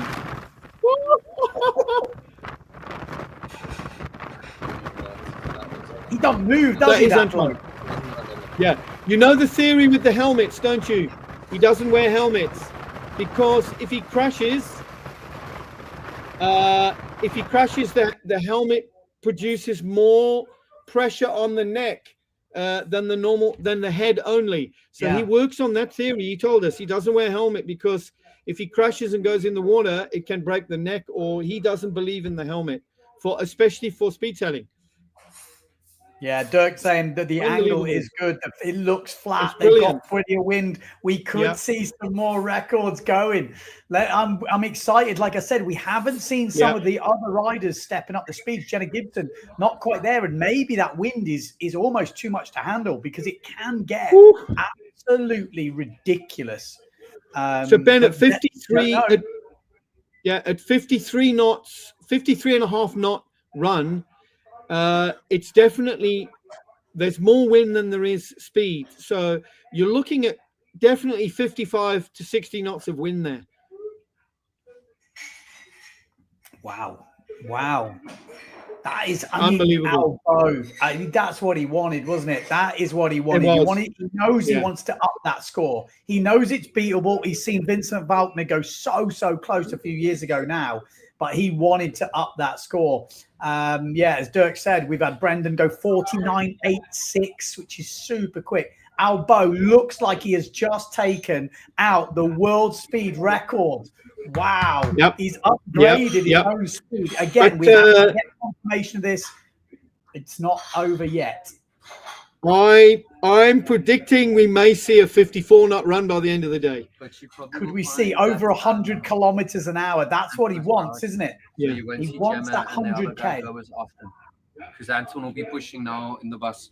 Yeah, he'll be pushing in, and Mitch is saying he'll be pushing in the bus, and he'll have priority on the canal, and you won't see so much Jenna and Gunnar because he'll have priority all the time.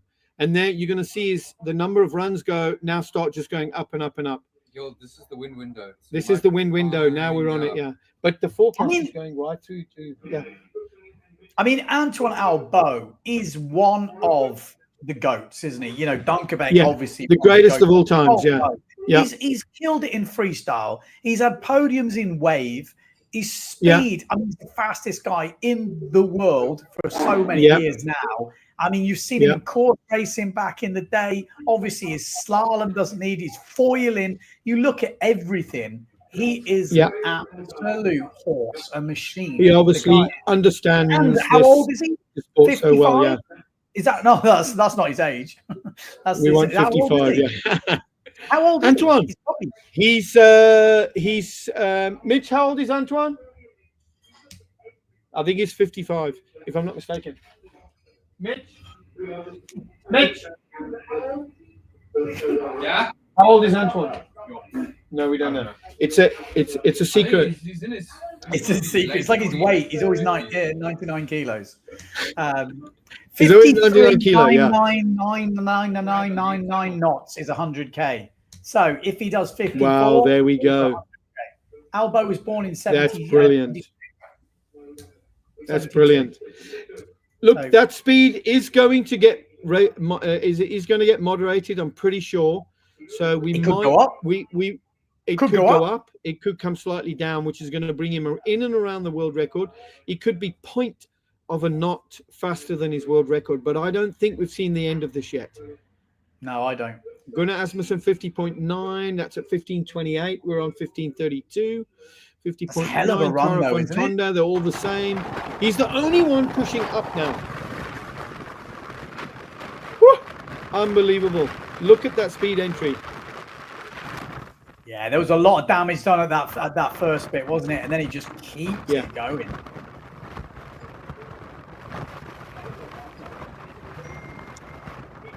Oh wow. Oh, you know, it's so good to see him still pushing this level. You know, even after retiring from the PWA and stuff like that. Where does he get to sail at 50 to 55 knots? He goes to practice at La Palme. You know, this is where, but he told me, we chatted a bit, he told me he loves Luderitz. He's 100% sure that this is the fastest place in the world with the winds and with the conditions. There were some issues with the canal earlier on in the contest, but they seem to have got that right. I'd like to see more sandbags on the leading edge, maybe. But what I heard, Waggy, is Albo was digging it and doing that with the sandbanks to make it flatter. They did something with the sandbanks lower at the end to make it flatter, or something. Is what I was hearing. Yeah. So during 2015, we walked the canal the night before, and we looked at all the sand spits that had come out from the wind, and we pushed those down just to make sure that he could get as close as possible to the bank. And you saw some of those photos a few days ago with Peter Davis taking some GoPro of Antoine, and he was literally like 1 foot away from the bank. He was so close to Pete when he was shooting those GoPro images and that. Yeah. What are we looking at? 53.38. Pettifer 45.24. Listen, I want to tell you now that the wind now and the conditions are starting to intimidate people, you know, and you'll see the guys that really do push through. There's only a few people on that scoreboard who can do that, you know. The rest of the time, the guys they'll be preserving life going down that that course. Yeah, but this is what I was trying to say earlier. Everyone thinks they want more wind. The problem is, it's not always conducive to higher speeds unless you're an absolute animal. Because I know when Albo was breaking that record, there wasn't many people that wanted to be on the canal, from what I heard. No. There was only 3 people, and it was Farrell and Ivanisevic. They were the only people that were on that canal. The last 3 for the last 45 minutes of that of the competition. Are you there, Ben? You froze, Ben.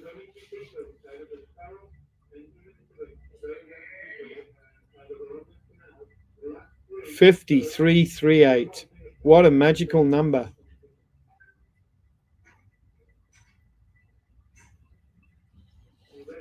Beautiful number.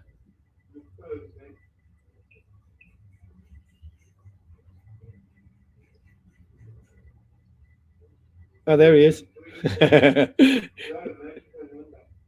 He's back. You're muted, mate.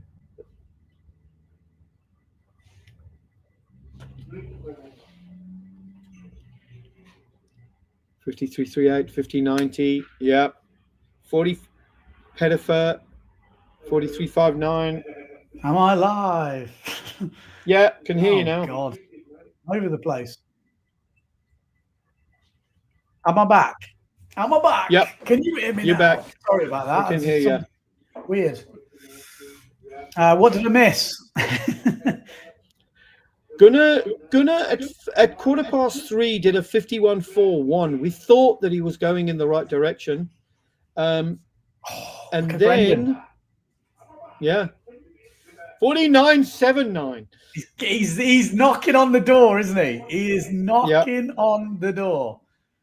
So at 3:15, Gunnar did a 51.2, I think it was, but now he's gone back again to 50.9. It's similar, so the winds are probably still pushing, but I'm surprised at Antoine pushing 53.38 from 52. Yeah, I think 52.6 because it's a big jump. It's that one run where you get the start right, you get the thing, you get everything lines up. Can I tell you though, Ben?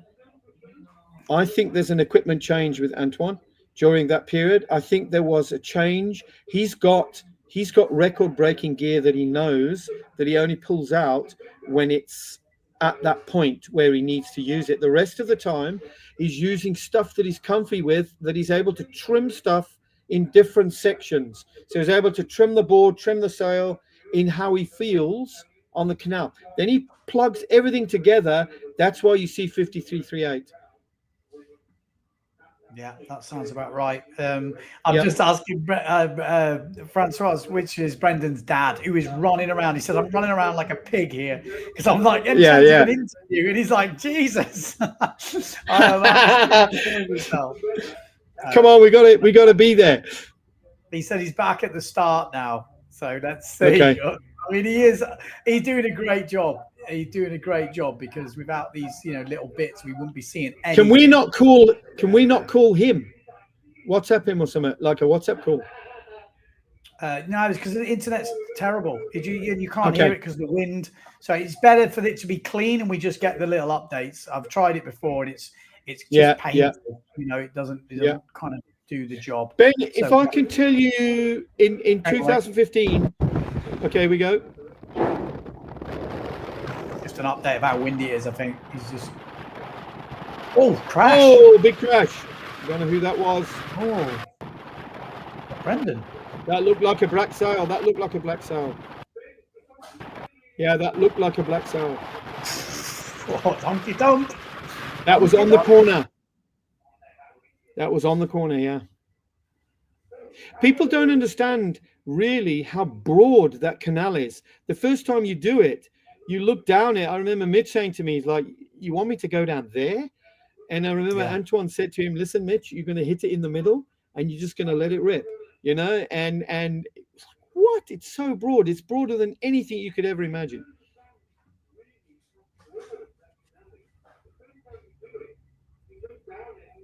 Some info about Bjorn. I don't see new runs. We don't have any info on Bjorn at the moment.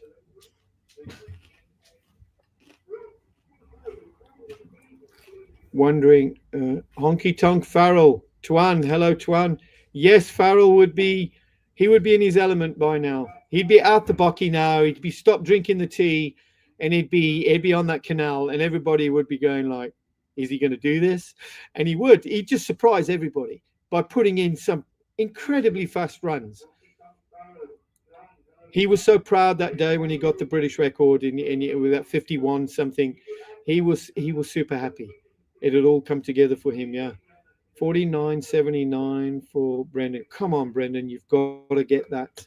You've got to. He's right there because I was like this with the Max, where it was super close, but it's obviously easier to improve your Max. But for Brendan now, he's had a couple of runs close, and that's nothing. It's that, isn't it? Like it's that. It's literally that. That or whatever it is. Let's just hope that that's not him that crashed on the start line, because what I can say is that the wind and the conditions slowly started to whittle down, the big guys or the main contenders. And so I'm hoping that Brandon hasn't had a crash there, maybe damaged some gear. Maybe it's going to affect him a little bit, but hopefully he bounces back, gets on, puts in a good run again.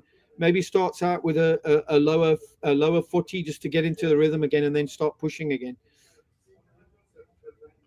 because we saw how Patrick had that crash. That's how fast Albo's gone. 98 kilometers. Holy crap. That's insane to think. That's insane. Yeah. No, I was just going to say the other day, because my watch now, I've got this Garmin watch that does it in kilometers, not in knots. So I'm still kind of not right there with how much they relate to knots. So when I did like nearly 40 knots or whatever it is here in Martigny, I'm looking at the watch and I think, is that like 70? So I can't remember, but that's like 30 kilometers faster. That's yeah. He come past you. Like, I was about to say, I stood on the canal about 3/4 of the way down and I thought to myself, I want to experience what it's like for the windsurfer to go past me. And I stood there and he came down, a few of them came down, but he came down right next to me, like 2 foot from me. And it was like, he went past me. And it was, I thought, holy moly, that is fast. Well, if you think, just think in car terms, if you're driving at 70 kilometers an hour and someone come past you at 100, the difference is pretty crazy. And 70 is pretty quick on a windsurfing board. But you stick your hand out of the window at 100 k's an hour, and you've got to really be careful. It doesn't get ripped backwards or anything. 53.99 will be 100 kilometers an hour. It must reach 53.99. Basically 54. Yeah. Basically 54. Break that 40 knots, 54 knots, and you're doing 100.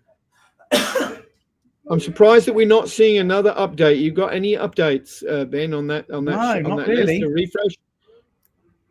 No updates. No updates at the moment. I'm guessing, stuff is happening, but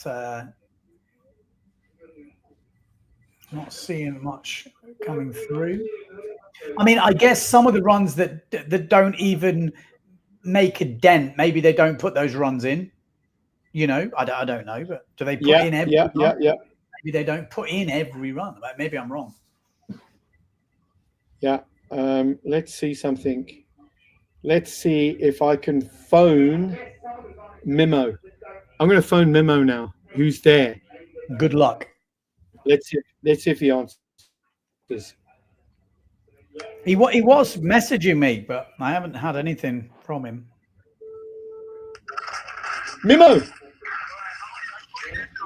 Memo, what's happening?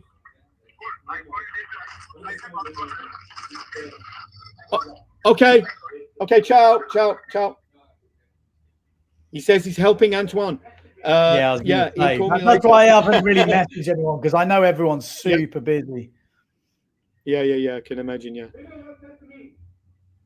So it's proper time now, isn't it? 15:45. If it's going to do what the weather forecast say, we should see speed start increasing again now. All runs go normally. Brendan did 17 runs, most of the riders at the moment.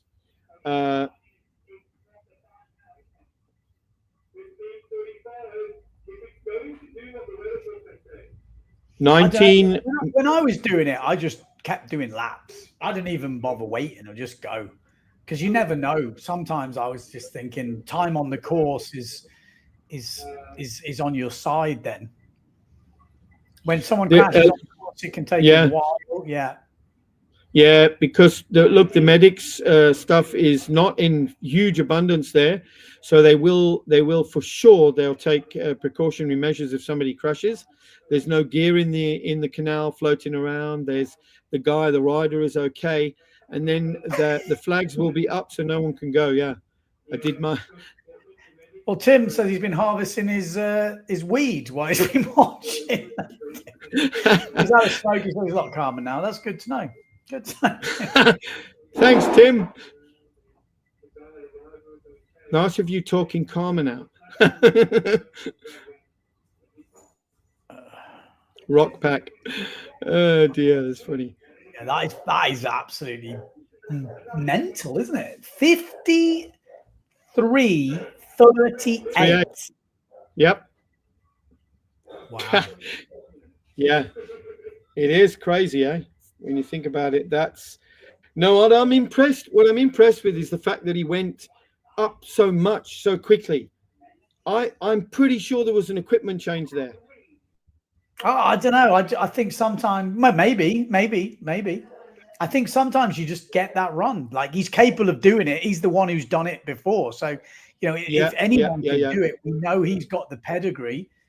He's motivated, you know, and he's got the gear. Yeah, he knows what it takes. That's the thing. He's been there and done it. So it definitely is not a surprise. And I kind of thought that if they're doing 52s or, you know, whatever, then they're going to do, then that's the time. He just needs that one gust, that one run where everything lines up, that slingshot. I don't know if that was the run we saw, but the start he had on that looked quite insane, didn't it? He looked like he got a real good slingshot to catapult himself into the course. And have you contacted Brendan to find out who that crash was? Brendan's dad? No, like I said, they seem quite busy at the moment. So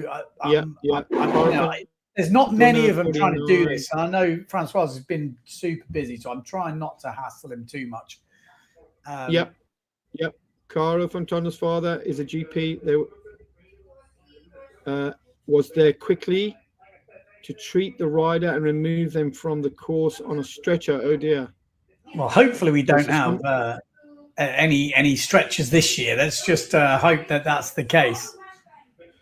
Oh, in 2022. Sorry, I saw that now. Yeah, not this year. Not this year. Okay. Not this year. He is there. The father is there. So yeah, he is, and he is a GP, as a doctor. So if anybody was hurt, you've got him there who understands the windsurfers and the injuries that can happen. Very good. Do you think that? How fast do you think Paul Van Bellen would be down that course? Oh, dead slow. I'm gonna motivate him to get there. Mimo, what's happening?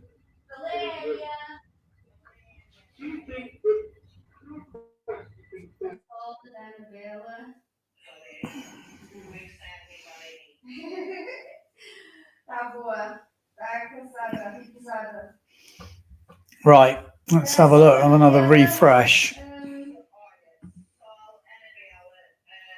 Yeah, nothing of any note at the moment. Brendan Loho is knocking on the door of 50 knots. That's what we do know. Paul Van Bellen says he's faster than me. Okay, let's bring it on.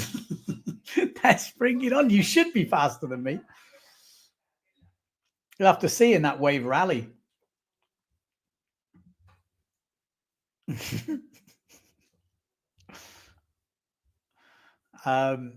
So still, what is it? Local time 3:50.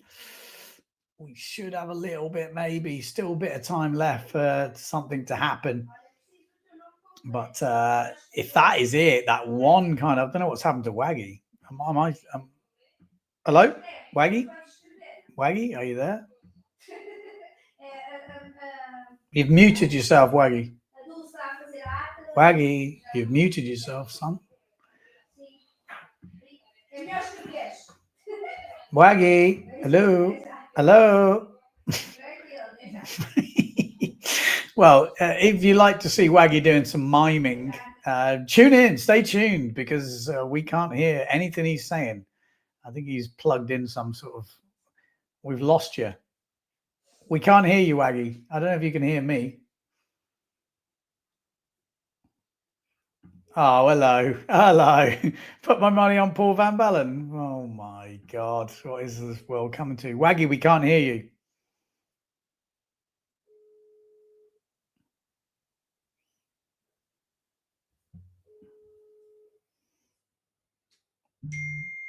I don't know what you've done, Waggy, but you're back.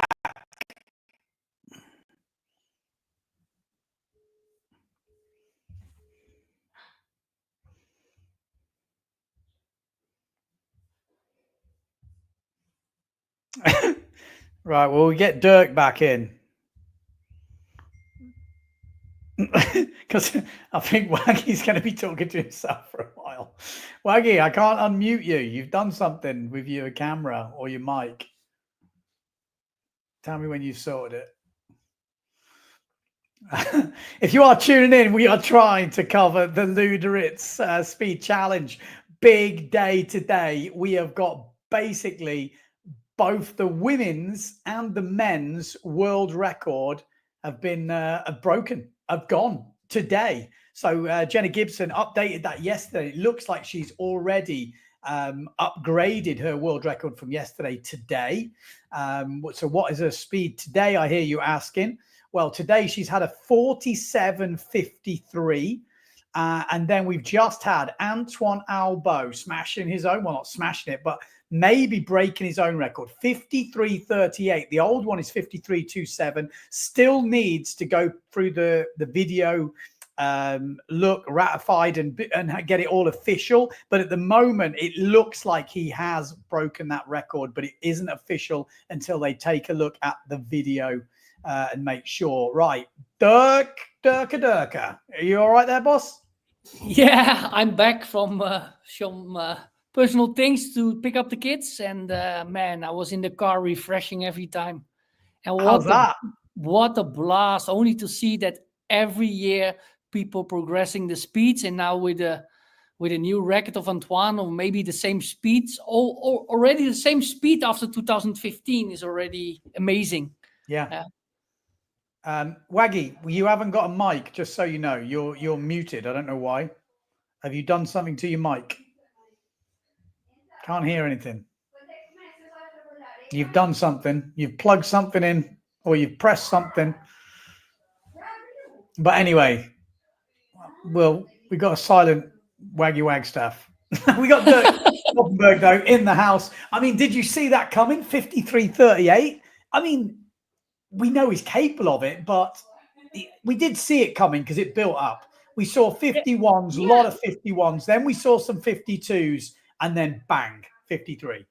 Yeah, when you saw the small content we getting, like the pictures and the videos, and I think because there were fast time coming, and then we saw a degrees, and then I get a new video from the dad from Brandon, and I saw that it was more flat. Than before. And then there was like an hour, the wind died, and then it came back stronger where it is now. And you see in that magic movie you showed from Antoine, hey, he can handle 15 knots more. It was looking very easy. It looked easy. I mean, it kind of weirdly too easy, wasn't it? It looked like, was that the run? That's the only question I've got, because it almost looked too easy. So I'm just trying to find there we go. He's back. And now the latest run is from Jenna Gibson, and it's 45.8. So it seems now that the time's holding back again. So maybe there was only a little wind shift for the perfect conditions, and changing maybe back. You never know. Yeah. But okay, so Ben, I would say I kind of thought that might happen. I think when it gets crazy, I think it's hard to sail it. You know, that you have to be a certain size, I think anyway, to handle that really crazy shit. And I think some of the lighter guys might go a bit quicker when it's maybe, you know, don't get me wrong, it's still windy and amazing, but maybe it doesn't need to be that kind of Antoine Albo record weather, which would make sense. I mean, Albo's 100 odd kilos plus his weight, jacket or something. I mean, he can handle something. If you're in the 70s, you know, it's hard to handle the same as he can handle. Okay. So Ben, speaking with Mimo now, who's right there, he's driving for Antoine. Antoine is using a 5.7. I'm quite surprised. He's still using a 5.7, but the wind is increasing. And that he just did, I'm not sure when it's coming up, but he said he did a 53.4. So that's the one we just seen. That's the one we've seen. Is that the one we just seen? Yeah. Well, but still using a 5.4. The 5.3 is on standby soon, he says. And then he said he had to go. Antoine is calling him, he has to go. So got a quick update from him. The latest from Antoine. 50? 51.8, the latest run of Antoine. Yeah.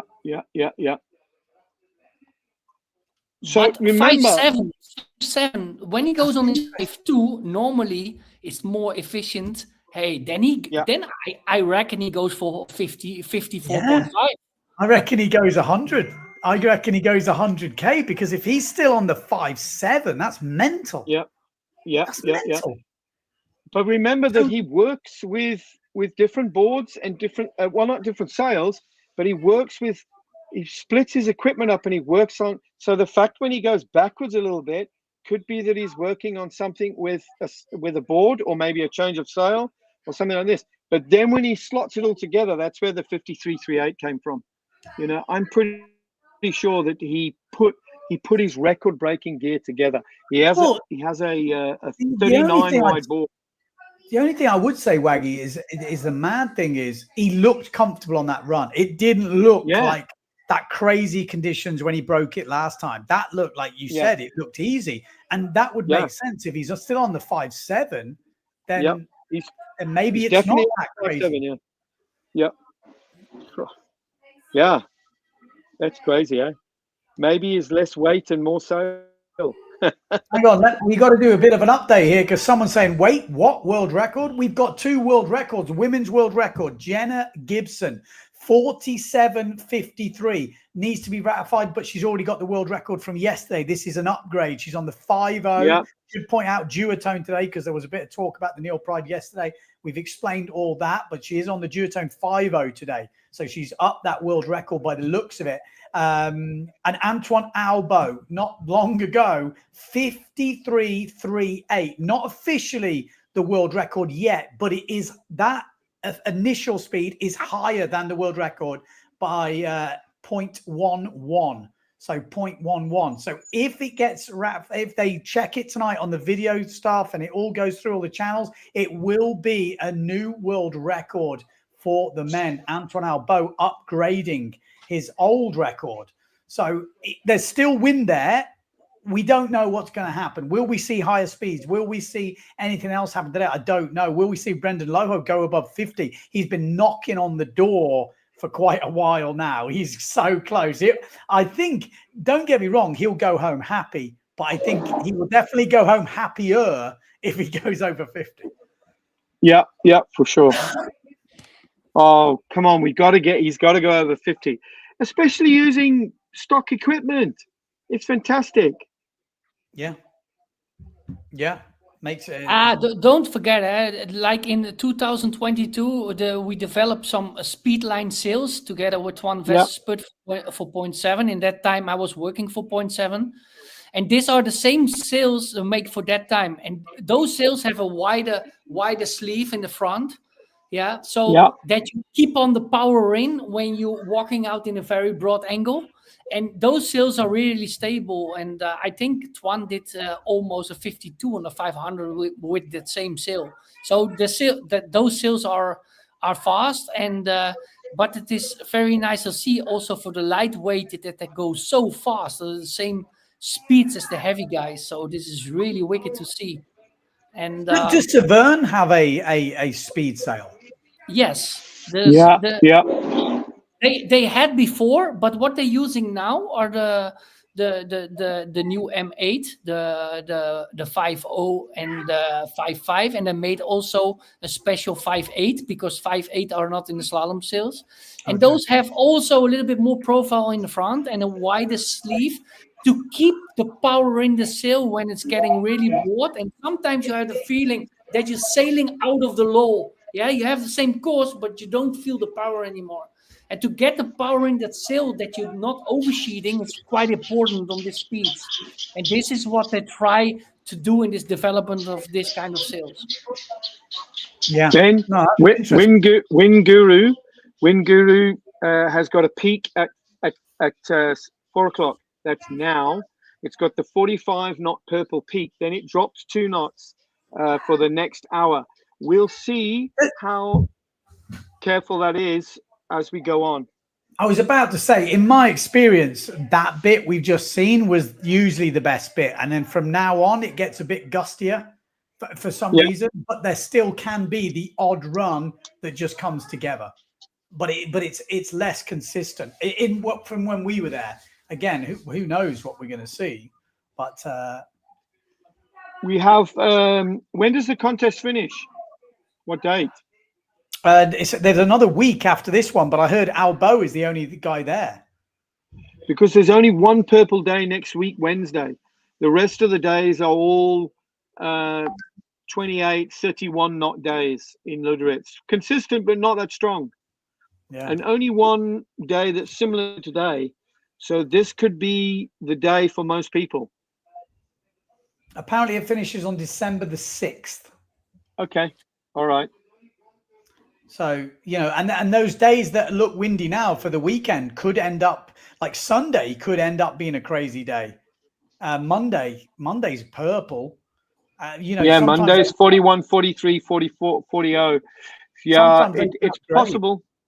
Yeah, it's possible. An upgrade, you're right. So we've still got some options, I think. Some days. When I lived so close, I was already there, I think. Yeah. Yeah. We have so much work going on here. You wouldn't say that today, but Mitch is so busy. Otherwise, we'd be in the car. We'd be driving there. I should have gone with Jaco Wormrands, the photographer up there. He went last week, but there was no wind. And so it's always fickle, isn't it? But when Antoine drove up, he did it in 9.5 hours, which when you think about it, it isn't bad. He went through the arrangement border control, because the last time that he went through the main border, they messed him with with customs. They charged him 450 euros for his gear, valued his gear, and charged him 450 euros, for his gear.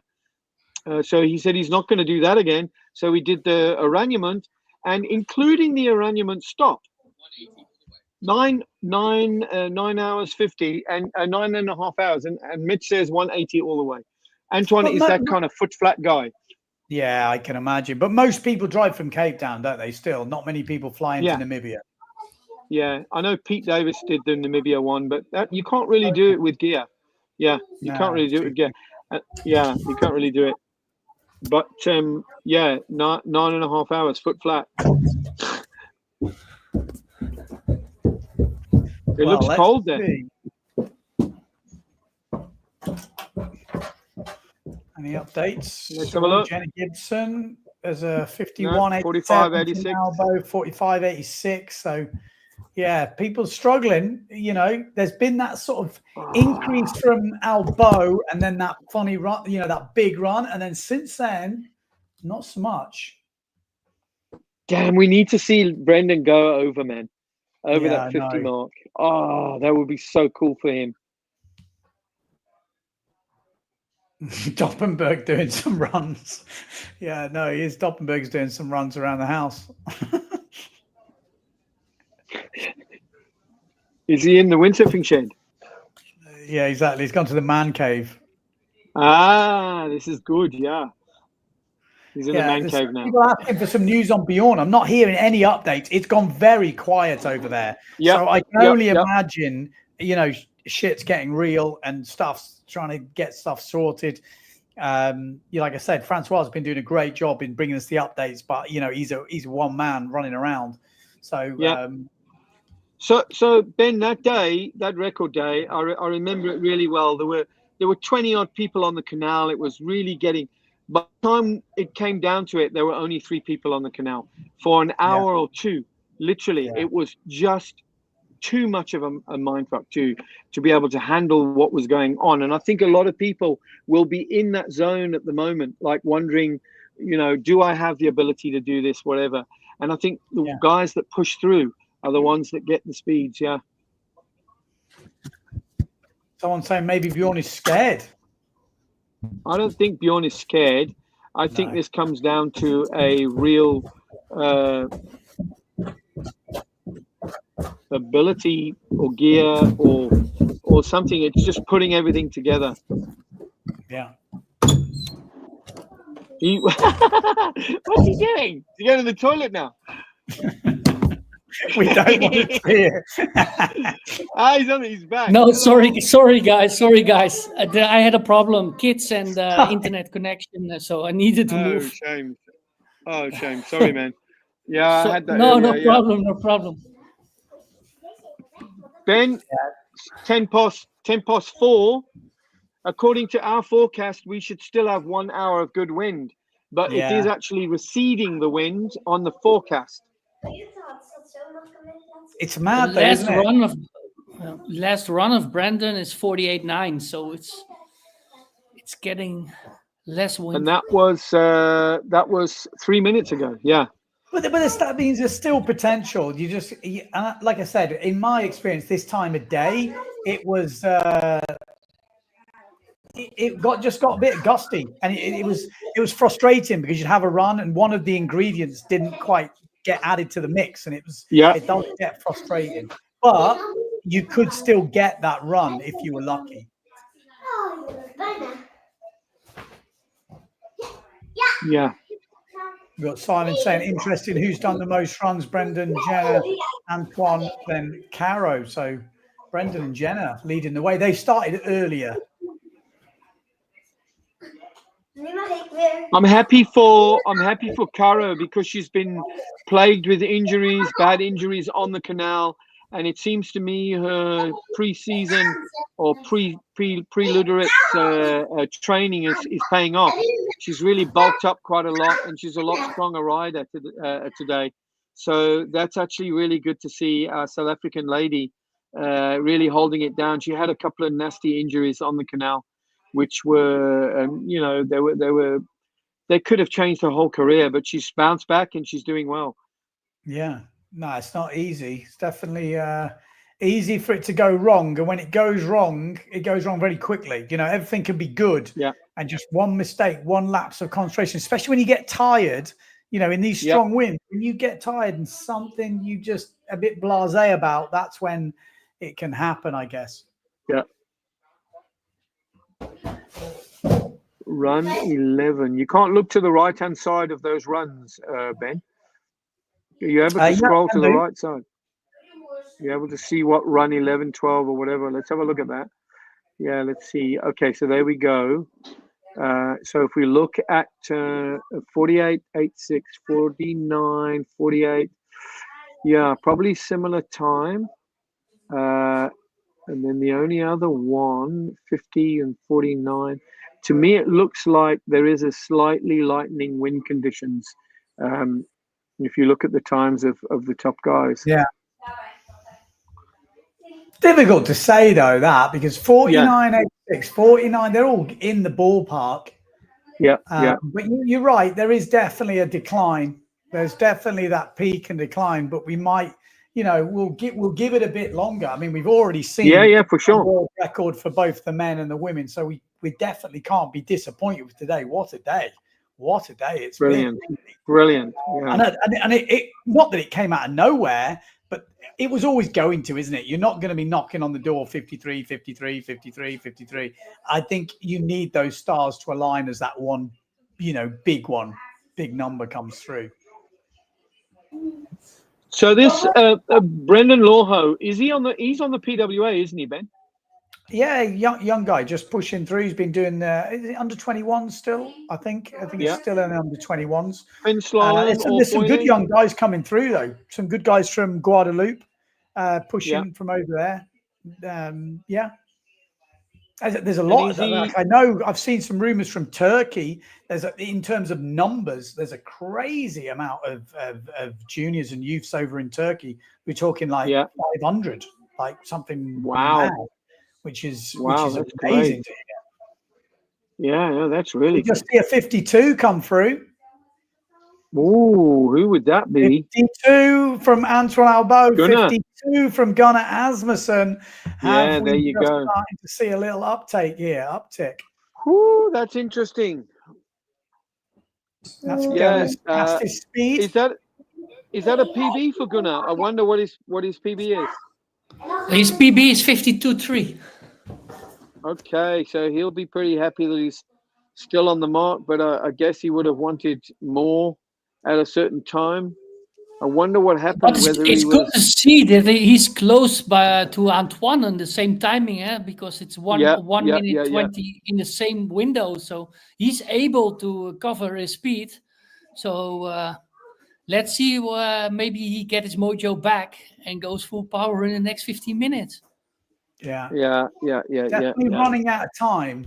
You Yeah. know, time is ticking. Quarter Are we going to past see 4, 100K from Albo, which is 54? Are we going to see Yeah. 54, Dirk?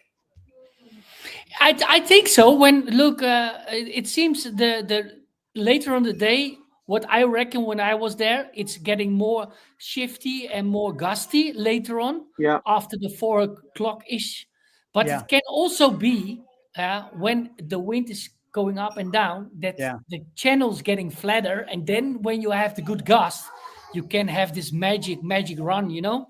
Yeah. And so I hopefully they get, because it's also good to have, like, when you have a gust for 1.5, 2 minutes, it's enough. You need 19 seconds. That's true. That's how I remember it. Like, it wasn't easy, and it's frustrating at the end of the day. But if you stuck with it, there was a lot of people getting that magic run all the way through. And like you say, you had a flatter bit before, so the channel was flatter because the wind wasn't so gust, and then you get that crazy gust.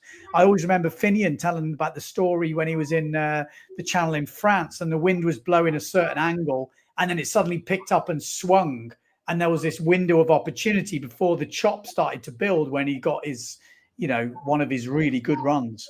And that was kind of interesting. That was obviously a long time ago. I don't know if it was for a world record, but I think it might have been at least one of the earlier ones. Yeah, it's also the story for the rest of the guys will be good to know. We're talking now about the fastest guy, but what is the story from the guys of the second line? Do they have really problems for starting? Or is the wind too much? We never know. And when you were there, sometimes everybody has his story and everybody has his game story. And this is the nice thing from speed. This is also the things what stay in your memory. So hopefully later tonight we get some more information for the other ones as well, because it's quite hectic. I know also when you're there and you think, oh, now it's need to go. Now it's need to be that hectic, and so I'm looking forward. It definitely would be interesting to have someone just there, just to get those type of insights. You know, just those little updates. It doesn't need much, because I know this is nothing to do with the guys that are there, because I know Francois is running all over the place, filming, trying to get everything. But if you just had someone at the start getting these kind of stories of how the day's going, what the struggles are, it really gives you a bit of a perception of everything that's going on, because, you know, we're getting a bit of radio silence here, but I know at the channel right now, it's probably hectic and people are stressing and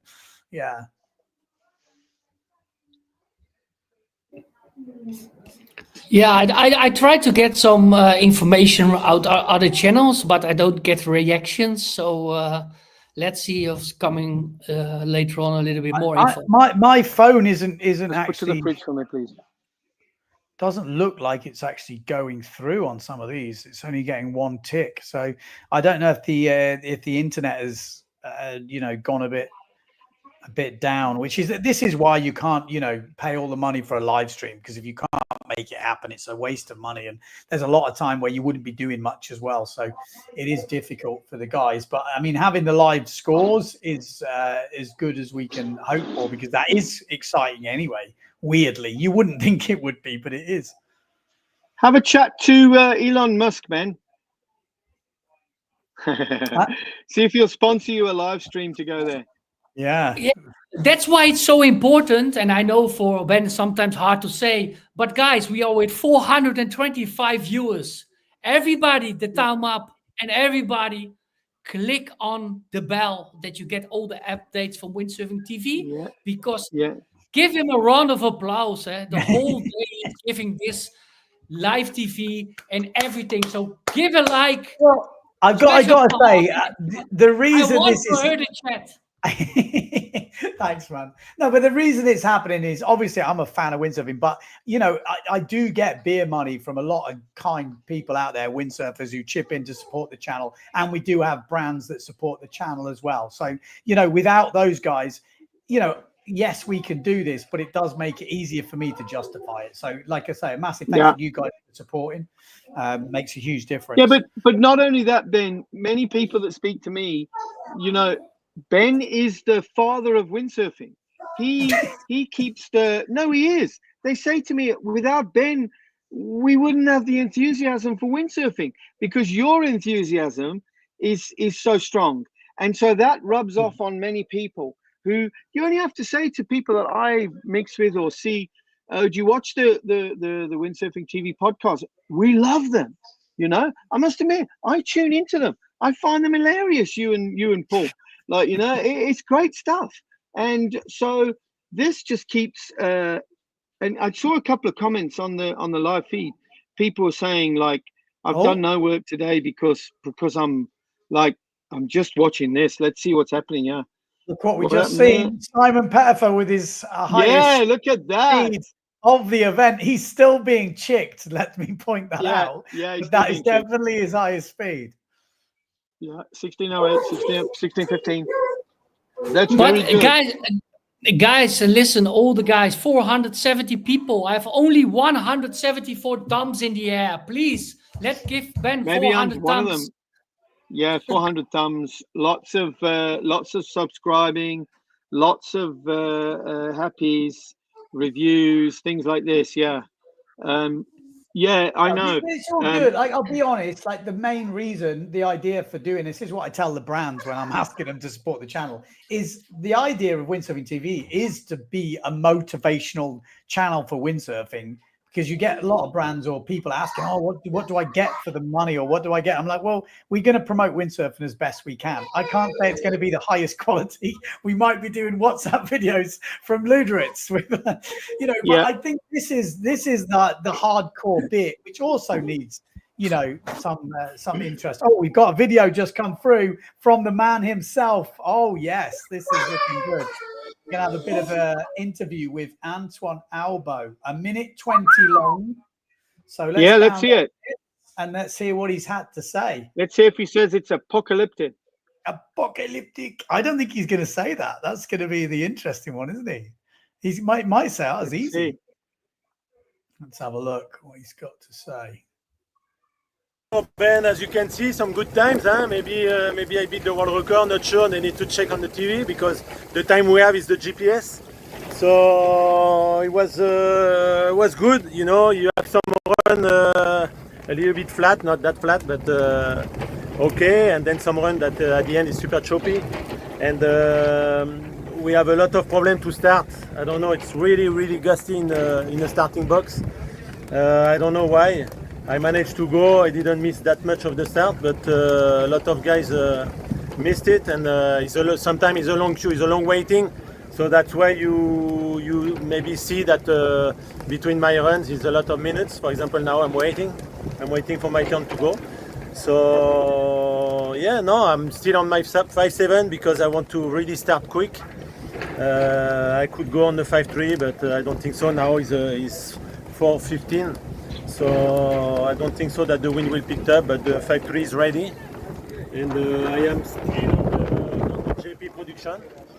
I tried one of my gun, but I was more comfortable on the other one because I used it a lot now, and it's kind of a hard condition. So you need to use something you really know. So stay tuned, and we see what's going to happen. Okay, good luck, Antoine. Thanks. Yeah, interesting. So you see that, Ben? He's speaking about using something that he's comfortable with. So he blends between a few. Look, when I was there, he had 4 boards, but he's got a few boards now, 2 boards, 3 boards. I know I saw him with, and he'll alternate between them, and then he'll have a push when he sees the wind. So he feels that the wind is not going to get stronger now. So that could be it for the day. Yeah. No, that's cool, man. That's good to hear those updates. Let me just say thanks. Yeah. So it does sound like that start's been a bit of a problem. You could tell he's a bit semi-frustrated, I would say, you know, reading in between the lines. I think he could have done more runs today. We've got another video coming in now. Let me see what's on this one.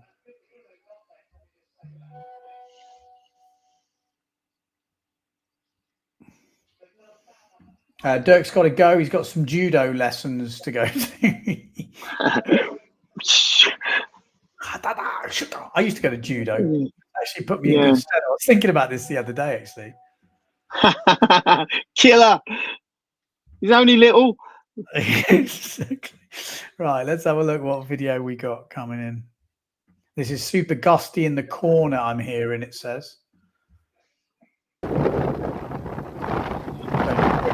Yeah, you can kind of see. Yeah. That's what I remember, that pushing white water look, that almost spindrift there, like blowing. That's what I remember there. And I can see a little bit of sand blowing in the distance. Yeah. Let's have a look. Let's have a refresh. Oh, I pressed the wrong button. Sorry. Let me refresh this one. So, yeah, Gunnar Asmussen, 51.69. Brendan Loho, 46.85. Oh, what a pity. Yeah. Did you hear Antoine speak about waiting his turn? I thought when he was at the level he's at now, I thought he had priority on the canal. So obviously he doesn't have.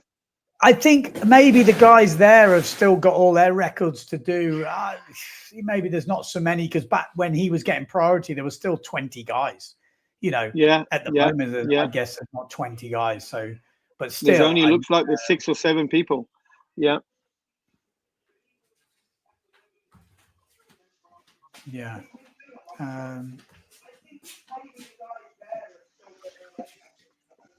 What's this one? Yeah. Do they use new harness lines when they compete? How big are the fins?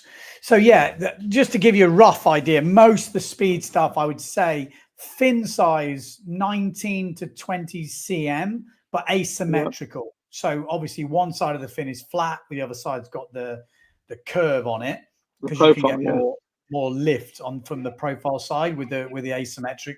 Otherwise you have to go bigger, so it means you can go shorter in the length on the asymmetrical fins, obviously less drag. I'm guessing that's the reason. Maybe I'm paraphrasing a bit. Gear wise, we're hearing 5.7 from Albo, 5.5. Jenna Gibbs was on 5.0. There was a bit of a mixture between a few of them. And obviously carbon fins. Yes, not sure about the harness lines. Oh dear. Is that blood? So it looks like Simon Pettifer has got a bit of a nose job, but a PB. There it is, though. It's 47.33. Let's have a look. Let's have a look. Oh dear, it looks pretty nasty. Jesus. Oh, it's okay. Oh dear. This is it doesn't look great. Let's have a look, Ben. I mean, he's not the prettiest at the best of times, but What happened? Yeah, I hit my nose. Look at that. I broke my PB again, Happy boy, Happy boy. Congrats, well done. Thank you very much. Cheers. What happened? Wow, that's yeah, he connected the mast or the boom there, didn't he, at some stage? Hit my nose. He's gonna have some blue eyes. My PB again, Happy boy, Happy boy. Congrats, well done. Thank you very much. Cheers.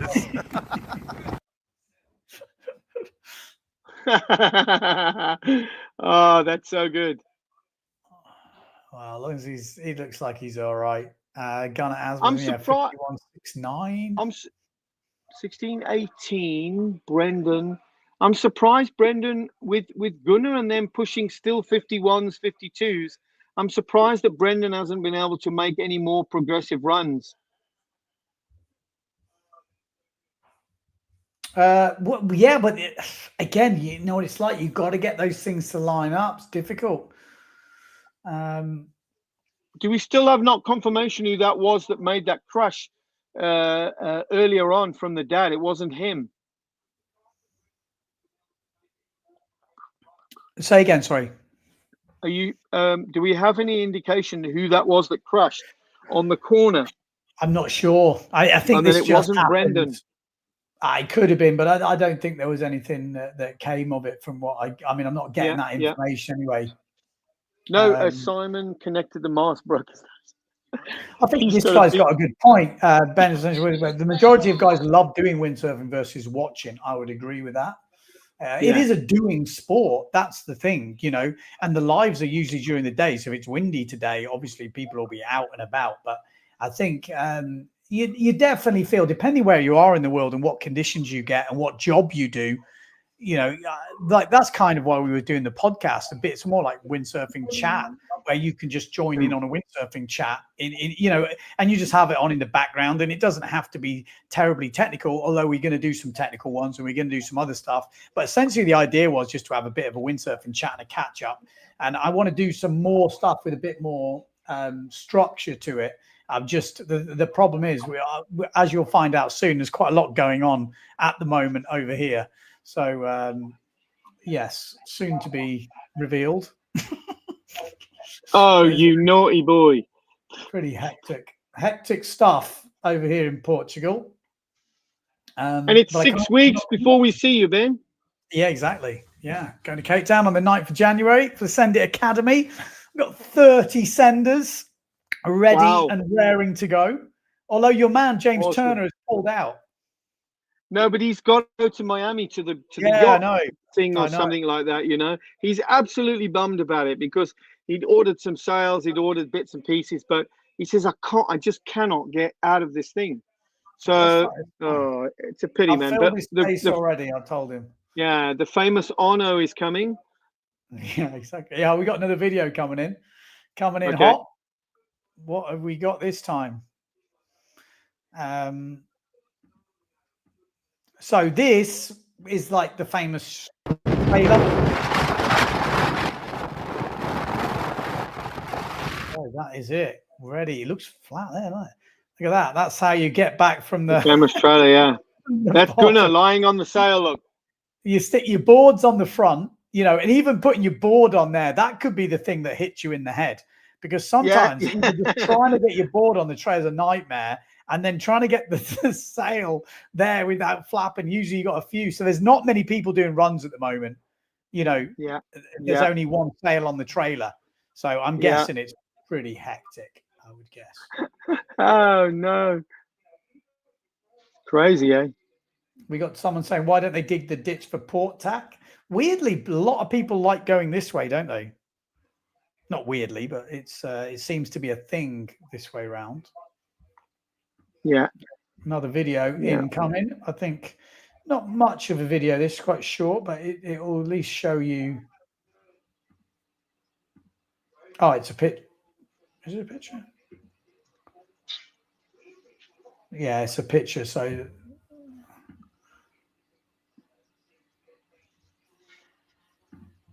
Ben, there was a lot of talk about the canal being at a different angle and things like this. Sorry, you carry on. Okay, so apparently it's really blowing now. Whoa, okay. Sorry. This is what we said, Ben. We said it would carry on. Only 3 guys on the channel. That's it. Yep.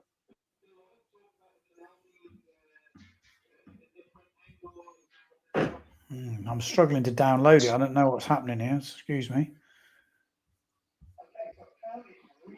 There's videos coming through, but there is some more videos coming. It's not over, people. Don't get too comfortable. It's not over. We've got a few videos incoming. Ben, when you look at that,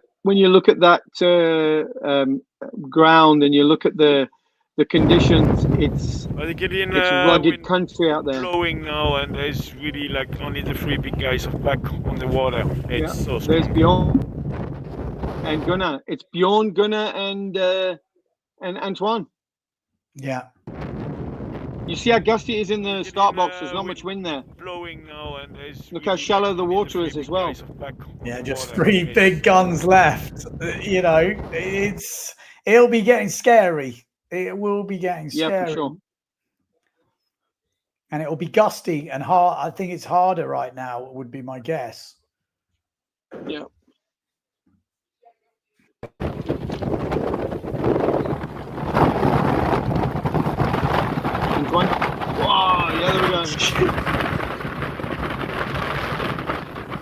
waits. He waits until you he got to sees wait for that. that gust, haven't you? It's so Yeah, difficult. it's You got know, to be when- literally ripping it out your hands before you go.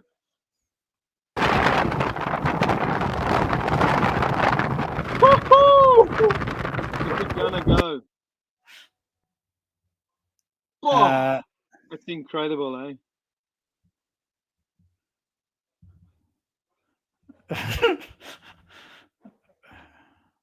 I was just saying to Francois, I owe him a few beers.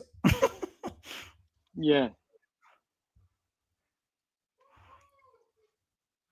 No, it's been good. It's been good to get the updates as well, though. Just these little ones, at least it keeps us Fantastic. in. It gives you a whole picture, doesn't it? Yeah, nice to get those updates.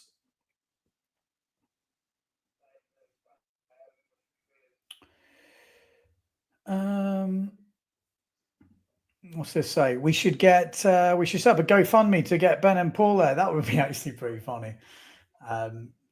Like I say, it's just a big chunk out of your life when you go to Luderitz, isn't it? It's like you kind of got to go for a month, which is pretty hectic.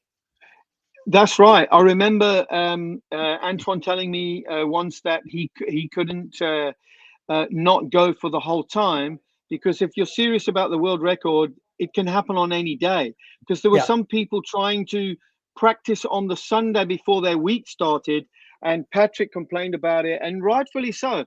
You know, if that's not your week, there was all sorts of issues, and it was one of the big guys. And if you want to break the record, you have to be there for the whole time. And in the past, it was 6 weeks. Yeah, it was even longer.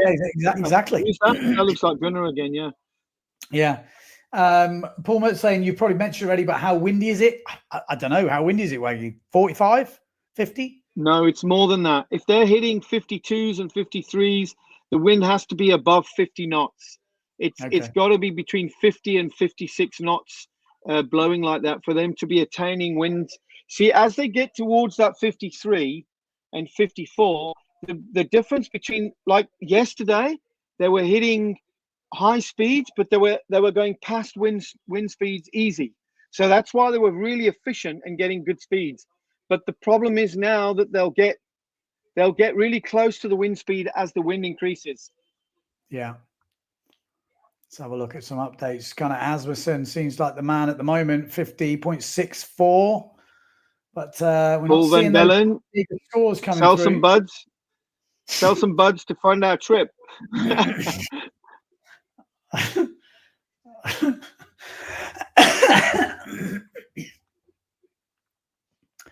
Mike saying, how boring. I want to see some action, mate. Me too. Like we're not in control. We're only getting given what we're given. So like I said, there's 3 guys on the channel. There's no internet down the other end. So at the moment that's what we're seeing. It's a difficult setup out there, I won't lie. And Francois is running around. It's a 500-meter channel in 50, 60 knots of wind. And you know what it's like, Waggy. Just standing there is tiring. It's insane. Yeah. I took a big camera with a Nikon, and I got it out the first day when the wind got up to 40 knots. I had to pack it away because the camera was going to get destroyed. I had to film then the rest of the 3 days, including the record day, only on GoPro. That's the only thing camera that you could get out or do. Or like here now, you're using the phone, which is good, but it's impossible to take. You know, Pete Davis has been shooting photographs, but it's not been in crazy conditions. You know, I've got some video footage of Antoine in the record runs, but it's insane to even stand up and handle cameras or take live stream or whatever like that. So what we're getting here is fantastic. It's all we can get.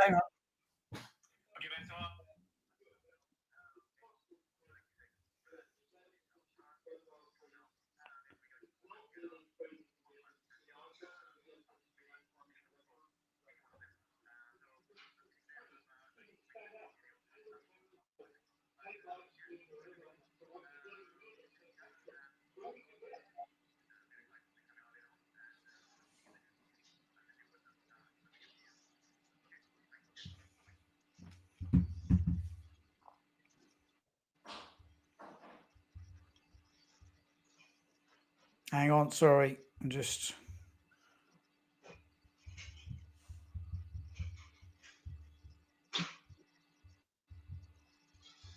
just by looking at that spray that's coming out the back of Gunnar there, going around the corner, it's seriously blowing the spray as well. So the wind is definitely above 45 knots. Okay, so I easy. just heard this. I'll give you the update. I just need to turn up my. It's so strong now.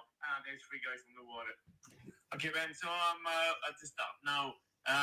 It's like you said, blasting. It's out, man. It's so strong now. There's 3 guys on the water. Gunnar, Antoine, and Bjorn. Start is really difficult for any one of them. So I'm sitting there. I'm not going to make much more video because I'm out of battery. But yeah, enjoy the result. If anything happens, and the record of Antoine will be verified on the camera later on. And I think you get the news in the evening. I'll send you a WhatsApp as soon as I get the photo finished. Okay, thanks for the afternoon. Bye-bye. You get that? Did everyone hear that? Yeah. Yeah. I tried and get a little interview with Brendan because it'd be interesting just to hear how the day went and his take on it. Because it sounds like it's cranking now, but it's hard work. So only 3 guys on the channel. And that could be the last of the video we see, but it might not be the last of the scores. Got to say a massive thank Hans chipping into beer money. Cheers, mate. Good lad. Wow, good lad. Good lad. Also got Tim rocking in with a couple of beers. So cheers. Well done. Cheers, boys. Oh, actually, you've got more beer money. Bloody hell. Cheers. Right. Request, windsurfing. So, yeah, 60 knots. They say, I mean, it's pretty windy right now. Oh, bloody hell. Maybe the guy that said it was boring could chip in some money. We bring him a nice live feed next year. We've got 700 ZARs. Nice. Well done, Andrew. Bloody hell. Legend. Paul Van Bellen. 10 US. Bloody hell. Yes. Here we go. Nice, I'm racking in the Swiss francs today as well. Whoa, look at that. Hey, look. Well, hey. Even got the missus bringing us a beer just for the end of the day. Cheers. Cheers. We're not finished yet, but that's we can definitely have a beer. Cheers, for sure. You got all the throat, mate. I've got me lemon juice here. It's not as nice as your beer, but the lemon juice is good. Oh, beer's good. Look, proper Sagres. Oh, nice. Oh, look at that. Nice. Cheers, boys. Let's have a look at these scores. Let's have a look where we're at. Yeah, go back, see where we are now. See if anything changed. Gunnar Asmussen's putting in a few extra runs. He's doing it every 10 minutes. You see that? Oh, 52. 52. Antoine 52.03 going up again. Could we do it at the end? You see, it doesn't look to me like Bjorn made a run. Looking at those times there. Maybe just waiting for that run, that one run.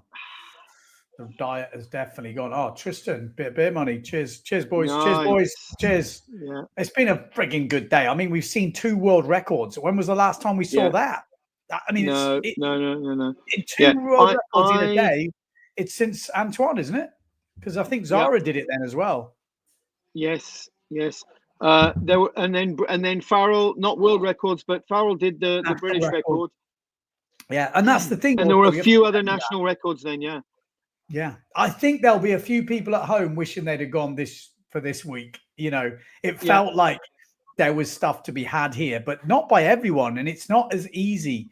You know, and that's the thing that people don't realize. It's not a guarantee, but it is quick. If you can figure it out and you get it together, you can do your fastest speeds in Luderitz. But it's not a guarantee that you get to where you want to get to. It gives you the best chance for sure. For what I'm seeing there, I think that Gunnar and Antoine are the only ones on the canal now.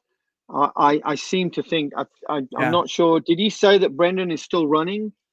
It didn't sound like that, and I think that's one of the reasons he's probably. There you go. Look, there you go. Gunnar went at 16:20, 16:30. Antoine was 10 minutes behind, and Gunnar's 10 minutes behind that. These guys are now gonna roll each other every 10 minutes, roughly,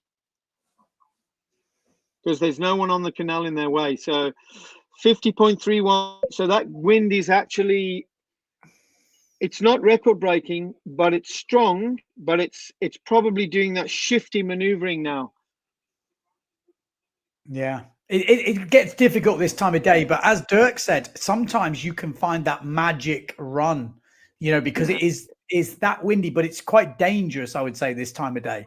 This is when you're tired, there's gusts are happening, but there's some big gusts. And now it's 4:45 now. So now we are well past what we know as the peak time. But we've still got runs going on. We'll see when they stop.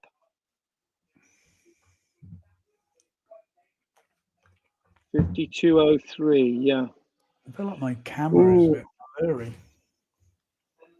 Not that anyone's looking at me, but one of Brendan's best runs yesterday was around 5 o'clock.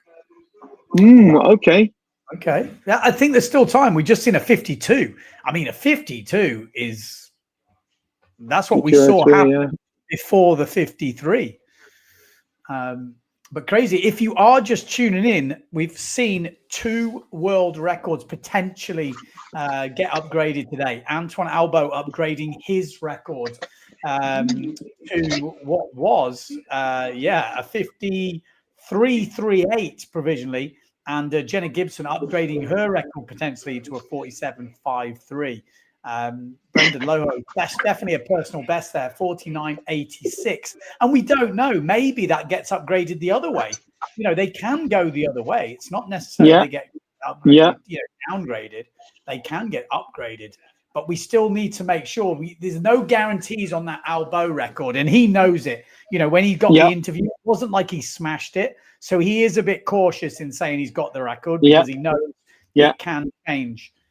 I think he thinks it's close because he's got the GPS on as well, and I think if his GPS had said something crazy, I think he might have been a bit different. So I think he's on the edge of whether it's enough. Listen, he'll be happy to push it up, even if it's half a knot, whatever it is. Yeah, and that's newsworthy as well. You know, you are in the big news when you're breaking world records like that. Antoine 6 times over 52. Yeah, that's quick, man. That's absolutely rocking, isn't it? Original saying, a shame that Vincent Baukner is not there. Agreed. It would have been cool to see because he did equal Antoine's last record. It's very true. Very true. But at the same time, when Vincent did equal his record, Antoine wasn't there. Yeah, that's right. You know what I mean? So it's like, it would be nice. It's like, are they the same person? Because we never see him in the same place. Yeah. Like Superman and Clark Kent, but not quite the same. Yeah. But yes. Okay, go back to the refresh just to see the times between the runs, if any. Yeah. We'll know if things are slowing down then. 16:40, Gunnar Asmussen 50. Okay, we've got a bit of an interview coming up with Brendan Loho. Brill. I just asked his dad to do it just because it'd be nice to, I quite like hearing from them, you know, like seeing them sailing down the channel is one thing, but I actually quite like to sort of hear their perspective almost. Gives you a better sense of what's been going on. Hey Ben, today was quite a windy day and the wind's finally starting to kick in. I'm really happy I managed to go in the good period with not as much wind and the spot was incredibly flat. I managed to do a 49.86, really close to the 50, but if I can't get it today, it's going to be a challenge for the next coming days as the forecast also looks extremely good. Yeah, there we go. So he's quite young, isn't he? He's young and he's small. I mean, it's amazing. Yeah. No, it's good. It's really good to see. And he knows there's going to be other opportunities. Like he said, I think his better runs were earlier when the conditions weren't so crazy. Because the crazy wind is not ideally what you want, or not for everyone anyway. Casper says if Antoine Albo shaves his head, he could go faster. You never know. Could work. I should be fast if that's the case. 1640. Okay, we 1646 now. So in the next, I reckon, in the next 3-4 minutes, you should see another run by Antoine. Yeah, he'll be waiting, won't he? Well, looking at the run cycle, if Gunnar went down 1 minute behind Antoine, that meant that Gunnar was on canal, Antoine was coming back. So now he'll be ready. He should be going down the canal anytime now. And if there's less of them on the canal, it'll happen more frequently as well. Well, Reginald said in France, Antoine and Vincent had a very close battle together with Hans Kreisel. Yeah, it would be interesting to see, no doubt about it. Toby Lane says, great to see some young blood going for it. Totally. Yeah, no, really good. That's awesome. It's such a nice figure to be heading for. You know, let's say you've done over 50, then where's your next goal? Yes, you want to improve, but 50 is such a nice round number. It really is an epic challenge. Who was he? That was Brendan Loho. So doing a, what did he do? A 48, let me check. 49, 980 something. 49.86, so just shy of 50 knots. But it's definitely there. It's definitely there for the taking. I mean, a knot and a bit above Bjorn Dunkerbeck. I mean, that's a big one in itself. Bjorn not doing so many runs today. I heard that, you know, maybe struggling a little bit with the start. It sounded pretty difficult. You know, when Anton's struggling in the start, he is not someone that struggles in the start. So yeah, that must have been tricky. Dunkerbeck, yeah, we've not heard too much from him. Brendan's apparently 19 years old.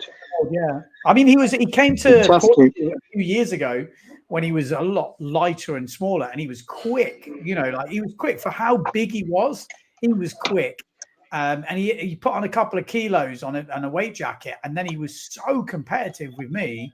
When he took it off, I could smash him, but as soon as he put it on, he was right with me, and I was like, wow, it made so much difference. So you can imagine as you get bigger, you get taller, everything. You know, the weight does make a huge difference. I think Mitch was 19 when he hit the canal the first time in 2013. Also, yeah. He was 2015. He went to jail in Namibia. Yeah, not the age you want to go to jail. Cheers, Dave, for the beer money. Thanks, mate. That's what a legend. I'm just having a look. Oh, thank you, David. Cool. I pressed the wrong button. I'll get you a few beers when I'm over there, Wag. Oh no, it don't matter. You're not on the beers anymore. Have you given up? Not at weekends. No, weekends, yeah. Richard said, when I was 19 years old, I weighed 70 kilos. I now weigh 90 kilos. Imagine how fast Brendan will be in the coming years. Oh, yes. Do next year. I'm going to say, I'm pretty sure he's going to. It's a hard event to keep doing this event. You know, and people say, oh, you know, a lot of the older guys do it. Well, you know, it isn't cheap. You've got to find the time. You've got to find, you know, that motivation, where you want to do, you know, and there's certain things that sound stupid come with age, doesn't it? And I think the speed thing and those goals of certain levels before you get too old, let's say, you kind of think, oh, yeah. Okay, I want to hit those. And you've got more time, maybe. Some people haven't, but a lot of people have got a bit more time as they get older, and they can set themselves this little bit. And obviously, like I said, you need a bit of money as well. A lot of people trying to get sponsored to do this. I know Jenna Gibson, I was saying to her, just put it out there, because you're definitely capable of doing it. And I believe she could do it. It's not cheap. Listen, how much money would it? Yeah, how much money would it cost for Red Bull to sponsor speed sailor athletes who are in the upper echelon? I mean, they should be right behind Jenna Gibson, because this is an extreme sport. And look at what Bjorn's done with Red Bull, with all the videos and things like this. I mean, this is a lady, and she's doing incredible speeds. What Red speeds. Bull are worried about is you go and sit in the desert for 6 weeks and nothing happens. You know, yeah. And I think I can see that. but if you've got the money, you could do it like almost Storm Chase style, where you fly in just for it. Because the biggest problem with Luderitz is getting all the timing and all the official stuff sorted. But a lot of people could go there GPS. Yeah, for sure. But Luderitz would be the cream on the cake, right? Because Red Bull with an athlete like Jenny, they could sponsor her to go to all those La Palma events where they getting a really good success rate, and that extreme conditions down there would be great. And let's face it, our athletes need assistance to get to these places, and then surely it would give, let's say, the coverage for the rest of the year at La Palma would give enough coverage for them to be able to get behind them for a Luderitz trip. Do you know what I mean? Like, you know, with a team of guys who will photographer, do the photography and stuff like that. It would be fantastic. Anyway, I'm just dreaming out loud, like, you know. No, but it's definitely possible. I think these world record runs are definitely possible, and I think it's easier for, you know, like I said before earlier today, it's easier for people to get behind because they know you're going for a record. You know, like, and I think Jenny and stuff could do well here. Yeah, Tim, I think Ben knows. I think Brendan's wearing 12, 15 kilo or something. What's he wearing? Yeah, I think something like that. Definitely above 10. In between 10 but and not 20. 30. Yeah, no, 30 puts too much. 20. It puts too much stress on the body. 30 kilo. Also, you I can't remember. float it. If you have weight on, your buoyancy aid has to float the weight. So if you have 30 kilos, like 30 liters of buoyancy or whatever it works out as is a huge amount of buoyancy. So it's not so difficult. So just so that the guys know, when you go been on to here working and he's chipped in some beer money. Wow. Sorry. Wow, that's fantastic, Dirk. Well done. No, Thank you. you. Need to do that, but thanks, mate. Yeah, but just so the guys know, when you go to Luderitz and you have a weight jacket on, it's first of all, it's a buoyancy aid. Okay. Secondly, it's a weight jacket. The weight jacket, the amount of weight that you put in the jacket has to float in the canal. It's what the WSSRC guy does. They're the official. He checks that all of those weight jackets float because he doesn't want somebody crashing, knocking themselves out, and they got to go fish them off the bottom of the canal. It's got to float you, you know. So that's one of the rulings that they have. Paul, the entry cost is 1,200 euros per week. Yeah, 1,250 per week. now. Yeah, I think it's dropped a bit. And then Braggy was saying there's some sort of couples deal. So if you that's a Ben and Paul maneuver, surely. Exactly. Maybe we can get us a couples deal, 900 each. Apparently. Yeah, it's $1,800 for. I know Jenna and Thingy, Simon are on a couples deal. He said that they'd introduced it this year. So I would say that that's what Caro and the other hubby is doing. Just so that you can. Grey hair or bald is quicker. Or that's a question. Grey hair or bald is quicker. I don't know. I would say bald is quicker. I would say melon head is quicker. You definitely look quicker with the melon head, Ben, in that video. Sure. What did they say? Andre, the same for Brendan. Man so young, 19 and pushing the limits on everybody. Yeah, good to see some young guys in the speed because I think that is cool. I think I'm surprised we don't see more PWA guys. It's end of season. I know it's not ideal timing, but it's not bad timing to maybe have a crack at it. But yeah, I'm surprised. Is there refreshes because that's 15 minutes now? Yeah, I think we might be done, but we do have Nevin with a super sticker. Well done, Nevin. 20 quid, fucking hell! We're going to be racking up the beers. Cheers. Well done, Ben. And like I said, even the guys that are not putting in now, I know have supported the channel and put the beer money in. Like I said, you guys are making the stuff happen. Don't want to sound like a broken record, but it does make a difference. So massive thanks. I am going to be giving a load of new hats. Look at these. I've got some random colors. This is a bit random, isn't it? It's a bit like that purple's nice. That's really good. That's a feminine color. We got, nice, mate. I've got a bit of everything. I've got a bit of. That blue is also nice. Come out the ears, so I'm ready for Christmas. Even got some kids' hats now. Oh, lovely! I'm going to be doing the old Santa Claus thing soon.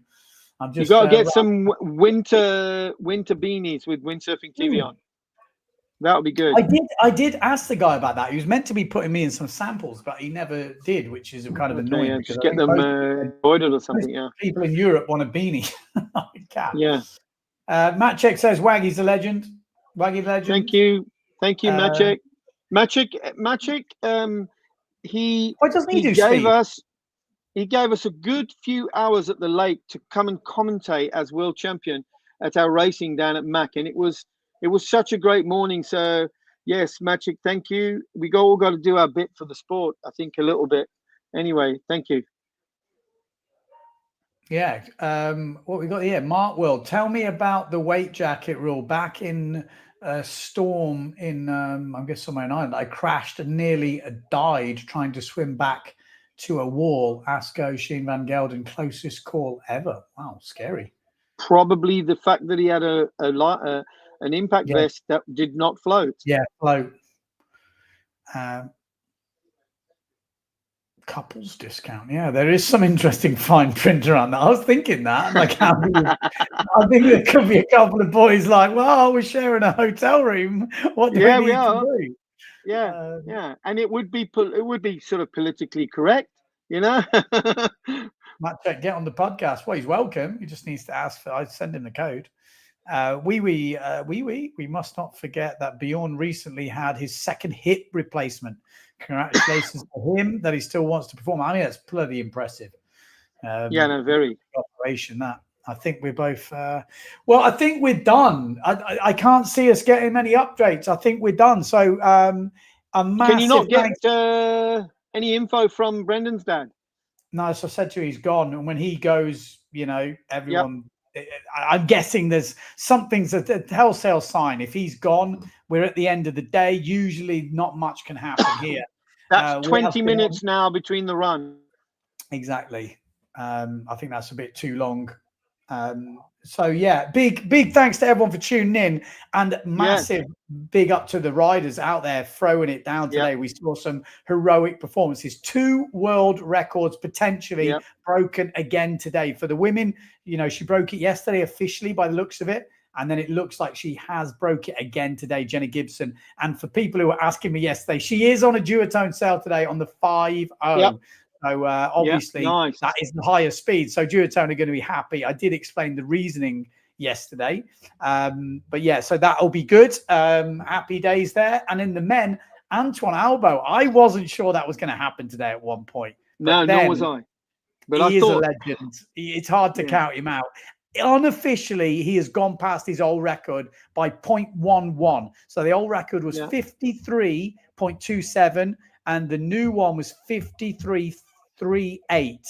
As far as I remember, nice. Let's hope that he gets, just even if he ups it a little bit. Yeah, Ben, for me, let's not forget Brendan Loho. What a fantastic achievement today. And I don't think we should write him off just the rest of the week. It's still windy, and I think because of his weight and his experience, I think he's better. He could push through into that 50 knot mark in strong winds tomorrow, but not super strong winds. Do you know what I mean? I think he's got a chance. So people should keep an eye on this scoreboard. I don't know if you're going to be about tomorrow, Ben, or anything, but I think it could be pretty good, and we never know. It's unpredictable up there. You know, it can be super windy. You not even know. Keeping my eye on it. If it looks like we could see records being broke, I'll definitely get on it. Let's see. Thanks to everyone for tuning in. Thanks to everyone who chipped in the beer money today. Just Peter Tango's put in some DKKs. 100 DKs.